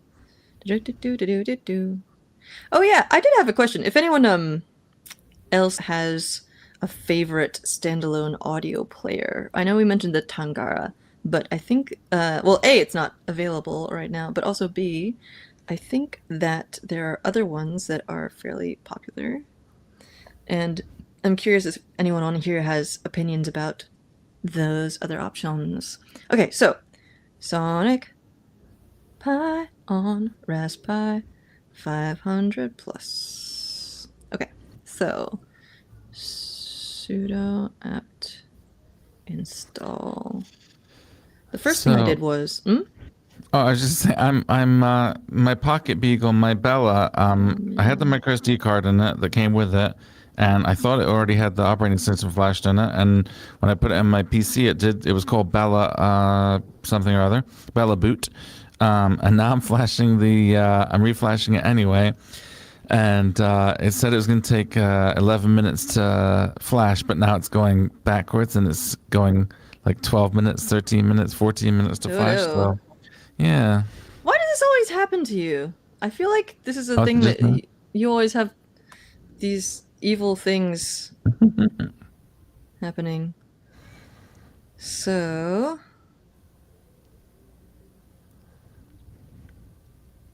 Multiple other packages. Okay, cool. So what were those other Sonic Pi packages real quick, just so I can remember? Zoop. Print the screen again. And now I'm going to double check where those screenshots actually go and make sure that I'm saving them somewhere. I think there's like a pictures folder. Media. Oh, nope. Wait, Pilot? Maybe. I don't know. What is that? Oh, nope. Oh, this is for the keyboard. That's right. Let's see. Oh, right here, duh. Aha! Now, is this screenshots? Why are there like 7 of them? I didn't think I took that many, but okay. Oh, maybe these are old. Right, because the OS is not on this micro SD card. I keep forgetting that. I'm just gonna be audacious and eject it right now. No. I know it doesn't make a difference, but I'm not gonna do it just in case. And good news, my flashing time is down to 5 minutes. Oh no. Okay, so I got Sonic Pi. Everything's beautiful. Oh yeah, and the Chromium thing just goes straight into the internet folder, which is nice. I shall write that down also. Now, other? No. Programming? Sonic Pi! Yay! Okay.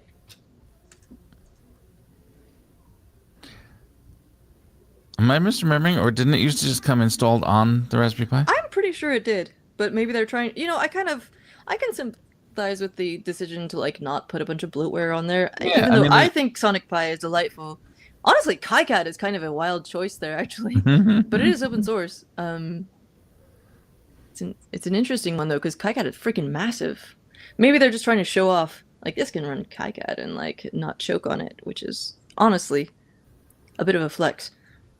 Goes under internet. And then Sonic Pi goes under programming. Okay. Cool.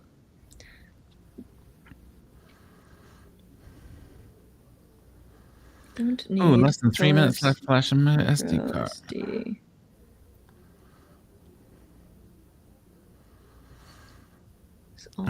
Waiting for a SD card to flash, the modern equivalent of paint drying. Yeah. Well, it reminds me of that XKCD that references that whole thing of like, my code's compiling, so they're like dueling on spinny office chairs, jousting. Let's see. Update via top right corner. Okay, cool. Yes. Sonic Pi, beautiful. Bad news. I believe that the LinkedIn stream has ended. Yes. As we hit the 4-hour limit. Terrible news. That's bad news for the people on LinkedIn. Yeah. We get to keep going. Oh, what's this? Oh, yes, thank you. Oh, in... Oh. Let's have a look. Can I just go left and right? Oh, I can! Check that out! Neat. Mm-hmm. Oh, I remember this. Cool. Thank you for the tip. Screenshot that too. Okay, this out of here. I should quit. There we go. Okay, so now get back to where I have my. Oh yeah, and I should write down Pylite is the. Oh wait, no, Pylite. Is that the name of the machine, the way it came set up, or is that also possibly Pylite equals? It's definitely the name of the machine, but I don't know if it was that way automatically. Name. Is it default? I think I am remembering that I got a version of this Pi 500 Plus that was like a UK version. It does have like the physical keyboard is definitely set up with like the at symbol over by where the quotation marks would be on the US one. I wonder, is there an English language term for that? In Spanish it's arroba, but I don't know if there's like an... Let's see, Pylite, also folder for keyboard. Keyboard, no, board, backlight, stuff. Programming. Cool. I don't know, but I've successfully flashed my micro SD card. Yeah! So I'm going to try this again. Feel free to seize the window. Okay, so I got these. I should make a folder for this. Documents. I shall... Oops, not that. Oh, haha.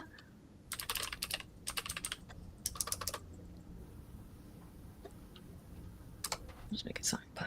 Okay. We'll grab this. Try it. Oh, I can't. Fine. Can I do control up? No. Oh. Hey? Oh. What's up? Well, last time I booted the Bella, it just had a red light, and now it's got a red light and a green light. Whoa. And the green light is blinking as if it's like doing stuff. So this is good. Nice. The troubleshooting, I thought it said something.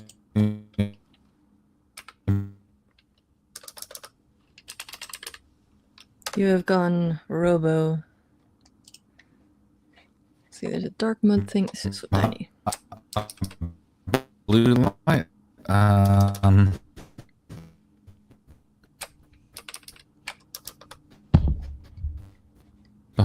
Hopefully green light's also good.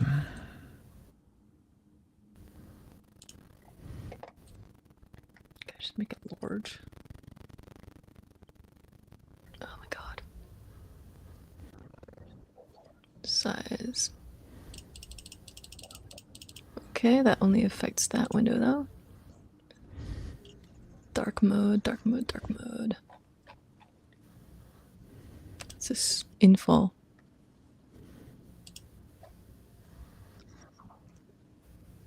Scoop.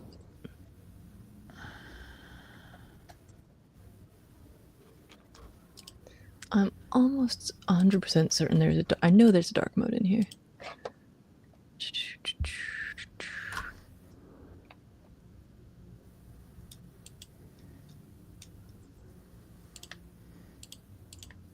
Aha.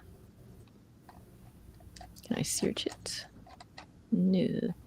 Minecraft API. Ah! Or Minecraft Pi. Oh! I should mess around with that.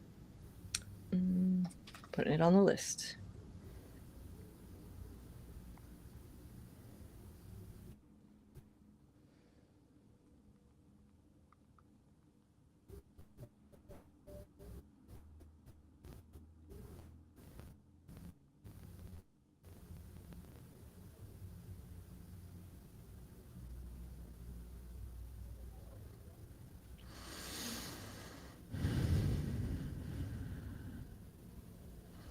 should add that link in here. The Bella is making such encouraging looking LED patterns, but it's still not working.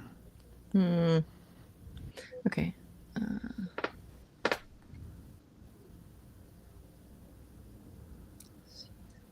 Pain in Sonic 5. Okay. Oh, it's working. Yay! It's working. Don't need this open. Oh, that's the wrong mouse. Do you want to pull focus? Sure. Yes. Continue looking at my dark mode question. All right. Can I add? Okay, Here, let me remove my thingamajig. Add your thingamajig. There we go. I think we've got it now. All right. So the instructions here told me that when powered over USB-C, it'll boot automatically from the micro SD card. After 5 to 10 seconds, you should see the power light on the Bella Gem change from solid blue to a blinking heartbeat pattern. Oh. I don't see. The only LEDs I can see at all are on the Beagle board itself. We've got a solid red, red here, and a blinking green here. Several, like 3 or 4 little blinking greens. I don't see anything on the Bella board itself. I don't see a blue LED that they're talking about. But anyway, it was not working for a long time, and it did say it would take about 90 seconds to boot, but I feel like I waited at least 90 seconds. And then finally, it is. I did it wrong. Sorry. Oatmeal time. Caught you oatmealing. How do I? This is why I probably should have muted while I don't know if you can hear me munching on the oatmeal. I'm not sure, but can you make me? Why isn't it my screen? Oh, you want it? Okay. Screen? Yeah. There we go. Thank you. So anyway, then I navigate over to Bella.local, and now I have the entire Bella IDE running from the Bella device. Awesome. In my browser. So first of all, it says update your board. Not going to do that because it flashed it, so I feel like it should be pretty much up to date. But yeah, so Bella can use C++, Arduino C, Pure Data, C Sound, Super Collider, and RNBO, which I'm not familiar with. I've heard of the rest of them though. And so yeah, I'm connected to the Bella via a USB cable, but it's actually doing networking over USB. And let's see what this default sketch is. So, what is sample render? Interesting. So, I wonder if I plug my headphones into here, if it's actually already running this example, or if I need to run it. I have an ancient Pure Data patch for making binaural beats, which is, in my opinion, a semi-pseudoscience. But I mean, I shouldn't say that. For some people, it seems to really work. For me, it just gave me a headache. Anyway, how's it going? No audio out yet, but I'm not sure that I'm actually even like running the sketch, or I'm not really sure what the sketch does. Let's go back to the documentation real quick and see what that says. A quick tour, run your first example. Oh, click run to start the project. So maybe if we click run to start the project, where would run be? I see a power button. That's shut down. I see some dots.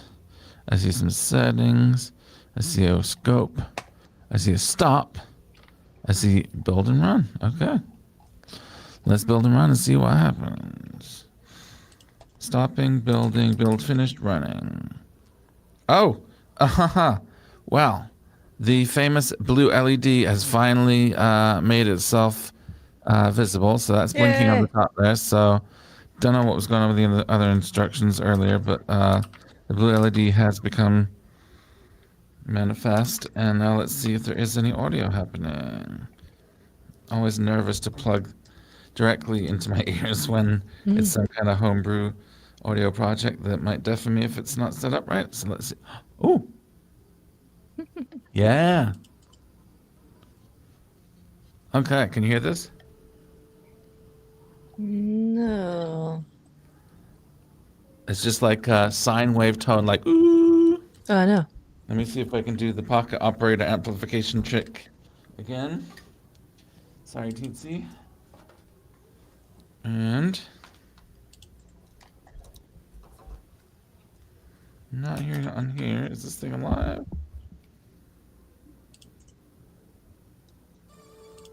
There we go. Just needed to be woken up. Can you hear that?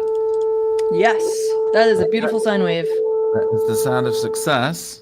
So now, maybe there are some more interesting examples that we can look at.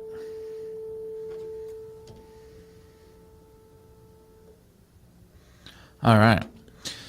So, does the getting started guide tell us any other cool things we can do? Updating the system, no thank you. Next steps, hello world. That sounds more interesting. All right, your first project. Which language should I use? C++, sure. Examples, fundamentals, sine tone. I feel like maybe that's what we're already doing, but let's find out. Okay. Where is our file menu? File menu, where are you?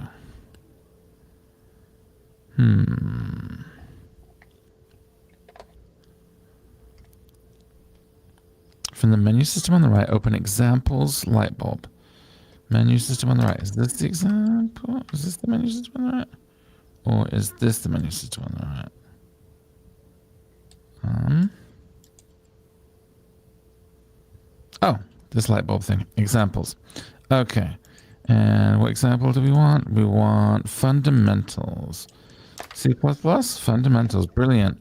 Okay, sine tone, which, again, I feel might be what we're already doing, but let's give it a run. Stop that one. Run this one.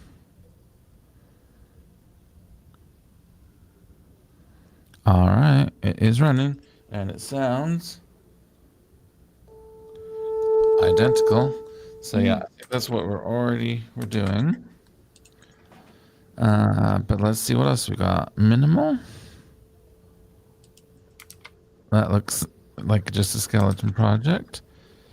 Okay, forget fundamentals. Let's do something cool.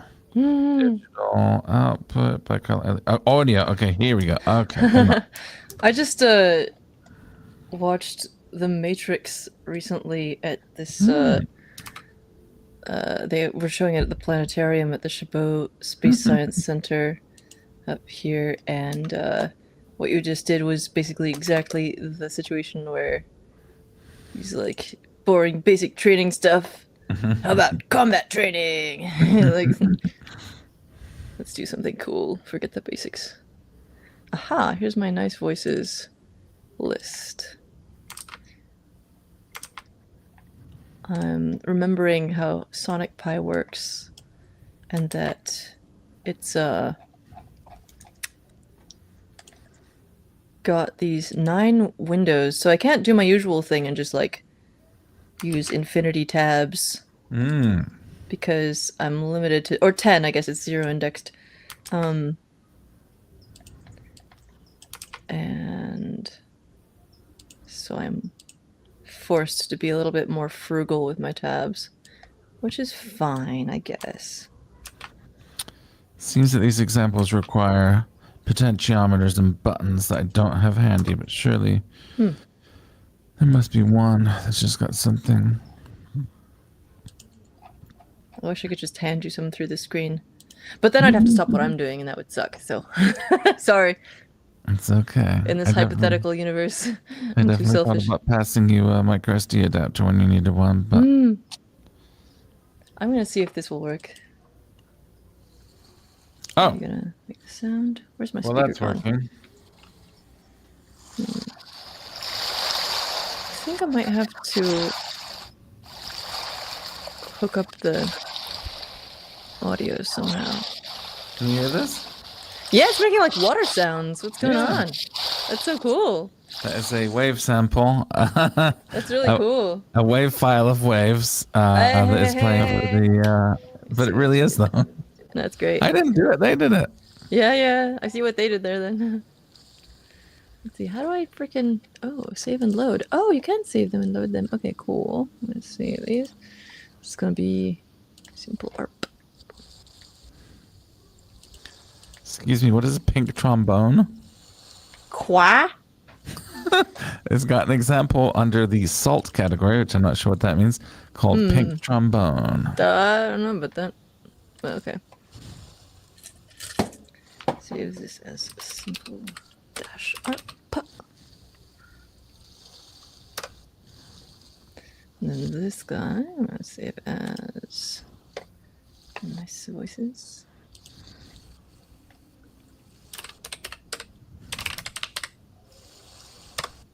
Cool. It is nice that you can save and load them in a directory. I wish I had a microphone because then I could do the vocoder example. Oh, that'd be sick. Oh. Oh, yes. I was going to see about plugging in a microphone on this. I know I've got one somewhere. But anyway, doesn't matter. Yes, I have at least one microphone. But I mean, like, you know, Pi microphones. Yeah. How do I feel like I need to do something like start some kind of process here. Let me see if I'm missing some kind of a preference. 1, 2, 3, 4, 5, 6, 7, 0, 1, 2, 3, 4, 5, 6, 7. I seem to have invented the yes. world's lamest number station. 6, 7, 0, 1, 2, 3, 4, 5, 6. Someday soon. Okay, so let's see. 1, I know this is a thing that's happened before. Sonic Pi 7, not 0, making sound. 3, 4, There's something here. 6, 7, Do-do-do-do-do-do-do-do-do. 2, 3, 4, 5, Oh, a Z-pipe, you say? 0, 1, 2, 3, 4, 5, 6, Choosing an audio output device. Okay, let's see. 1, 2, 3, 4, 5, That's 6, probably what I need to do. 7, 0, Audio. 3, 4, 5, It's so tiny. Oh my god. 1, 2, 3, 4, 5, 6, 7, I feel like I need to start. I'm just gonna move this window over to my. 4, Ah, that's so much nicer. 6, 7, 0, 1, 2, 3, 4, 5, Oh, here we go. Input and output devices. Oh ho ho ho! 3, 4, This is what I'm talking about. 0, 1, 2, However, 4, 5, 6, 7, 0, 1, 2, I need you to 4, freaking 6, 7, 0, 1, 2, Tank Wars? 4, eh? Got Tank Wars on this? 1, 2, 3, 4, Enable external synths / FX. 0, Hmm. 2, 3, 4, 5, 6, 7, 0, Well, I just need you to what? start How do I do an this? audio. That's what I need you to do. I know this is a known thing. I've dealt with this before, but what was it? What was it?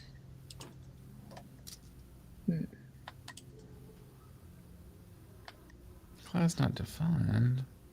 Oh, they want alt for text size. Well, that doesn't seem to be working. Scope. I swear there was a thing. I'm just gonna try run again. Well, it thinks it's outputting audio, but I don't think so.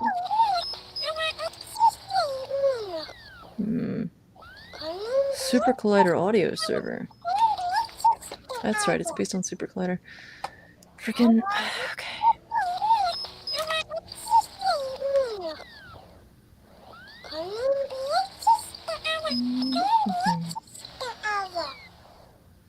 By default, audio will default to HDMI output. Aha!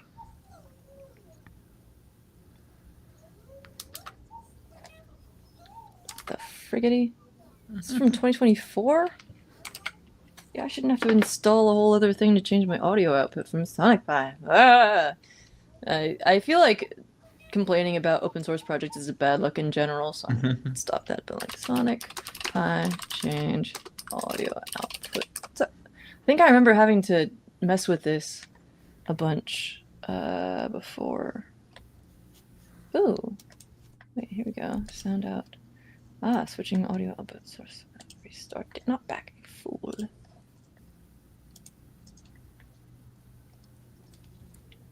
What happened to opening in a new tab? There we go. How am I supposed to get my daily required amount of tabs if you don't allow me to just do it easily? Okay. Yeah. It's pretty cool how you can run all these different frameworks within. Oh, we're back on this tone. Oh yeah. But it's still pretty cool that you can. Oh yeah, keep that on. I was vibing. Awesome. Now I've just got to do that at like 440 hertz. Yeah. Sound out. Here we go. Sonic Pi documentation. I know they have a good page for it. I just gotta find it again. Here we go. Aha! Sound out.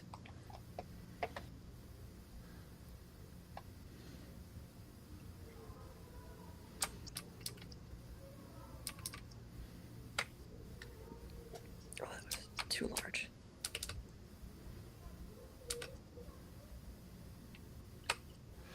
Techno generator. Oh, what the hell? You will hear algorithmic techno on the audio output. That's cool as hell. Techno world. They just have a pure data node that's... I guess you can probably open it up and see what's inside there. What happens if you double click on Techno World? I don't know. Are you hearing this? I am! It's awesome!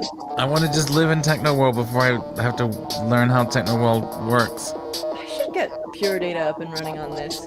I guess I could... I should just set up my Bella. Here's your generative background music. Yeah, that's what I'm saying. Like, that's... Yeah. This is why we do this. I mean, besides all the other reasons that, like... Right, what was the actual question? What's in the code? Or... Oh yeah, can you like... I forget how you open a node in Pure Data, but I think if you double click it... Nope, I tried that, and that's not... right click? I don't know. Mm-hmm. Nope. No? Who can say? Maybe it's because it's in the browser, like, this isn't really it. Like, real. You need to do it in PD and then, like, bring it over to here. Like, we can't mess with it inside here, maybe? Or maybe it's got to be stopped when you're... That doesn't seem to be real, though. Oh, there we go. Okay. I'm not Bella.io. I should...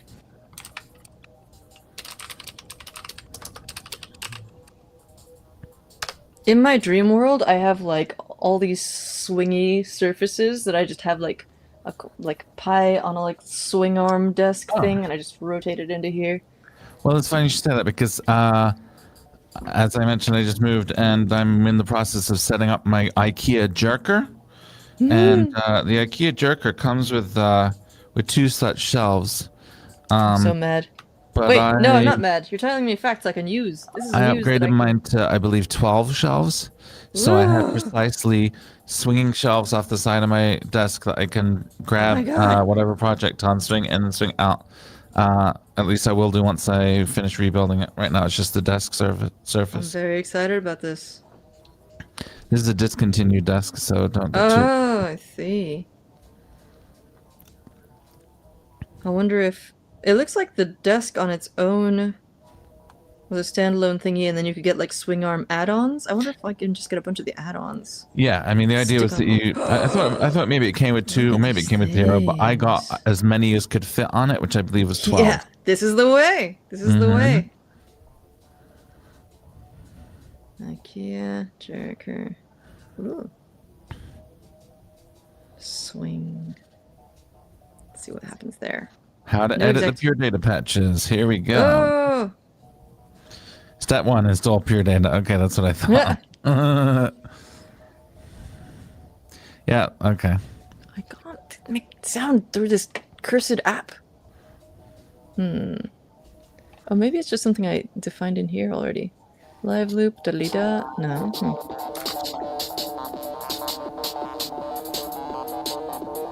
I don't want effects on the audio out. I just want to make it happen.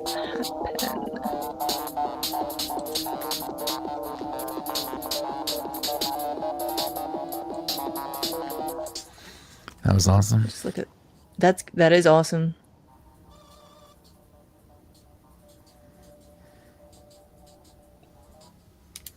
I'm gonna start with something super simple and just say somehow managed to insert a semicolon into the center of that.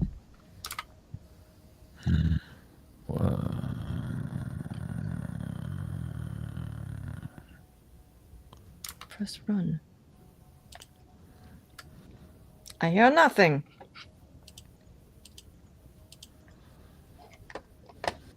The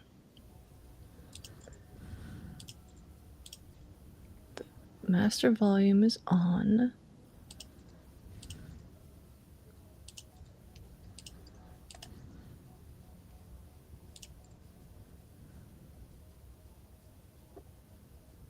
Scope.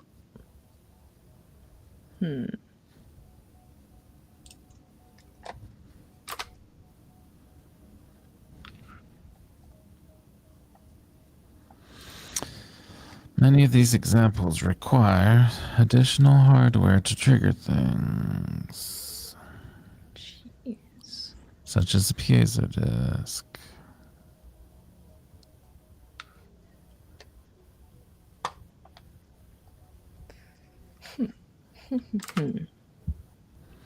Advanced custom. Is it just something I can't see because it's too tiny in the interface?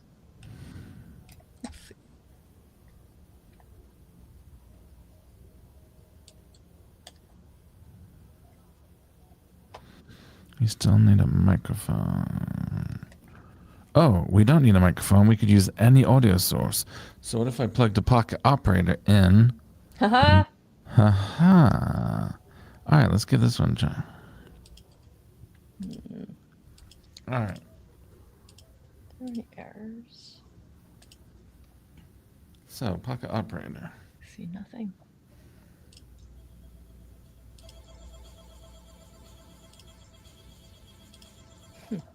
Okay. I know I've dealt with this before. And if we plug the pocket operator's output into the gem's input, so they should have maybe. Oh, I did have to have some stupid external.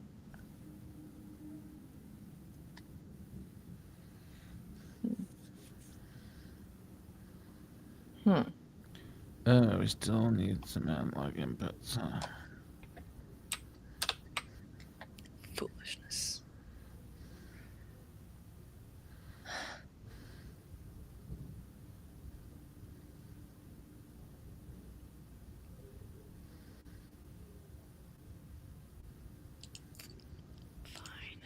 Good tracking.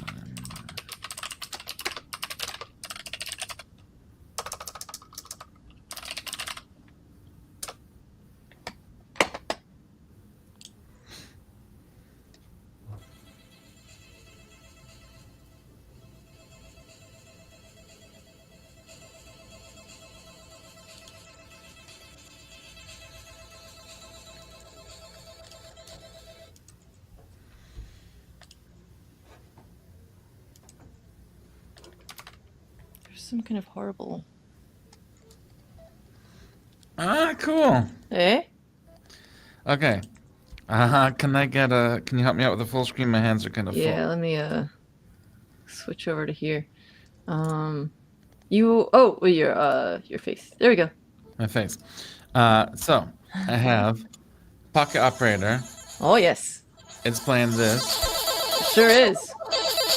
take that, the output of the pocket operator, into the Bella Gem, and I'm running this this pitch tracking example. It's taking the microphone only the left channel for some reason, and can you hear it? A little bit. Well, It's going real filtering fast and clicky. Yeah, it's filtering out most of the notes. And just, or most of the sound, and just following the start of the note, I would say. How curious. It's cool. Rad.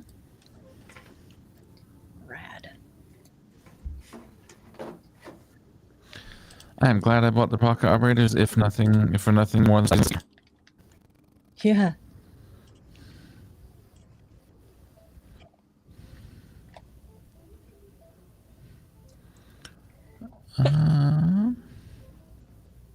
No, that's not what I wanted. I thought that was.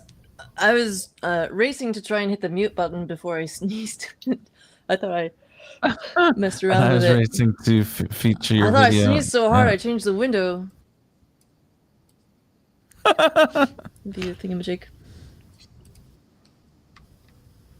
Okay, let's see.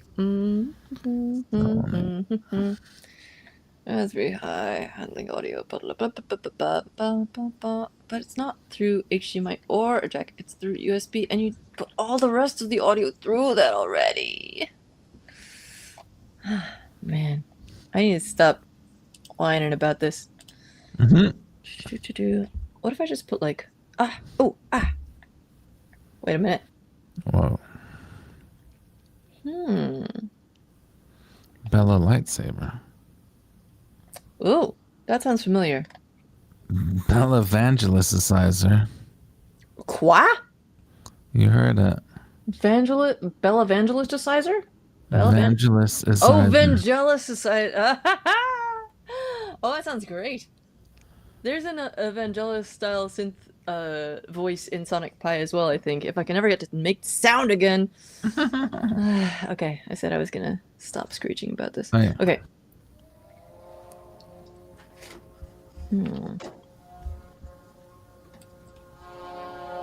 That's nice.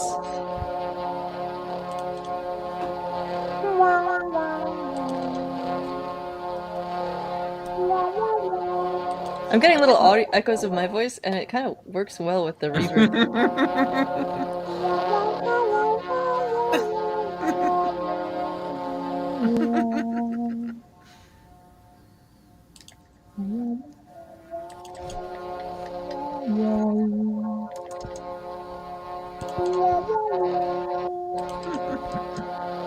Alright, here we go.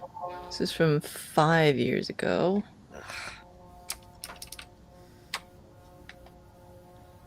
Pulse audio. Okay. Gotcha. Ugh, I hate this. I have to keep reminding everyone, including myself, that I hate monkeying with audio settings. But I'm gonna write it down, and then next time I won't have to deal with it. You're just gonna write down, I hate monkeying with audio settings? I'm gonna write down how I do it so I don't have to mess with this crap. Got it. Let's see. So. Oh, this has whilst in it. It's from 5 years ago, but it's got whilst in it, so that's a nice pro. Switch in the Raspberry Pi OS. This one has both salt and pepper. Whoa! What is pepper? Oh. I thought that was a band, Salt and Pepper. It's not pepper, though, it's pepper. Using Pulse Audio as the default audio system in use. Sonic Pi depends on the Super Collider SC synth, and on Linux this uses Jack for audio connection. Jack. In Sonic Pi 331, use is made of the Pulse Audio. Jack. Ugh. They say this works well, but it sounds bad. Huh.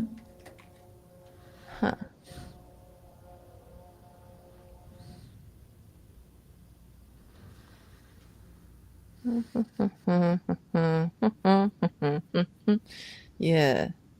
Ew.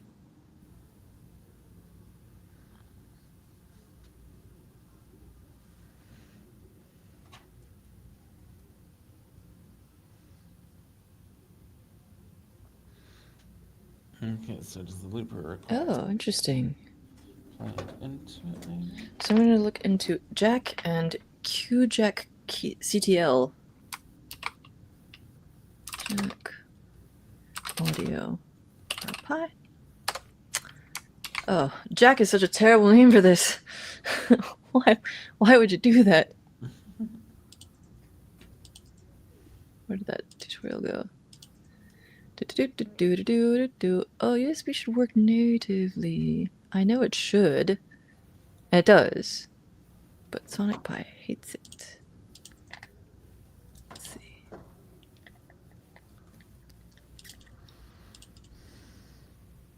QJack CTL. In harmonica.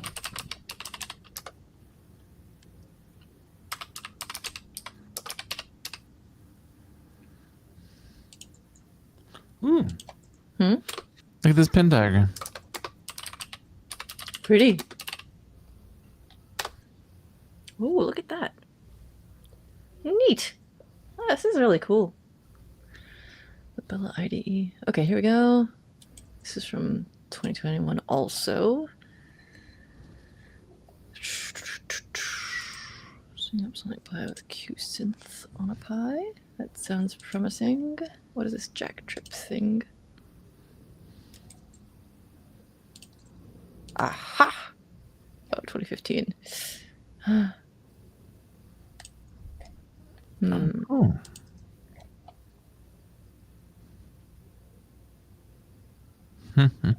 How do I make QJack CTL? No, I don't want to do that. Let me make the font bigger, you fool. There we go.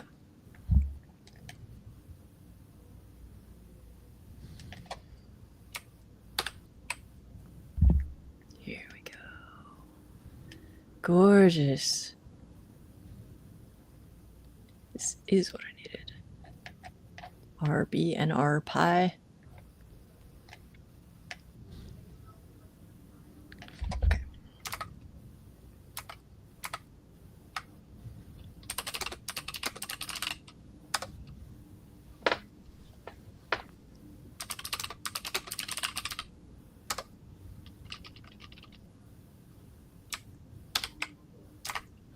Oh wait, I can do the filter now. Aha, select preferences to main menu editor. To add QJack CTL to the menu. Okay, that's what other people said too. Main menu editor. Okay.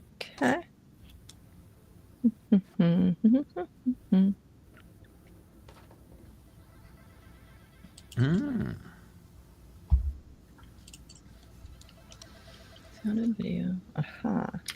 It's a little hard to tell, but the Bella is adding the crappiness of a telephone to the Oh, nice.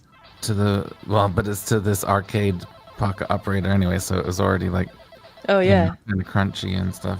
Let me see if I can get something better to put through it. Why are you saying you've got it already on there? Because it's not on there.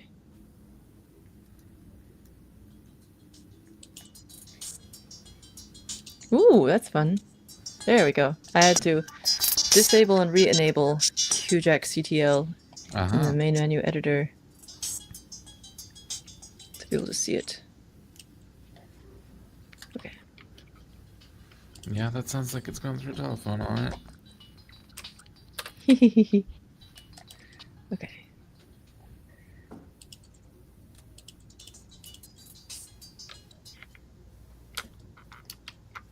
Ooh.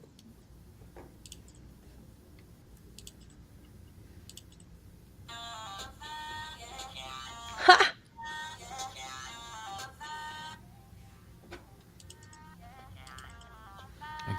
original audio was not that great. Okay.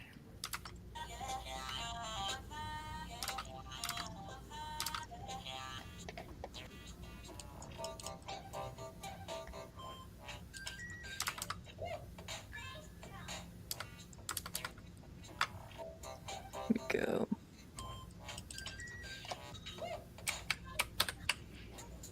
So let's see. Setup maybe. This is a graphical tool.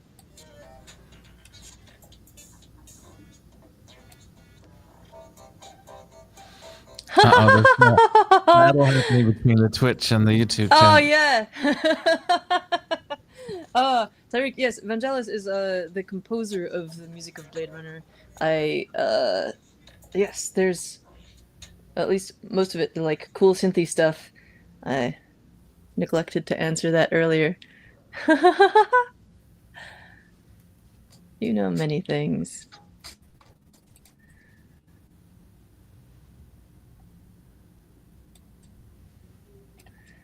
Doodly doo doo doo. I'm hoping I'll have something cool to show soon. I think I should. Feel free to wrangle control of the I shall. the screen share, because I feel like I walked through the bulk of the Bella examples that I can with what I have to hand. Okay, I'll grab the focus again then. I'll show people the horrible things that I'm doing. I remember now that the thing I was being all unpleasant about last time, by which I mean I was not enjoying it all, was also mixer. Now there's this jack thing. For reference, like how long ago was it that I was doing this? Should be my Jite hub. Like 6 years ago. Anyway, so Sonic Pi.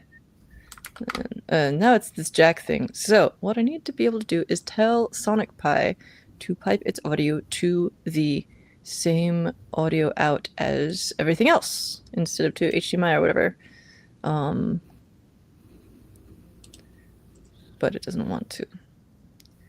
I feel like there's gonna be Miska. Let's see.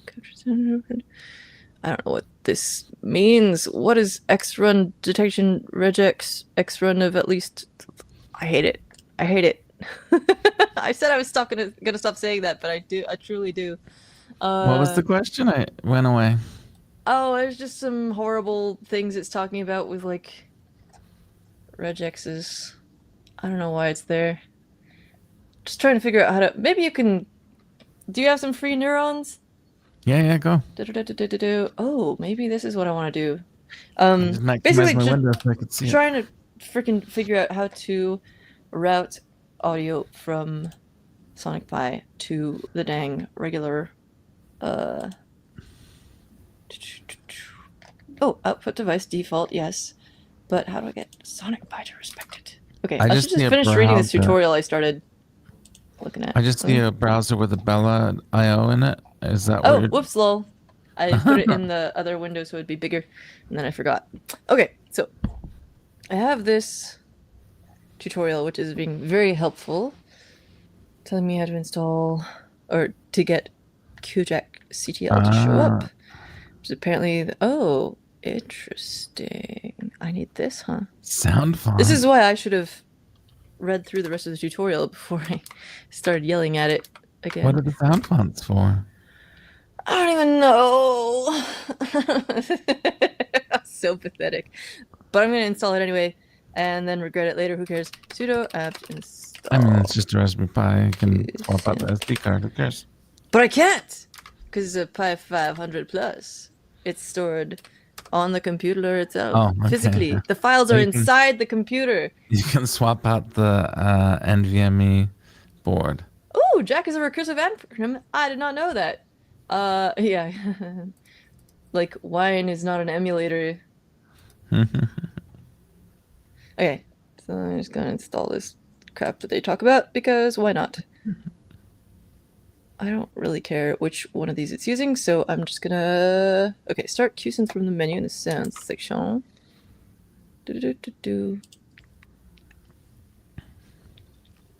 Oh my goodness. Oh no. No, that's fine. So That's just to just recap. what happens when I jog my HDMI capture card. Oh, here we go. Well, look at all this. So what are we trying to do? Set up. I'm just trying to get Sonic Pi to play sound through my speaker. And what does that have to do with QSynth? Because I can't. It's trying to put it through HDMI and I can't change it apparently without installing a bunch of garbage. And I mean, I know I'm not an expert, but QSynth sounds like it's like a synthesizer. What does that have to do with your? no, I think it's a audio routing output? tool for this. I don't know, Oh, okay. man. Go set Okay. up in the MIDI tab. What the hell are we Okay. doing here? Got I it, don't got even see. Oh, set up. Where the hell is? Maybe it's under options. Yeah, it's so tiny as well. Like it's in this other. Oh, wait, here we go. This is really Okay. taxing my ability Audio. to freaking look at stuff in the MIDI tab. QSynth 1 MIDI enable MIDI input. Yes. Also sequencer MIDI channel 16 looks good. PID sure. Auto connect MIDI sure whatever. Audio tab settings. Oh my god. That looks fine. Polyphony. QSynth. Oh, auto connects, but Oh yeah. I feel like the sound font thing shouldn't be relevant to our situation because we're just yeah. Attempt to connect the jack outputs to the physical ports. I mean, I do want it to do that, but not to the HDMI. Oh, Nils just had a great idea. What if you can just do it via Raspberry config? I mean, it is this. So the thing is that most of the computer sees this as the default audio output. Oh yeah, I should use the actual CLI one maybe. So what? You had other audio coming out through it? But Sonic Pi does. Oh sure, whatever. Sonic Pi doesn't see it the same way. Is the trouble? That's not it. Oops.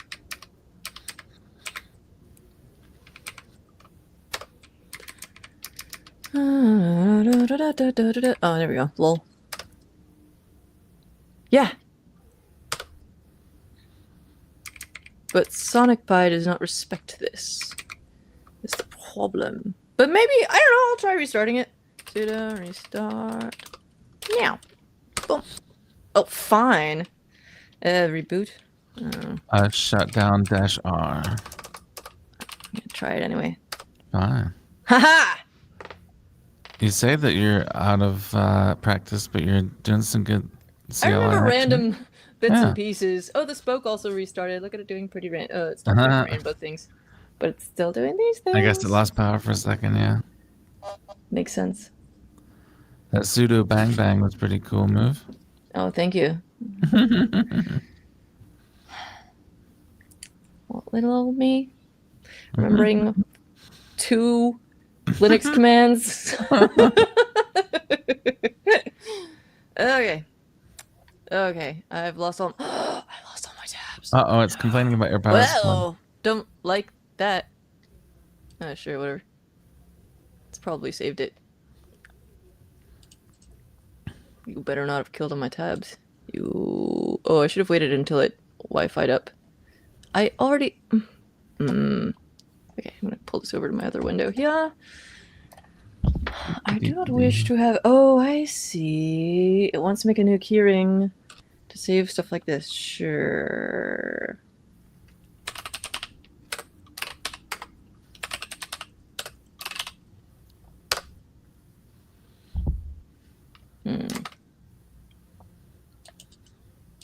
That is not the password. That is a string of horribleness. Okay. Whoa, it rebooted. Why is this happening? Because power supply is not powerful enough. It's not! That's not the issue. I know. Sorry for yelling. Yeah. This is like a whole ass laptop power supply with many of the amps. I promise. Actually, you know, I did recently check one of my Pi power supplies and it was like 5 amps, whereas some other ones were just like 3. But it's been doing this, you know, it's been running for like a hour or something. I feel like the previous generation were like 3.1 and then they bumped it to 5. Yeah.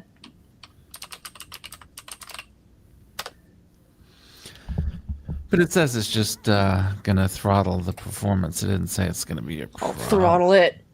Show it what throttling is. Believe how violent you're getting. That's what happens. I did put the password in. Thank you. And that is correct. I know it is. You defy me, machine. Suddenly it's Dalek time, I guess. Why is Bluetooth on? We don't need that.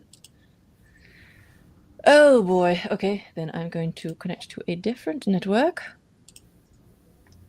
And you will feel my wrath if it doesn't work this time. Oh my gosh. There we go.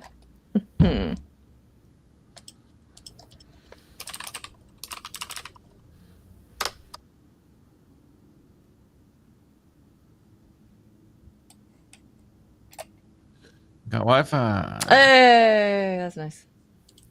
Okay, so now I shall reopen Chromium and see if it still hates me. That was a nice little tutorial. I'll be sad if I lost it.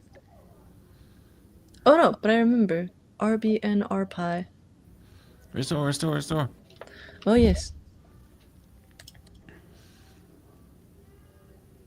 Interesting. Chromium. I'm going to make it make sound. I'm going to. That is just moving it. It's not resizing.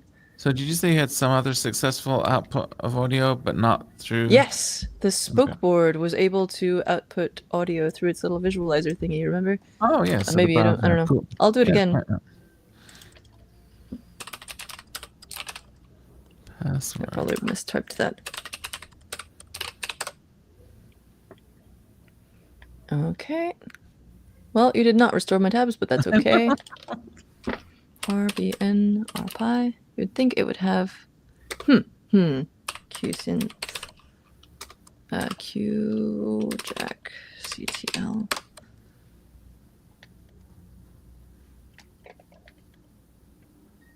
It was like a it was a WordPress thing.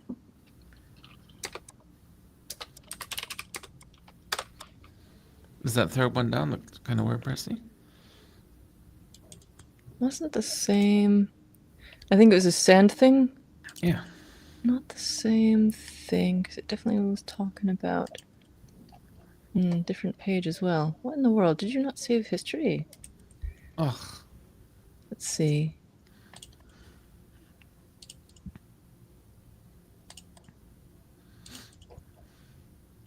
Here we go. Nope. Nope. Sure didn't.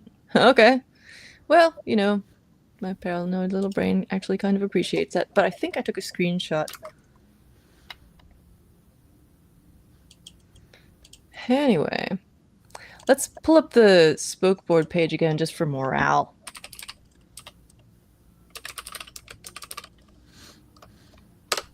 Spoik board.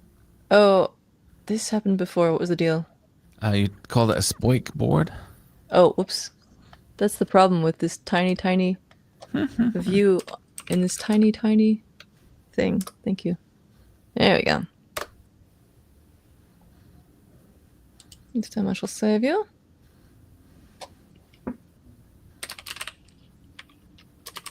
I'll just leave this book, whatever. Okay. We shall go to the little play interface and we shall go to the visualizer. And I shall show you. I'll show everyone. I gotta start the thingy. Come here. There we go. Audio is happening. Yes. All right. Change the visualizer. Oh yeah, it's struggling a little bit, but it's doing okay. Oh, that's right. I replaced the default thingy again. Anyway, this is killing my browser, so... Oh my goodness, it's really dying. That's because you don't have that power supply. It's not. I mean, it might be actually. I should go check the amperage on it, but I can't even see my cursor anymore. Oh no, there it is. Oh my god. Oh, I hit too many buttons. It's lagging. Once it runs out of things to display. There we go. Now we got some. Okay, let's get out of here. I'm going to go look at this. Okay. Oh. Huh. Now it gives me... Okay, that's interesting. It seems to have decided now. Either... I think now it's launching from... now it's launching from the microSD card! It changed its name! Before it was Highlight, now it's Sonic, which is the thing that I put on the microSD card. That's so strange! Okay, maybe I changed some... Oh boy, okay. Well, that's fine. Wait, so under programming, do you have... That's very strange. No. Yeah, we're different. That's so funny. But this time it had chromium. I told you. Yeah, you were correct about that. Okay. Weird. That's fine. I can at least okay, so sudo apt update. Ugh.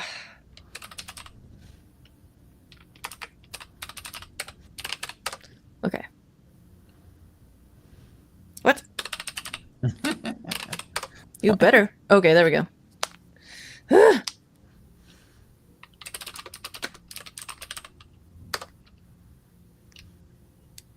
Okay. Well, now we're doing this again. So, we're at the 5-hour mark. I'm gonna keep going with this because I wish I'm feeling pretty okay. okay. Yeah. Oh, I see. I was checking, and we're only 22 minutes away from setting a record, so... Hey, we better keep going. I So didn't I'll say try and that. pull up that webpage again. Oh, and I can't look in the screenshots because that's on the other OS. Oh my god. I'm gonna install. Oh no, that's what I'm doing here. I'm installing Sonic Pi again. Okay, well.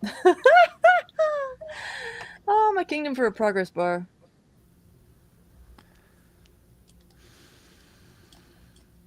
Oh boy.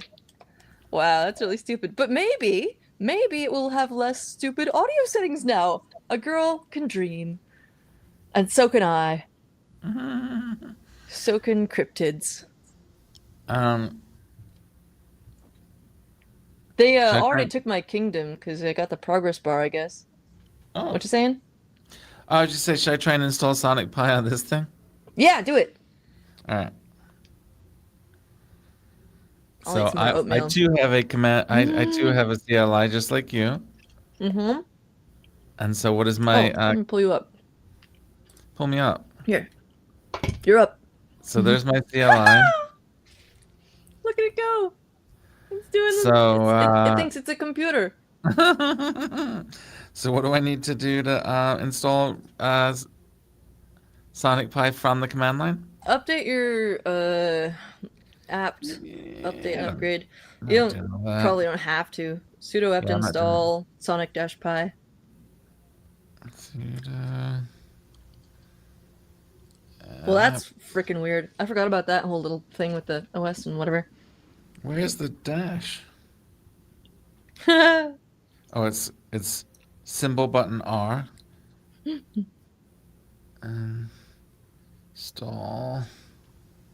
What's the name of the package? Sonic-Pi. Oh, that's easy enough. Mm-hmm. Sonic. From Where's hyphen again? There R. is one. Enter. Pilot. Uh-oh, what is my pseudo password? I didn't set it. Oh no! Probably Raspberry, isn't it? Yeah, I like it. Yay! Raspberry. Oh, that wasn't a confirmation. That No, was just I like it. I didn't say the I computer. remember that being a thing. It used to be the default. Oh no. Well, IDK. This got to be in the docs. I'm gonna bio break real quick, and also for 3 months. all right. I'm gonna try and grab not an Android tablet while this goes the final 23%. Burb. Okay. I'll keep typing into a screen that nobody can see, including myself. Sudo apt install Sonic Pi.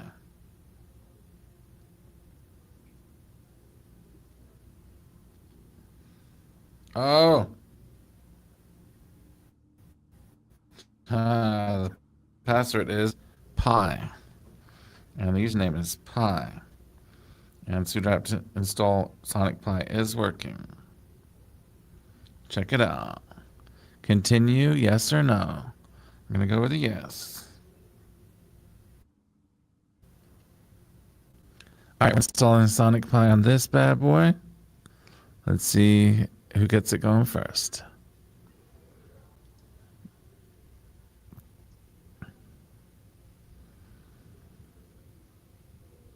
This little computer is amazing. I'm really impressed with how capable it is. The upgraded side screen is a huge quality of life. Oh, it's gone onto screensaver mode while it installs. That's interesting. But yeah, if you compare that to the screen size on the previous generation of computer, it's quite an upgrade. Very cool. It went into the screensaver while I'm waiting for it to install. I'm coming back to my terminal here. Let's see, what was I doing? Oh, installing Sonic Pi, yes. Me too, though. Check it out. Alex, look at me real quick. Give me a screen. Yeah.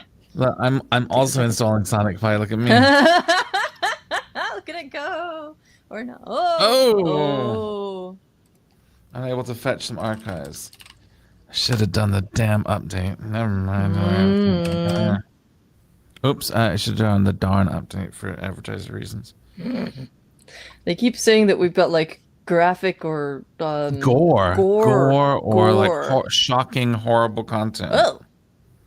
Hey, look at this. This looks like it knows it has problems. Oh my god. It's jacked. Oh, I'm so excited. You want to run Jack D with real-time priorities? What is that? I hate that. Okay, yes, I will grant whatever that is. Oh, may lead to complete system lockups by requesting all of... sure. I mean, we're 5 hours in. Who cares? I mean, plus it sounds like that might only be an issue if, like, you're trying to run multiple profiles on the thing. I didn't really read all of it. But it sounded like it was maybe not an issue. I don't know. Sure.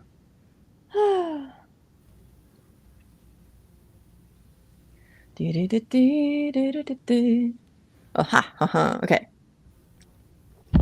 I saw a video of Prince on the Muppet Show, and now I've got Raspberry Beret stuck in my head. Okay, so now I have to re-download that stuff I got before from my GitHub, but that's fine. It's fine. No, it seriously is, though. I just have to do it in tiny. Boop. I think it's /sonic-pi-bits. Let's try that. No, just look at this. Global bits, Sonic Pi bits, yes. And I have to remember how to unarchive this, but that wasn't too bad. Oh, you're still launching, huh? It's a little gruesome.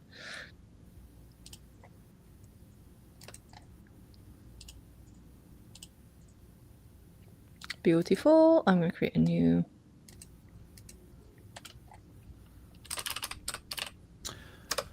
Oh. I never set Wi-Fi up on this machine. How's it doing anything? How is it doing it? Oh, Sonic Pi boot error. Huh. Interesting. Could not boot Sonic Pi server.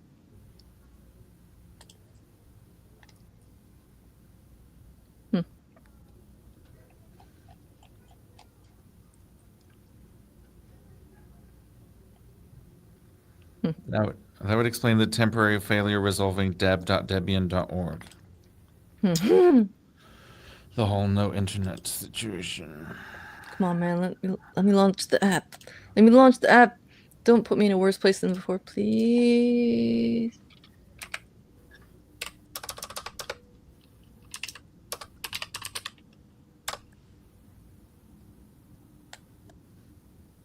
That would suck. But if that happens, then I'll just eject the micro SD card.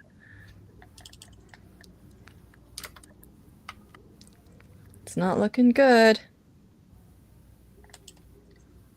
Come on, you can do it. You can do it. Probably. You can probably do it. Oof. Grim. Yes? Oh, Grim. Grim. My weird vowels again. Unless that was a joke. Maybe it was a joke. I don't know. If so, I missed it. So it goes. David Grimm. David Grimm. You're suddenly from... Oh, boy. You're suddenly from New Zealand.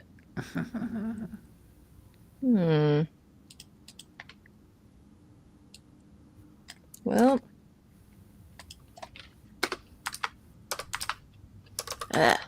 Oh, am I on... I'm on American now. Sonic Pie. I can do quotation marks the way I'm used to.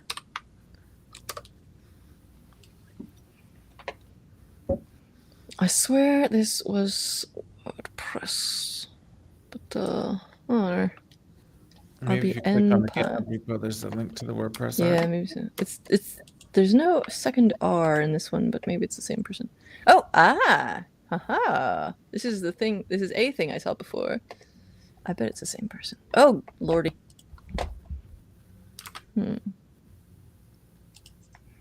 What if I put...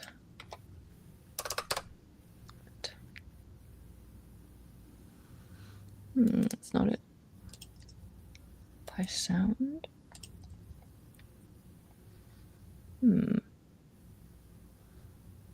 Is this recent?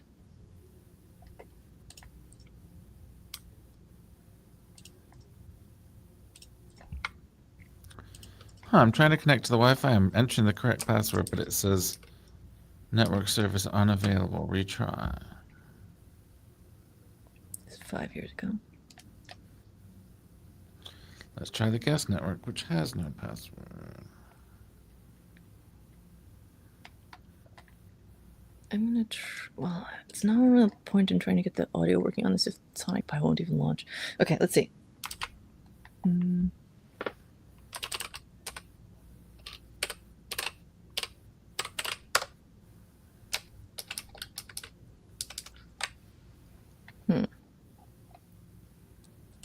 What if I just did this again? Maybe it would like me more. Woohoo, we got Wi-Fi. Who wants to use the camera? Who's doing this? I'm gonna try the app image thing again.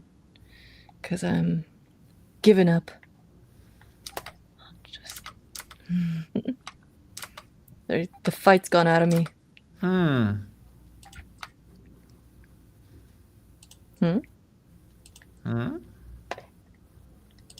There was a noise. What kind of noise? A noise you made. Like, Oh, I don't know. Legit. What was about that noise? time. That's me shaking my Huel. This is the adequate drink. All right, we have Wi-Fi. Let us return to the CLI. Okay.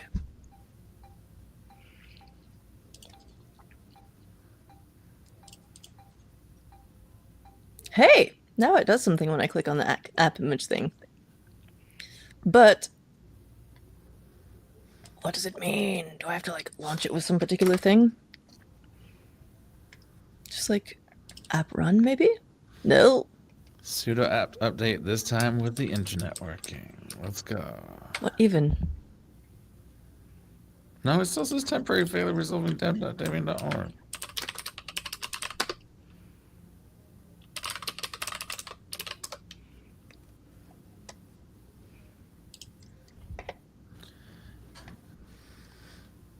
I do have to learn this horrible thing. Something. No, what David said earlier. Not sure what that is. What was that? In the comments, Niels, make it executable. Oh, yes! So, is that something where I gotta go and be like... chmod? Yeah. Okay. Oh, I can do that. Yeah. I'll have to recall what the freaking... Plus X or something. Oops. I know you can tab. Oh, I see. Lol. That's my fault. That was my fault. Okay. Chmod executable. Go away.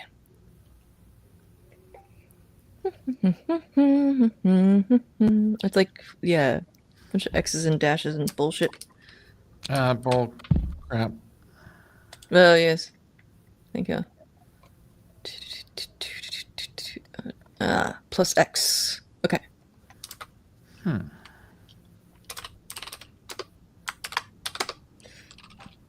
What's it called again? Sonic by something. There's two things with that name now. I'm going to delete this zip file. Just so there's not. Oh, they changed trash to wastebasket. It's because you got the English keyboard. No, this time it's the US one. I can do quotation marks again.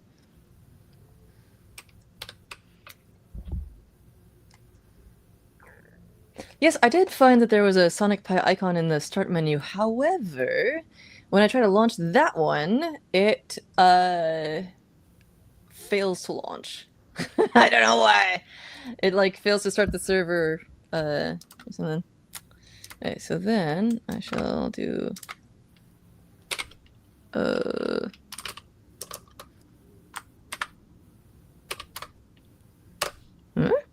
Hey, okay. Hey. Okay. This looks better. Yes. Yay. Okay, cool. Awesome. Haha. Now I'm gonna make this dark mode again. Oh, it's just so much easier to see. Ooh. Ooh. I don't know about that. I don't know about that either. Blue. For some reason, my brain is still liking the pink. I don't know. This seems familiar or something. Okay, so audio. Oh my god! Look at all these options. Oh my god! Oh my god! Oh my god! Do any of them make audio come out of the computer though? I'm so excited. We'll find out. We'll find out in a second. I'm gonna grab one of my scripts. This is so exciting. Oh my god. Okay. Maybe everything will suddenly be nice. The important message. What? Important update is that we have just eclipsed episode 12, which is 5 hours, 22 minutes, and 33 seconds. Although, wait, hang on a second. We didn't start on time. Wait. We didn't start on time. This might not be true. How long was that one? It's 5. We're at 5:22:33, but we've got to incorporate. We're at 5:18. Okay, yeah. On this one. Yep, sorry. I was just looking at the time, not the What was the previous one? 5:22:33. Oh, okay. Yeah. 4 minutes to go, and a little bit. 5 minutes. Okay, so save this. Alright, save it. Don't you die on. Oh, I gotta put a file name in. Lol. What is this? Simple dash ARP. Oops, that's okay. Okay. Moment of truth. Ooh. Oh, listen to that! Oh, I'm so happy. I'm so happy. This is the creep progression.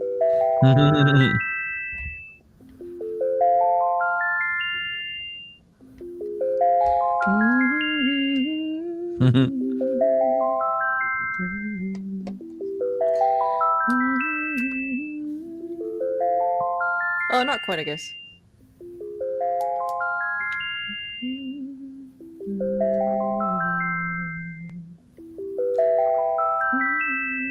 No, that's not quite. Anyway. I used to have a bunch of different art patterns in here.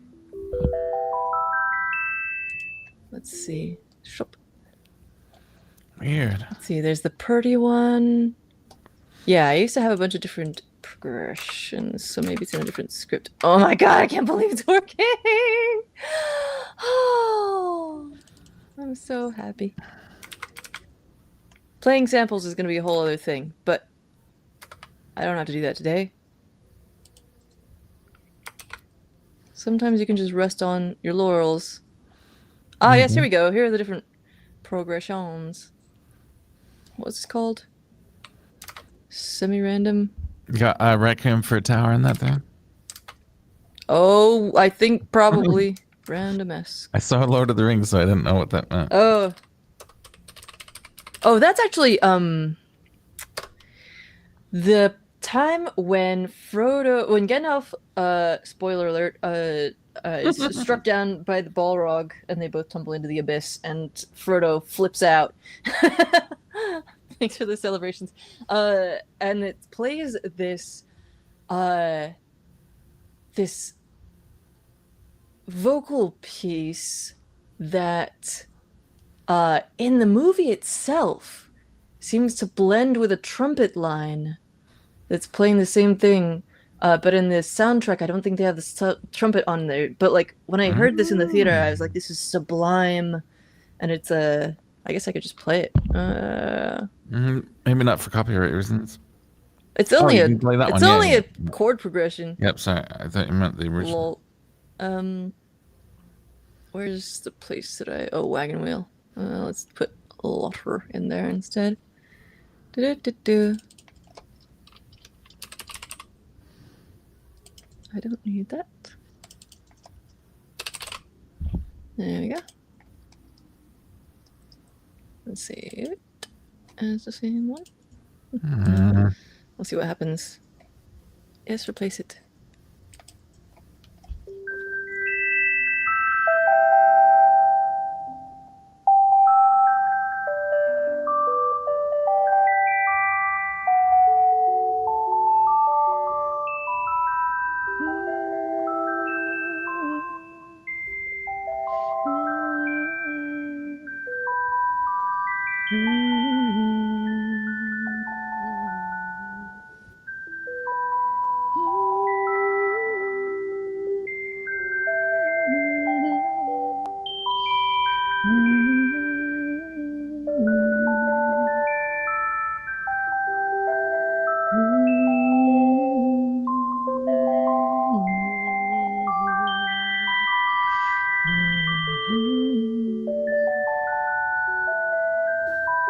Anyway,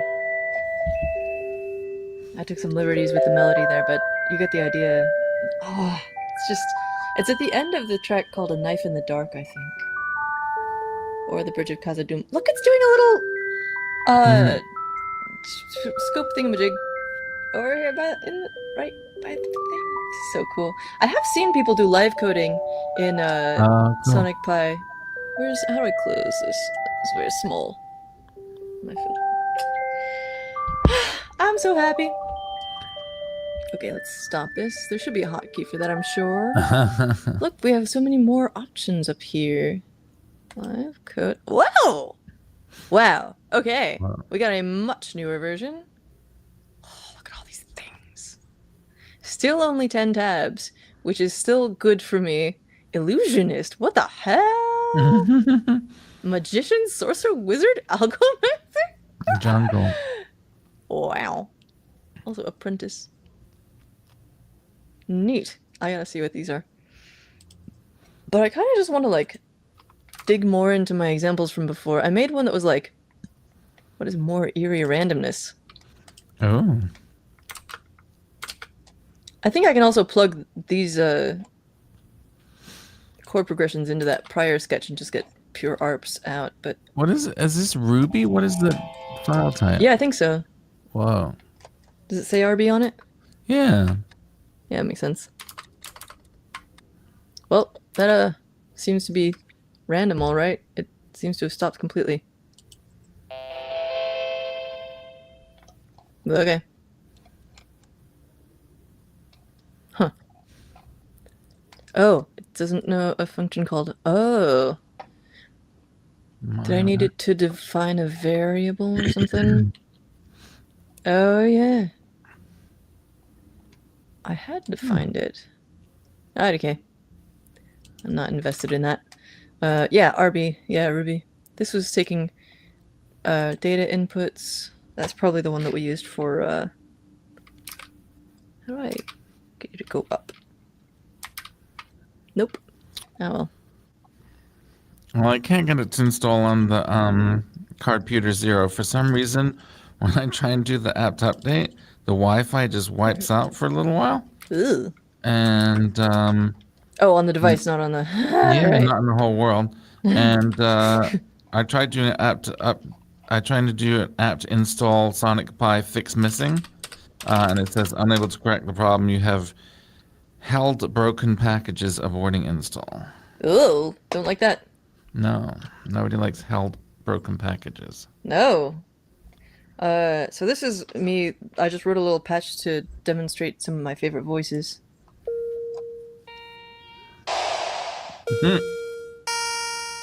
Ah, yes, Blade is the Vangelis voice. Ooh. These are fun.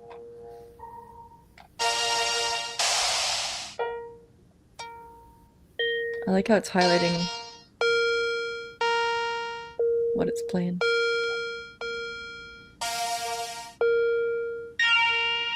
Neat. So I kind of liked the. What was the Blade one like again?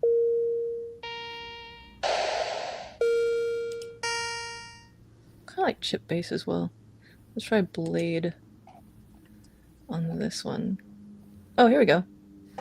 I even have it already saved as a little commented out piece of.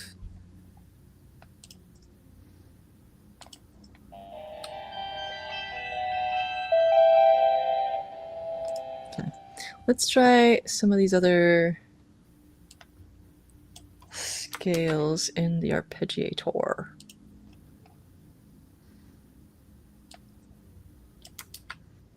There we go, and then we'll add some more of these progressions.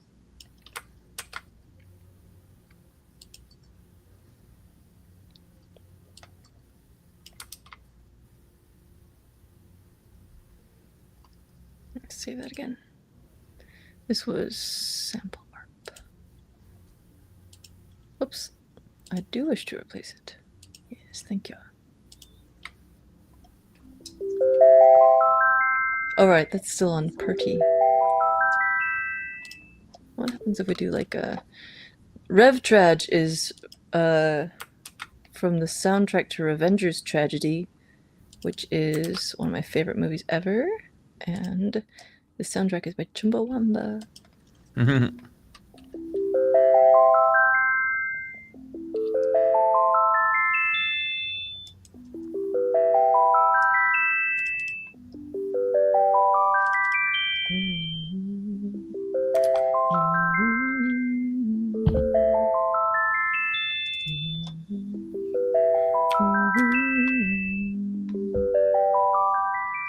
Oh man, I kind of like the whole thing of like humming along with the Sonic Pi, and then we've got one that sounds like Philip Glass.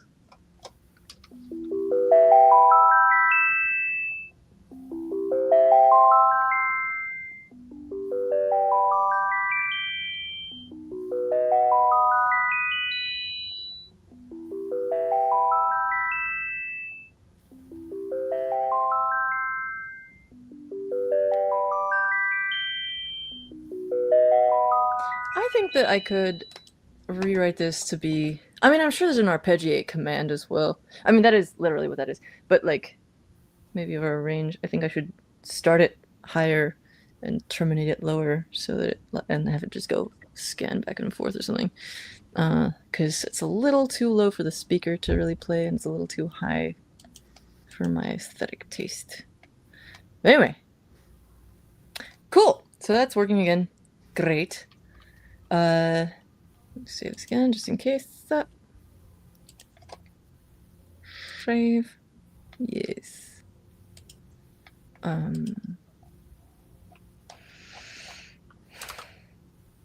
guess I'll start looking at how to maybe get samples in here. Sonic Pi, play sample. Good.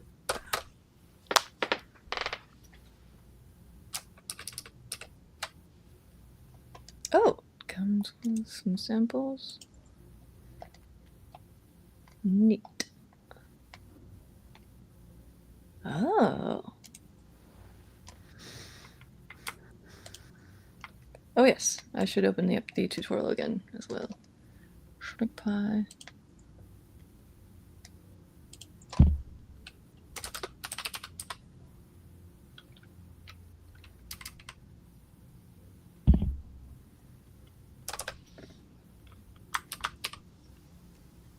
Dukes. There we go. Here we are. Here we go. Triggering samples. Splendid. Oh, you're making noises. I'm just paging through icons on the computer. Oh, Trying to restart. that's the future we were promised, where the computer interfaces make little beep boops when Would you interact remember with them. the absolutely brilliant noises that the computer advance makes, where it just does random little? I do not remember that. Oh yeah, I think it was the computer advance, but I have but the unfortunately, lowly original. But we put Bruce on the computer advance, so I'm not sure if it still does it. Well, let's find out. I'm assuming it's a firmware function, not a Bruce. Bruce. No sound out of that. Love an OS with a cool animal mascot. Other.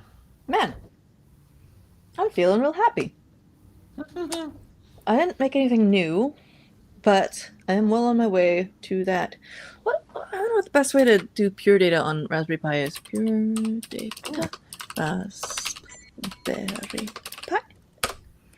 Because it does make sense to put it on Bella, but also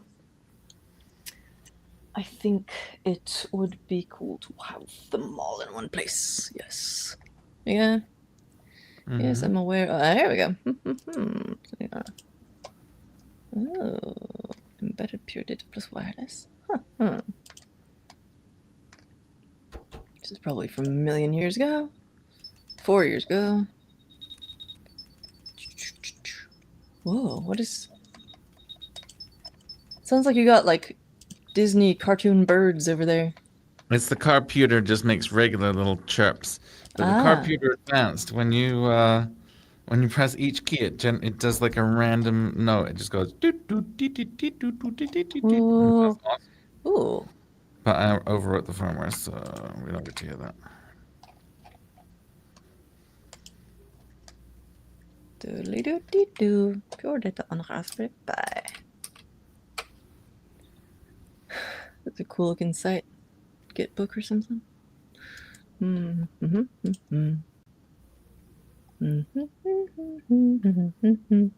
is this from? Doesn't say. Oh, maybe I can just go grab it. Oh.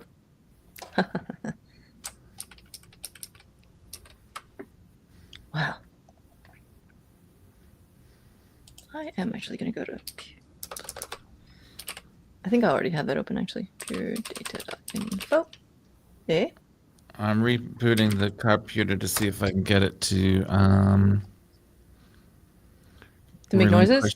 Eventually, but I just wanted to relinquish the lock on the app to update business real quick. I'm open. Oh, yeah. I think it's like just a file lock that restarting will make go away. Neat.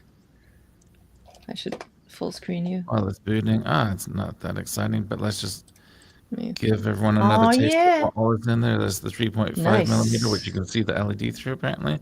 HDMI out. That's pretty cool. Grove port, USB out. Oh, yes. My favorite thing right here. Little lanyard. The lanyard thing. I really miss lanyard things. Yeah. Camera on the back, full documentation on the back. It's so fun. Lego Technic ports. Some people know. What? There's a whole ass Ethernet port on there. Oh, Yeah. this is. I'm gonna cry. This is so much better than my laptop port. I know. It's way more. It's got way more It's stuff got than so you many want. ports. Yeah. Ooh. Wait, that power switch is real nice too. Which power switch? Yeah, This it's one just up here? it looks really satisfying. Yeah, that's Is pretty it good. also translucent? The switch itself? Mm-hmm. I can't tell. If it is, it's not very translucent. Well, But either I've lost way, Wi-Fi. it's quite nice. My Wi-Fi's gone. Have you considered that you're sinning and maybe you should stop that, and that's why you're being punished? Nobody's ever gonna sponsor us. Let's see. She says, having already been sponsored thanks to you putting in the work on that. Yay! Let's see.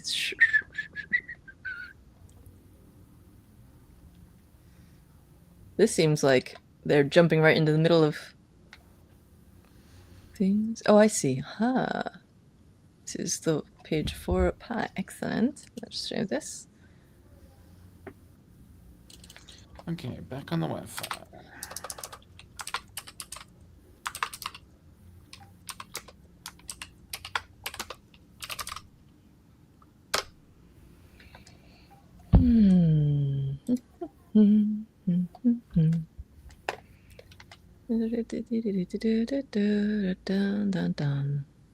Might be better to have a dedicated device for pure data, actually, if I want it to be robust. Fix IP. Oh, ho, ho, ho, ho, ho, ho, ho, ho. Huh. Interesting. Well, the cool thing about this is that I'm pretty sure that the key mod just acts as a Bluetooth keyboard, so we don't have to worry about this part, which is great. Linux Audio Wiki. Neat. Ah. Direct download, yes. Can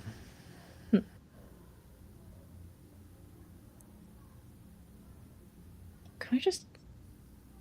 Oh, there was that, I'll review another thing from earlier, which was... Oh. I don't need that to be happening. Huh. They got something about Wayland up here. Oh, that's... I was thinking it was like a reference to Wayland Yutani, but I think that it's just referencing another thing that references Wayland Yutani. Okay. I think Wayland is the name of the desktop manager. Ah, there we go. Make me a new tab. Shift Control T. What kind of world is this? What am I doing? Oh yes. It was apt cache search, maybe. And then I was gonna look up pure data or PD. Oh, here we go. Ho ho ho. Sometimes I remember things, and it's great. I'll forget again by next time. Just install pure data. Neat. GUI.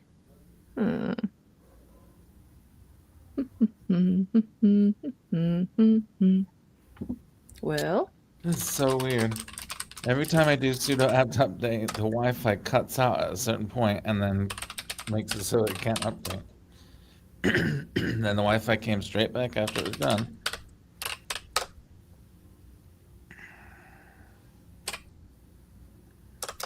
man, I suck at typing on this thing. The Raspberry Pi?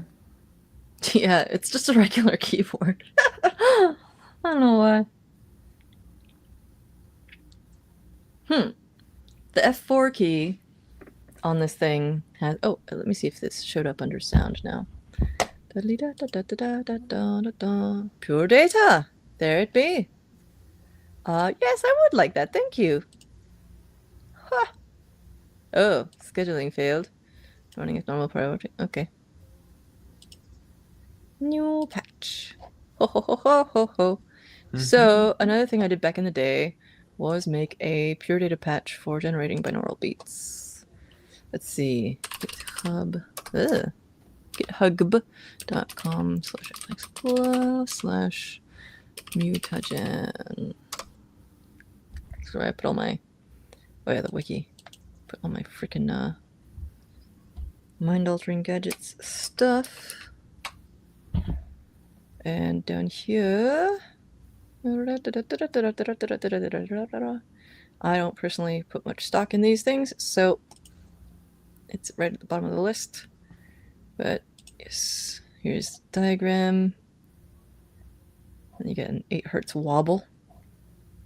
So I think is maybe in the middle of like beta wave territory. You can see how ancient this is by the aqua interface bits. 14 years ago. Wow. I think someone just walked over my grave. So, wow. Let's give it a cheeky download.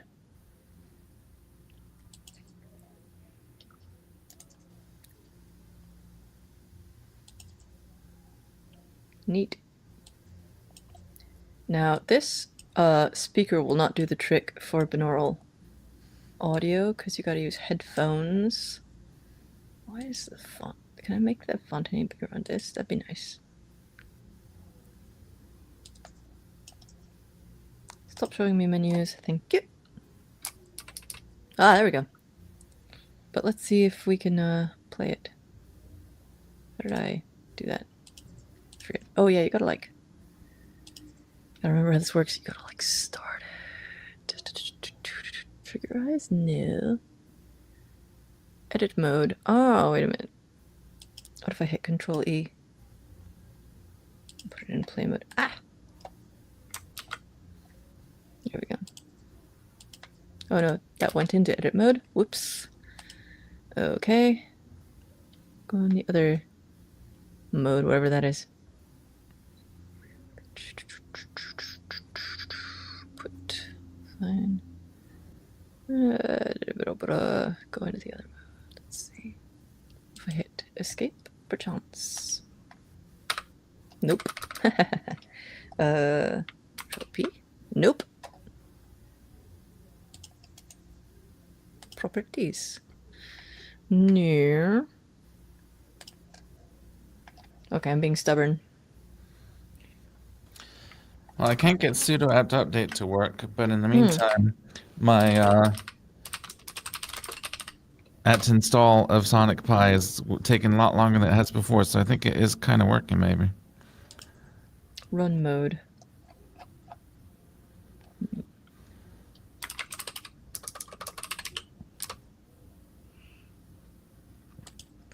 Pardon. Why is this happening? Oh. I would think that if...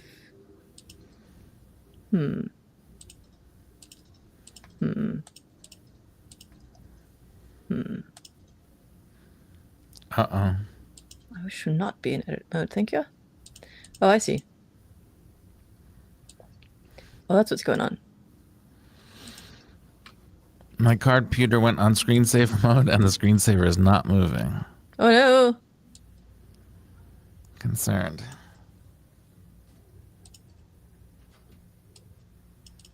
Doesn't seem to be doing anything. What's this 0 thingy? Oh, wait a minute.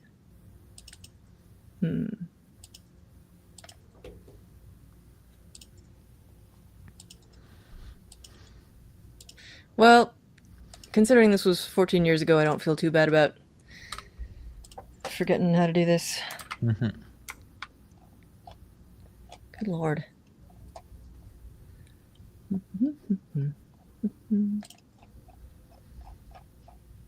it as far down as you're going to scroll? Okay.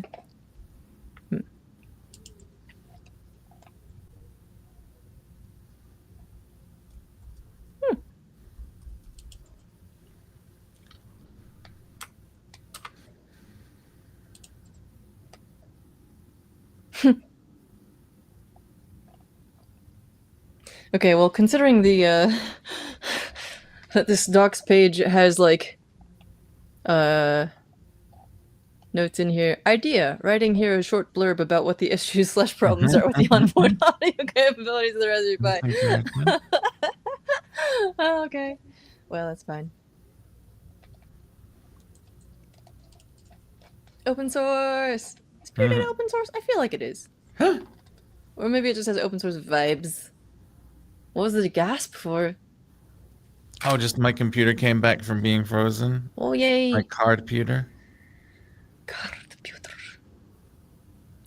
Okay. I guess I'll try and figure out why my pure data is. Oh, there's a also output error. There we go.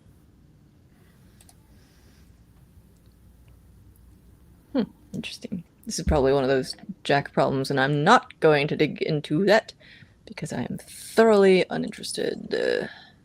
But I'm going to go play with Sonic Pi some more and try to pull a sample in. I've definitely dealt with ALSA before. I think that's like the mixer. Here we go. Yeah, it is. Yeah.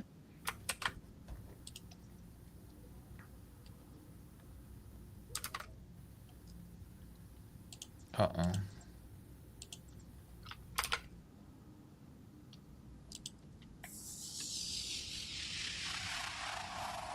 Oh, yeah. Whoa.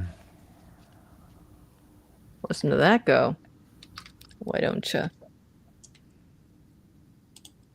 The volume. It's all, I think that's already at max volume. Oh, no. Go away. Info screen. Do not need you. Yeah, that's fine. What else we got?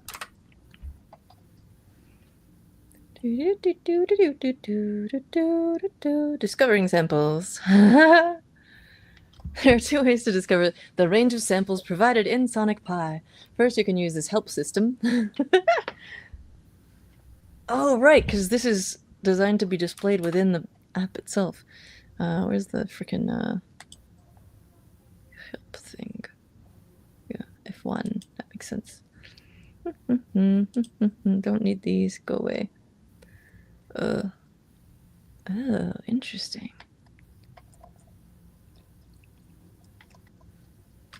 Can I just like... Yeah.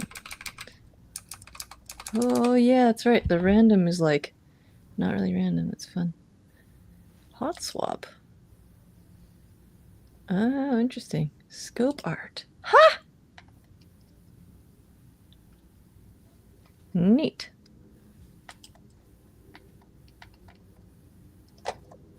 Open the scope and pick the Lissajou view.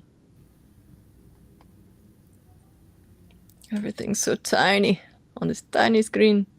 Visuals. Let's see, Lissajou. There we go. Ho ho ho ho! Okay. Left speaker moves the beam side. Oh yes, they're doing the thing! What's this called? Geraldine Fenderson. You know what I'm talking about? I do. Talking about Jerobim Fenderson. Oscilloscopemusic.com. There we go. I saw a talk by them at CC Camp Oh, cool. 2019 and got a license for their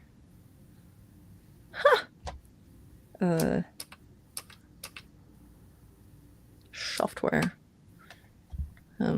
Wondering if it still works. Oscar Studio. Yeah. Man. Oh, they got Pure Data patches, of course. Yeah. Huh. Neat.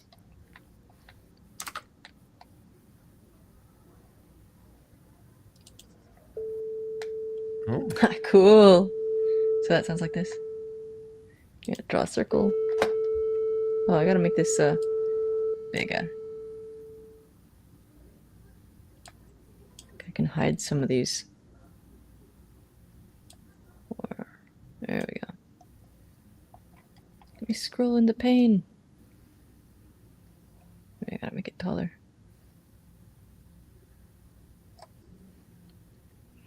I don't know that I can. Let's see.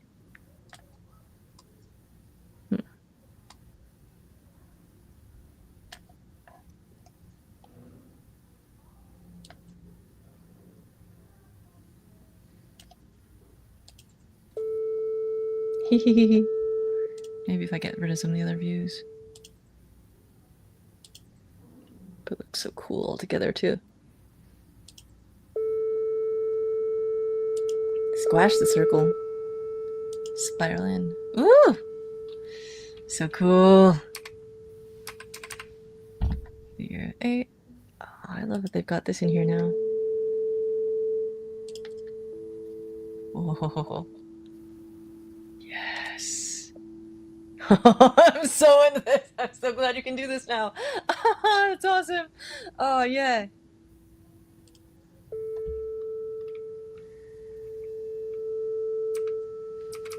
Every shape at once. Oh, yeah.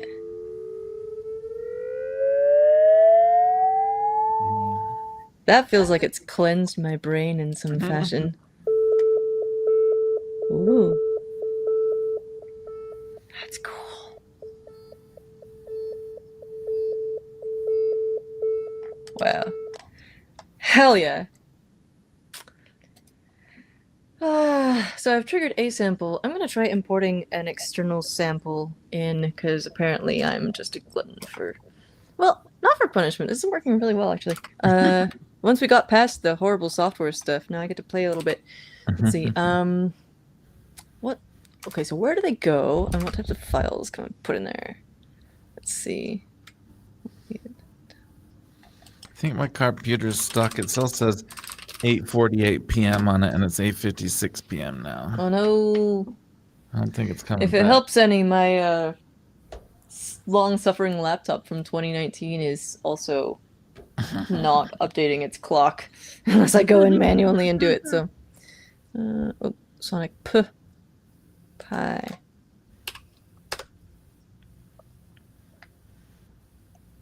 External samples. I think I already have this open somewhere, but whatever. Doop doop doop doo.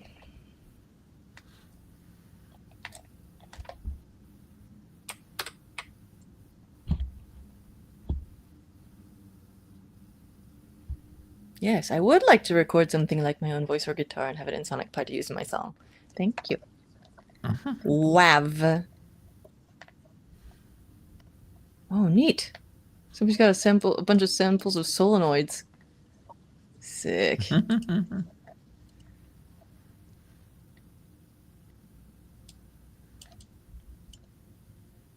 Sometimes computer is cool. You know? Mm-hmm.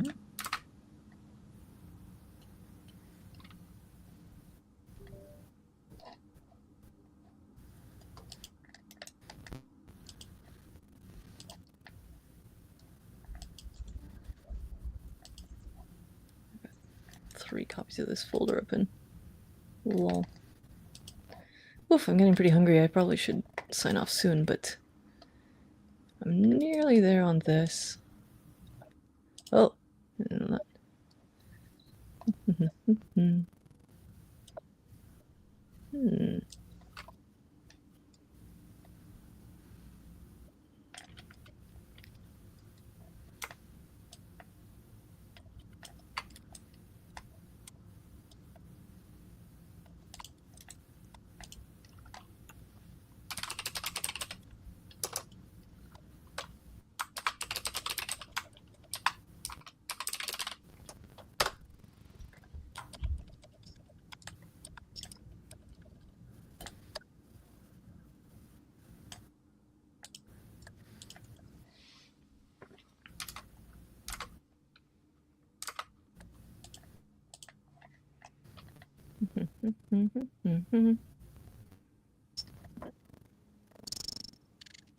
Whoa, what is that?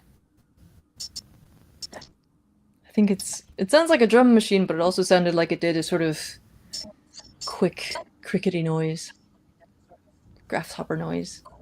Maybe like got roboed by the It's this because my Wi-Fi? Because my computer locked up, I decided to go back to the spoke, and I'm playing around with the Oh yeah.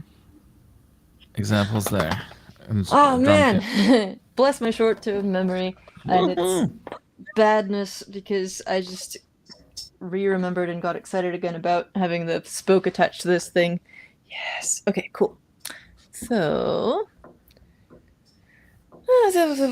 Oh man, my energy suddenly just crashed. But I'm gonna... Okay, I'm nearly there. Okay. Let's see.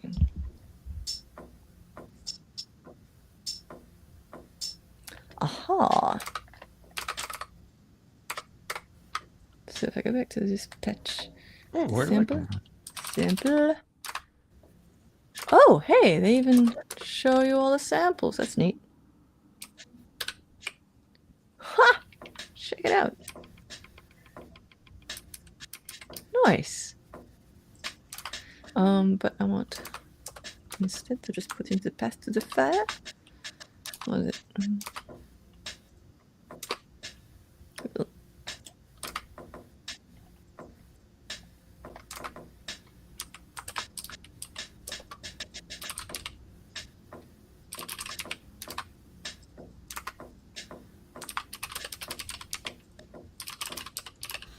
And so on.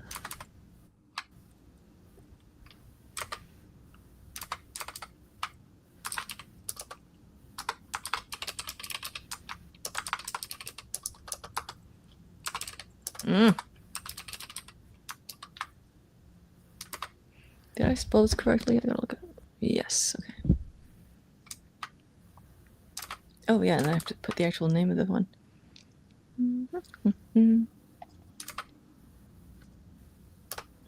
Slash.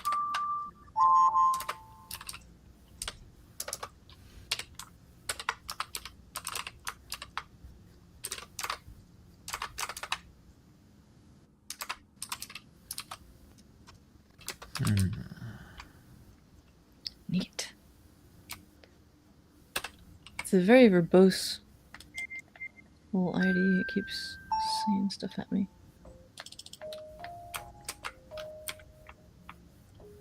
Oh, interesting. Huh. Haruki's doing stuff. That's very pretty.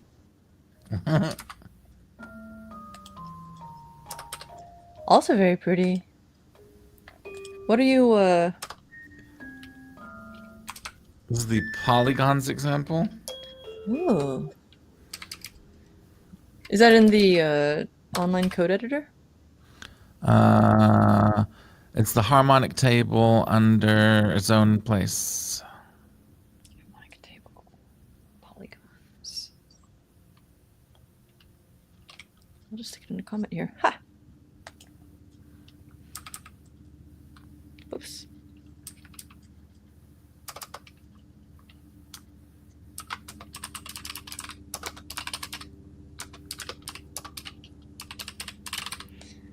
When you say, so are you like in the online code editor, or are you doing something? Oh yeah, I mean I'm in the yeah. Code There's a thing called and if you click on play, there's things like the playground and the code playground, the audio playground, and then a separate thing is the harmonic table is what I was looking at. Oh yeah. The thing with the hexagons, which befits your background here. Okay, I'm gonna see how this works. Loading external samples. 2 devices connected. What is happening? Oh, that's right. This lunar lander takes a while. Lol.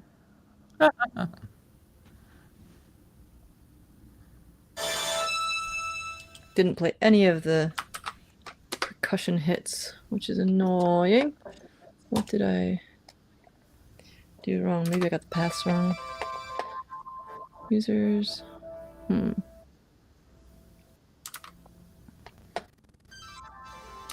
Yeah, I don't think that is correct for the file path.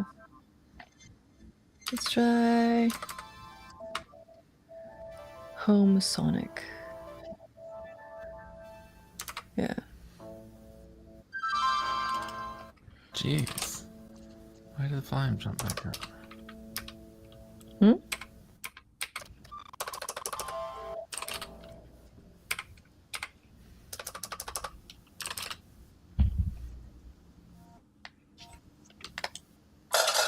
Nice! Cool. Great. What was that? Pardon me. It was, let's see, play dash samples. It was just a little patch showing how to load and play external samples, which was a big part of the remaining part of my quandary. Oh, it's 5:59. We're almost at 6 hours. I don't know about you, but my brain is about leaking out my ears, and my eyes are gonna need I'm way past that. to be immersed in pools of sacred water for a week. But oh boy. Anyway, once I remember how to blink again, we'll get there. I promise I'm not as I look like a sad orphan child. But I'm very happy. And we've been doing awesome stuff, and someday I will sleep again. Oh boy. I'm gonna go faceplant. Anyway, thank you everyone for joining us for 6 hours of this episode of Did we get to Dayglow. 6? Did we get to 6? We did. 60056. Okay, good. Yes, there's almost an extra minute. We now have an extra 6 hours and 1 minute. Thank you for edit it down. I can't believe you hung out for as long as you did. But anyway, Especially... I was just to say, Tyeth is in a time zone well beyond ours, so that's crazy. Wow, where is Tyeth? I don't know if we wanted ducks. Okay, well, right, yeah. Fair, yeah. I was thinking like continent type, but that's no worries. Anyway, if people are curious, this is the thing I was doing. I don't know if I had that on the screen at the time. Anyway, lots of really cool stuff on there. I'm excited about the Lissajou figures and oscilloscope art. As mentioned before, go look at the doc, the shared info doc, if you wish to find links or other info on the stuff that we did here today. And follow hashtag Dayglow Show on Mastodon, Blue Sky, and wherever else you get your, your content piped into your brain directly through the ether. Anything to throw in there, David? I guess I'll go through our links again real quick. We've also got Dayglow.show. It's got links to both of our channels and newsletters and all that good stuff, and this lovely little interface that David built. Spokeboard. Go check out the Spokeboard. It's real cool, and the documentation is great, and you can make cool sounds and stuff. And then go look at the Open Interface Key mod, which they've just launched. Very cool. Already up to almost $5,400. Very nice. Wow. Yeah, check it out. Open Book Touch. Very exciting. Got extended. Got 3 more backers. 13 days left. Wafer Space is doing their next Open Silicon run thing. Unsurprisingly, it hasn't gone up much from 4 backers, but it's got 4 months left, so very cool. Bye, Niels. Thanks for the help with the computer things that I hated. That's so great. Tune in on August 27th at 11 a.m. Pacific / 6 p.m. UTC for my little slot on NAMM Fest. Support Fediverse and indie artists. We'll both be at Maker Faire Bay Area, September 25th to 27th. Then there's also tickets open now for ShupaCon. Actually, ShupaCon. Where actually is, or what are the dates on this? It's the second week of November. Yeah, 6th through 8th of November. And the CFP is still open for another week, I think, until Wednesday. Whatever the 26th is of August. Yeah, stay tuned for more cool stuff from us and stuff. Yeah, there we go. All right, David? Yeah, I think you nailed it. Nothing to add. Yeah. All right, hack on, everybody.